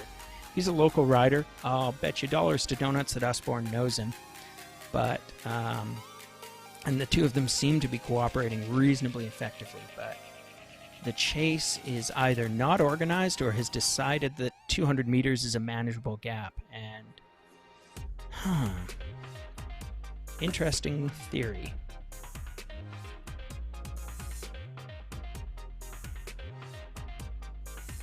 Yeah, just kind of holding it right here. Yeah, these guys have definitely let off too, up at the front. I will say Usborne and Bickley have lowered their average wattage, and so I think that has something to do with the gap sort of stabilizing here. Right, and that's interesting, because if it's Usborne and Bickley who are managing the gap, so to speak, that's even worse for the peloton, because that means that these guys have just chosen to ride more or less within themselves. Although, I mean, Usborne will be perfectly happy with this big flat course, and he puts out major watts. He's already demonstrated that he's a very credible rider when there's a hill, but I'm here to assure you he's also a very credible rider when there is no hill at all. And I think this race is learning that in real time. The gap is still sticking at 230 meters. Looks like it's Bruce Bird, and then I think that's Cooper, one of the other X riders, if I'm not mistaken, coming up there. And the real problem for everybody else in this race is that, yes, Usborne and Bickley are threatening to ride away from it, But meanwhile, the rest of the Above and Beyond Cancer team is sitting there and basically doing zero work whatsoever. So they're giving a free ride to all of Usborne's teammates, who are going to arrive at the finish line tanned and rested if this continues. And continue it does. They're down to only 17 kilometers left in this race. Yeah, these guys have been flying today. Yeah, I'm super impressed by this breakaway. I mean, honestly, I don't even care if they get caught anymore. They have activated this race in a way that I really didn't expect. I think we talked last week about how RGT's physics model is tweaked just enough that it tends not to favor breakaways, but to make them perhaps slightly easier than you might find them in real life. There's just a little bit of the drafting effect dialed back so that a credible attacker, and Usborne is obviously that, and Bickley is clearly a very effective collaborator here, can in fact go away and stay away with a little more ease than they might on the real roads. But nonetheless, when you're 2 versus 14 or something, well, okay, minus the Above and Beyond teammates, I think there's at least 10 solid riders who can be and should be working very hard to bring this back. We're seeing some return. They're down below 200 meters, so that gap is definitely being very aggressively managed by one side or the other of this race. Usborne's got to be loving this. You see Bruce Bird in 3rd place back in the group. Again, the only rider that could match Usborne last week in that split, and he's gotten rid of Bruce Bird in this move. So Bickley taking his spot today, but this is exactly what Bruce wanted. I mean, he got rid of at least one guy he knew that would be on his level in terms of raw strength, that being Bruce Bird, and Bird caught on the wrong side of this split today, so Usborne got exactly what he wanted. As long as Bickley isn't as good of a sprinter as Matt Usborne, because we still have to sort this out for our 2 leaders, but Usborne has succeeded in getting rid of a guy like Bruce Bird. Gap holding at 220, though. Very impressive riding by Bruce Bird here, who has been the driver of the chasers. Now, he said enough is enough. Naven's going to go with him here, try to lift the tempo. So all of a sudden, that 220-meter gap not looking so comfortable when Bruce Bird opens up the engine here. And it's going down to 180 up to Usborne and Bickley now. Yeah, I think Bird's tactic is now going to be bridge, close, or die. You know, it is only 15 kilometers left in a race that has been moving at a torrid pace. He knows how many teammates are behind him. It's actually time. Well, Bird has gone backwards in the field as quickly as we talk him up, so there you go.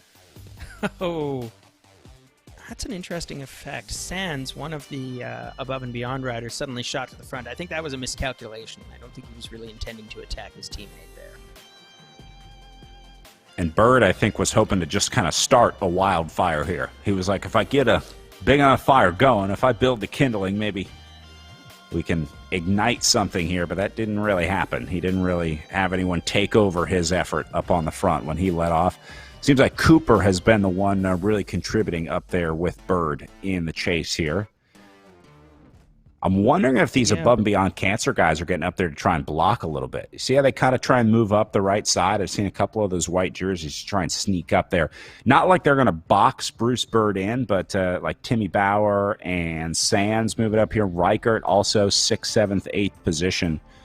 I wonder if given the opportunity, they would set a false tempo up at the front. Yeah, it's possible. I mean, we know that there are some boxing and positional effects in the RGT system. We've talked about that before, but they're definitely diminished relative to what happens in a real crit. So they can move up, but they can't really freeze out a rider positionally to the same degree. But I think what's happening here is exactly that. That Bird is making big efforts, and he's hoping one of 2 things happens. He's hoping he gets a few friends to come along with him, ideally friends who are not wearing an Above and Beyond jersey, that lovely green, white, and trimmed in yellow. And he's hoping that that is enough that he can either bridge to that lead group or, as a second best possibility, drag the field back to that lead group. Because right now, he's in it to win it, but he's only in it to win it if he's actually at the finish line when the first guy finishes. So The current gap between him and first place on the road is somewhere around 200 meters, and that is no bueno. Actually, they have done some work to draw it down. It's now about 150 meters between the lead two and the chasing field. You can see that the effort level is rising there, and I'm seeing more and more jerseys come to the front, but and there's poor Karsten Ivani. He was dropped pretty early, still 17th place, which tells you how big that chasing field is. So we know that I think we've got 15 riders total who are basically in the lead, either in that lead breakaway or in the chasing peloton still. And we're looking back, and once again it's Bird and Navin and Cooper at the front, along with one of the above and beyond riders also making a show, probably doing what you talked about, just patrolling the front of that race and making sure that it's not easy for everybody to move forward and share the work.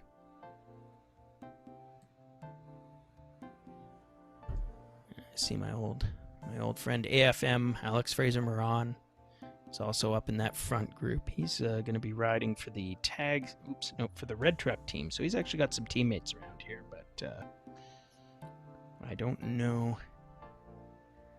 I think he's just contributing to the general effort. He wants this gap closed down so that he can do something at the end. He's a strong danger man, but again, just like Bird, he's only dangerous if he can actually make it to the finish line at the same time as the lead group.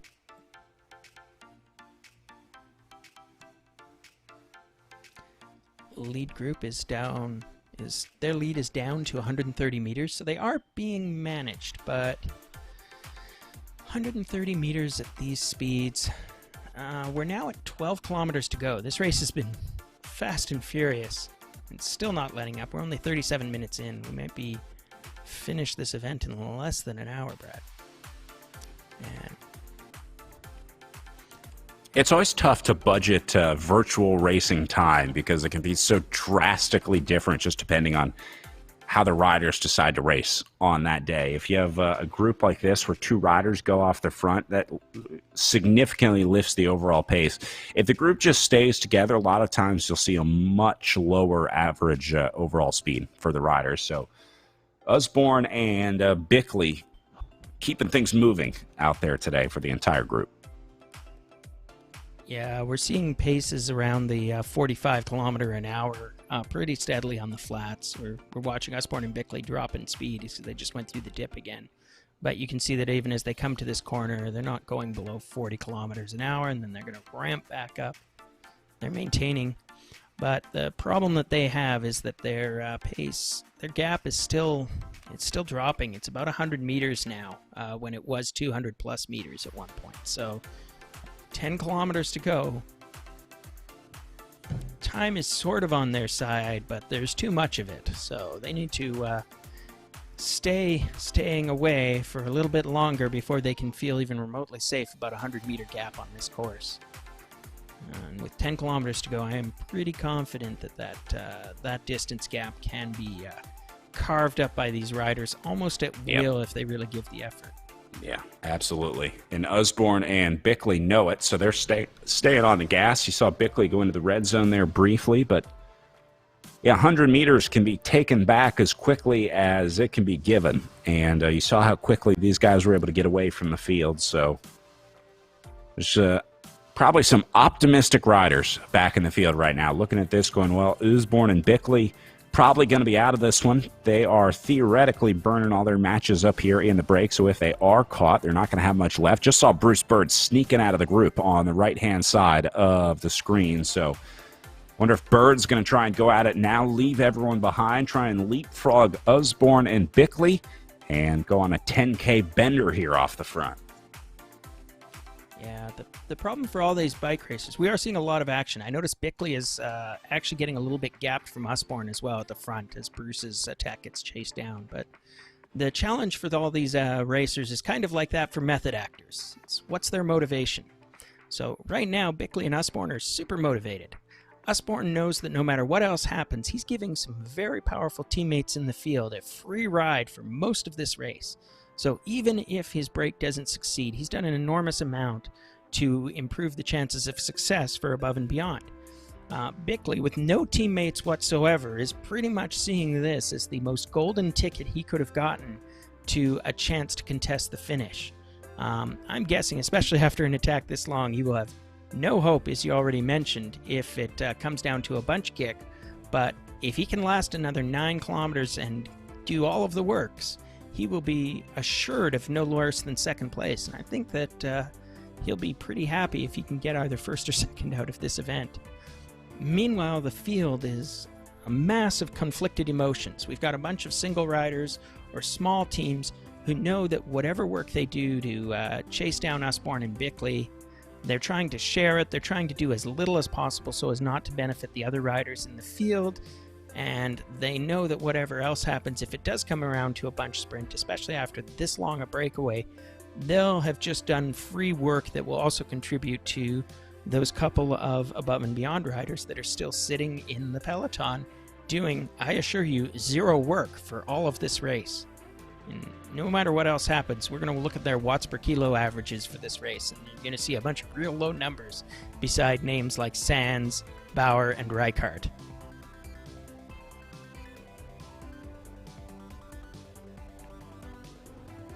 But as we dial up the pace, we can see the field is in fact chasing pretty sincerely. They've got the field up to 48 kilometers an hour. That's based on some fresh legs coming to the front here. I see names like Kelly and Terblanche taking turns up at the front. Oh, and we see another little mini gap. They've now got the breakaway closed down to less than 50 meters out. So this looks like a serious...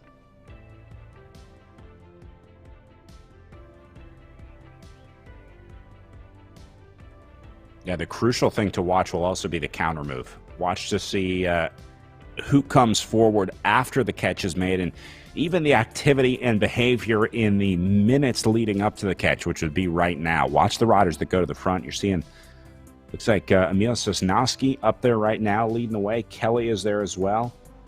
And Frank Cundiff was also in the mix there briefly. These guys locked in together. About to bring these two back. Very little separation back in the field. That tells me that there's a lot of riders trying to keep their powder dry, as they should, inside 7.5 kilometers to go. You're going to need every grain of powder you got when the fireworks go off here. Bickley still trying to hold on to this one, putting in a big effort up in the lead group, and Usborne doing a nice job. These guys are riding really well together. Look how closely they're able to ride together, and they're not swapping positions a lot, so they've really figured out the two-rider draft on RGT. That's been unlocked, but didn't give them quite enough of a drafting advantage today. They just weren't able to hold off this field behind them, and looks like they're going to come up about 6 kilometers short, as I think these guys will be caught in the next K or so. Yeah, they're definitely within catch range, still sort of hanging at 50 meters. They're dangling. Bickley is putting in some pretty credible efforts, because especially for him, this is win or fail, right? Usborne, I'm not saying he doesn't care if he's caught. I'm saying that this break has already done a lot of work for Usborne. For Bickley, this break only matters if it stays away. And indeed, he's done enough of a dig now that they're actually expanding their lead a little bit. So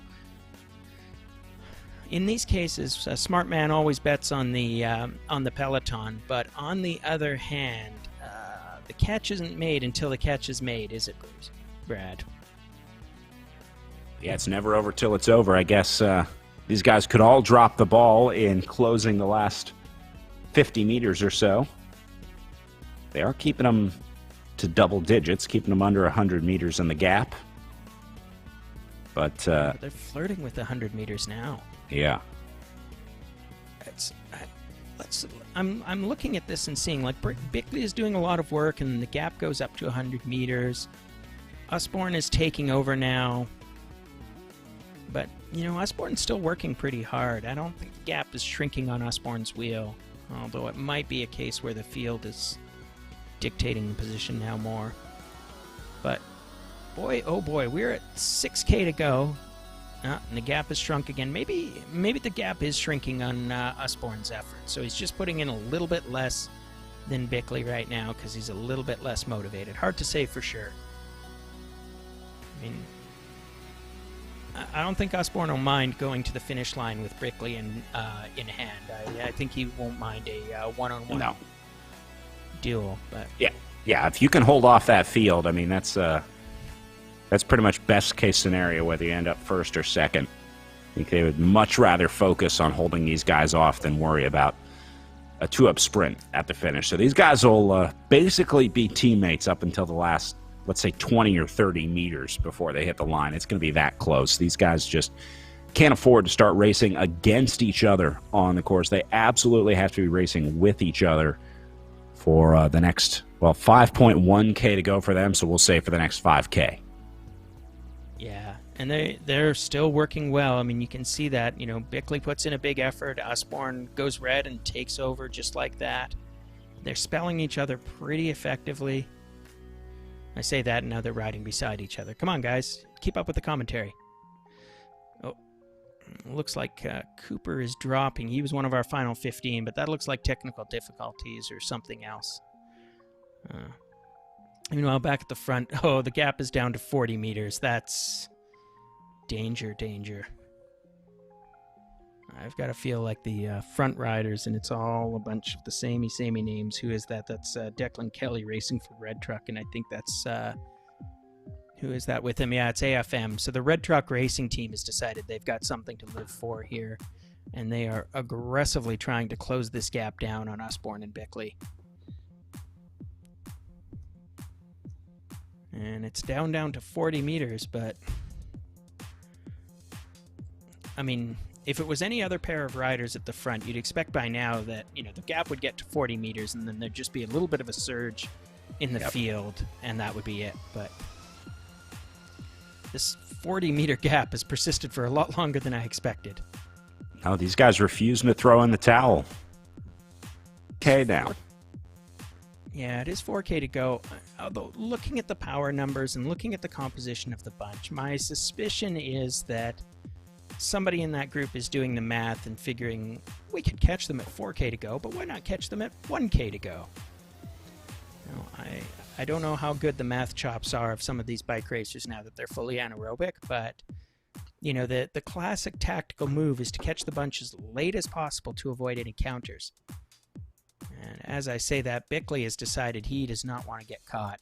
He really doesn't want to get caught, and he's now gapped Osborne, so Bickley is still at 40 meters, even as Matt is rapidly more like 15 meters back of Bickley, so he's in no man's land.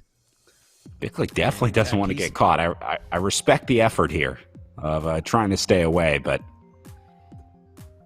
I don't know if that's going to work here.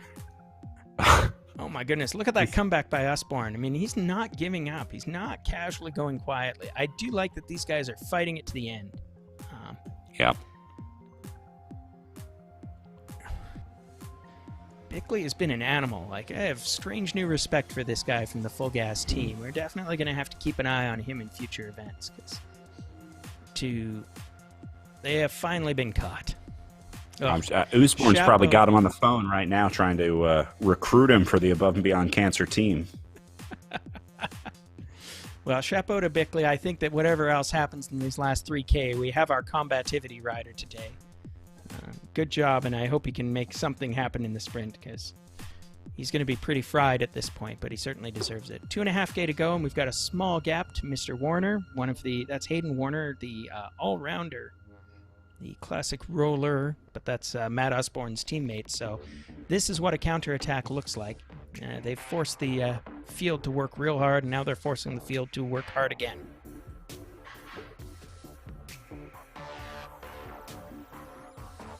But at this point, I think that Warner, first of all, he's going to get caught, and second of all, he's going to be very much setting up this race for Rijkaard. They're at 2.1 kilometers to go, so... What? Is that Bickley on the front? My goodness, Brad, you did it. Oh my. This is Jens Voigt territory. It's like not knowing when to stop. Osborne is there as well. They're both, I think, feeding off of each other's energy. Meanwhile, more riders getting dropped. Kelly is gone. That'll make it 13 up in the front group, with Cundiff the last rider to make this last split. Bickley and Usborn hung in there. A lot of times you see these riders go straight off the back, but those guys are in it. We'll see if they can sprint as we get down to what will be the final lap of racing. Terblanche up at the front. Now we're starting to see a lot of new names come forward here, Ryan. This is where, if you've been quiet, you've been watching the Usborn battle up at the front all day, you're saying now it's time to bring those rested legs up to the front. This is going to be a sprint royale. We're coming down to 1.2 kilometers to go, which means we're about to see the finish banner for one more time, and that'll be the bell lap for them. I think it'll be right after this corner. And you can see that's Hayden Warner leading out the field. Again, his teammate Reichert is the danger man from the Above and Beyond group, so we'll see how he does. But Warner's attack is not going to last. Through the finish line. Bickley. We keep calling his name, and I don't know how. He should be dead by now, but he is not giving up. Apparently, merely being caught by the field after spending the entire race out isn't enough to tire out Mr. Brad Bickley, 29-year-old racer for Full Gas. 200 meters to go. It's going to be a sprint. Let's see who gets up front, and let's see who makes it happen. What? Oh, nice surge out of the last turn. Does Bickley just have that much power? Usborn trying to go. Fraser Moran there as well. Bauer is in the mix, but Bickley gave himself a massive gap out of that corner as he builds about a 40-meter lead. Now they're starting to reel him in. Might have gone a little early. He's got 2 more turns here at 150 meters. Yeah, and there you go. Gets swallowed up. Into the corner. Mad dash to the line. Fraser Moran, Oliphant, Sands, Reichert, and Sosnowski got the sprint out of the last turn. Chapeau to EP Sosnowski. He's racing for Hugh Dog today, and, you know, he did next to no work all day, which is exactly what a sprinter wants to do. So, yeah, we see Hayden Warner cruising home. He did the work and he got dropped, but Bickley didn't finish, I think, in the end in the top. He got 7th place, which is 7th, yeah. Honestly incredible. And Usborn came home in 8th, but I feel like Matt Usborn is a known quantity. Brad Bickley doing that much work and then still being there at the finish lines and attacking in the last 500 meters. Yep. Wow. Yeah. I mean, poor Sosnowski, poor my old buddy EP. He just won a bike race, and we're talking more about the guy who finished in 7th place. So yeah, let's give some credit where due. It turns out being the most stylish rider is not, in fact, an actual victory. An actual victory is winning the race. Well, Sosnowski will still get his virtual champagne and virtual flowers, and I think he gets a virtual car for winning the race, all kinds of virtual prizes, of course. We'll give him some NFTs. You get an NFT of a car in the virtual world for Emil Peter Sosnowski. Yeah, we're teasing, but there is actually some real cash prizes on the line for both the men and the women. But I believe that's for the overall standings. So Sosnowski has certainly done a little bit to move himself up the ranks. And look at those wattage numbers. So who do we see putting out 5 watts per kilo all day? Brad and Matt. Meanwhile, Emil managed to put out 3.7 watts per kilogram, vastly less. And you can see all the sprinters there, including Jude Sands and Randy Reichart. I mean, Sands and Reichart, I don't think that Matt thinks that he was racing for a 2-3 finish by the Above and Beyond boys, but, you know, as the old saying goes, 2 out of 3 ain't bad. So I'll be licking their wounds and wishing they got the win, but they can't be too angry about getting a 2-3 finish. And that was all built on the hard work by Matt Usborn throughout the race. Well, pretty exciting day watching the Usborn-Bickley effort unfold as they went over 5 watts per kilo average on the day, but in the end they got caught with just a few laps to go. That set up the final sprint where Emil Peter Sosnowski gets the win, just over 52 minutes with an incredibly effective 3.72 average watts per kilo on the day. So Exciting racing out there today. This one certainly did not play out the way that I thought it was going to, Ryan. After watching the amateur races all day and then the pro women's race just before this one, I thought for sure we would see a group that stayed together for a majority of the day. But Usborne and Bickley flipped the script on us out there today on day 2 of the BC Cup. Yeah, it's just superb to see how much tactical racing we've had over these first 2 weeks, and I'm sure there's much more to come. You know, even on a course here where I would have told you flat out is not really suited to thinking about it in a tactical fashion, I guess Matt and Bruce didn't get the memo. They decided, or Matt and Brad didn't get the memo. They decided to make their own tactics and their own race, and they really did make the race today. But in the end, they set up Sosnowski EP for the victory, so he's got to be pretty happy about that. But I'm not sure how happy. Go ahead. Oh, I was going to say, I'm not sure how happy Sosnowski will be about next week's race, because I think we're going into the dirt. Yeah, we're looking at a gravel race for stop number 3 of the virtual BC Cup. Saturday, April 17th, they're doing the Dirty Reaver course based on the UK-based gravel course, which is based on American gravel races. Ironically, it's the dedicated gravel course on RGT. So they'll have a rematch next week in our pro men's field, and it's going to be an exciting one. I think a lot of these guys are going to be back, but you're right. It's going to be a very different race on the gravel course than what we saw in the criterium racing today at Canary Wharf. So we'll see if Emil Peter Sosnowski still has that sprint after a few laps of the 17.7 kilometer long Dirty Reaver course. So I think that's going to do it for us today from stop 2 of the virtual BC Cup in Canary Wharf, getting ready again for stop 3. If you want to join us for any of the racing as a competitor, if you have watched any today and want to give RGT or virtual racing a shot, check out cyclingbc.net. You can see the series and courses there and a chance to register. So I think you can still get into the last 2 stops of the BC Cup. You can do that at cyclingbc.net. For Ryan Cousineau, my name is Brad Soner, saying thanks for watching. This has been a production of ZMS Live Streams. Big thank you to Damon and company over in the UK. For Ryan up in Canada and me down here in the US, we will see you next week for stop number 3 of the virtual BC Cup, the Dirty Reaver course, presented by Cobotix.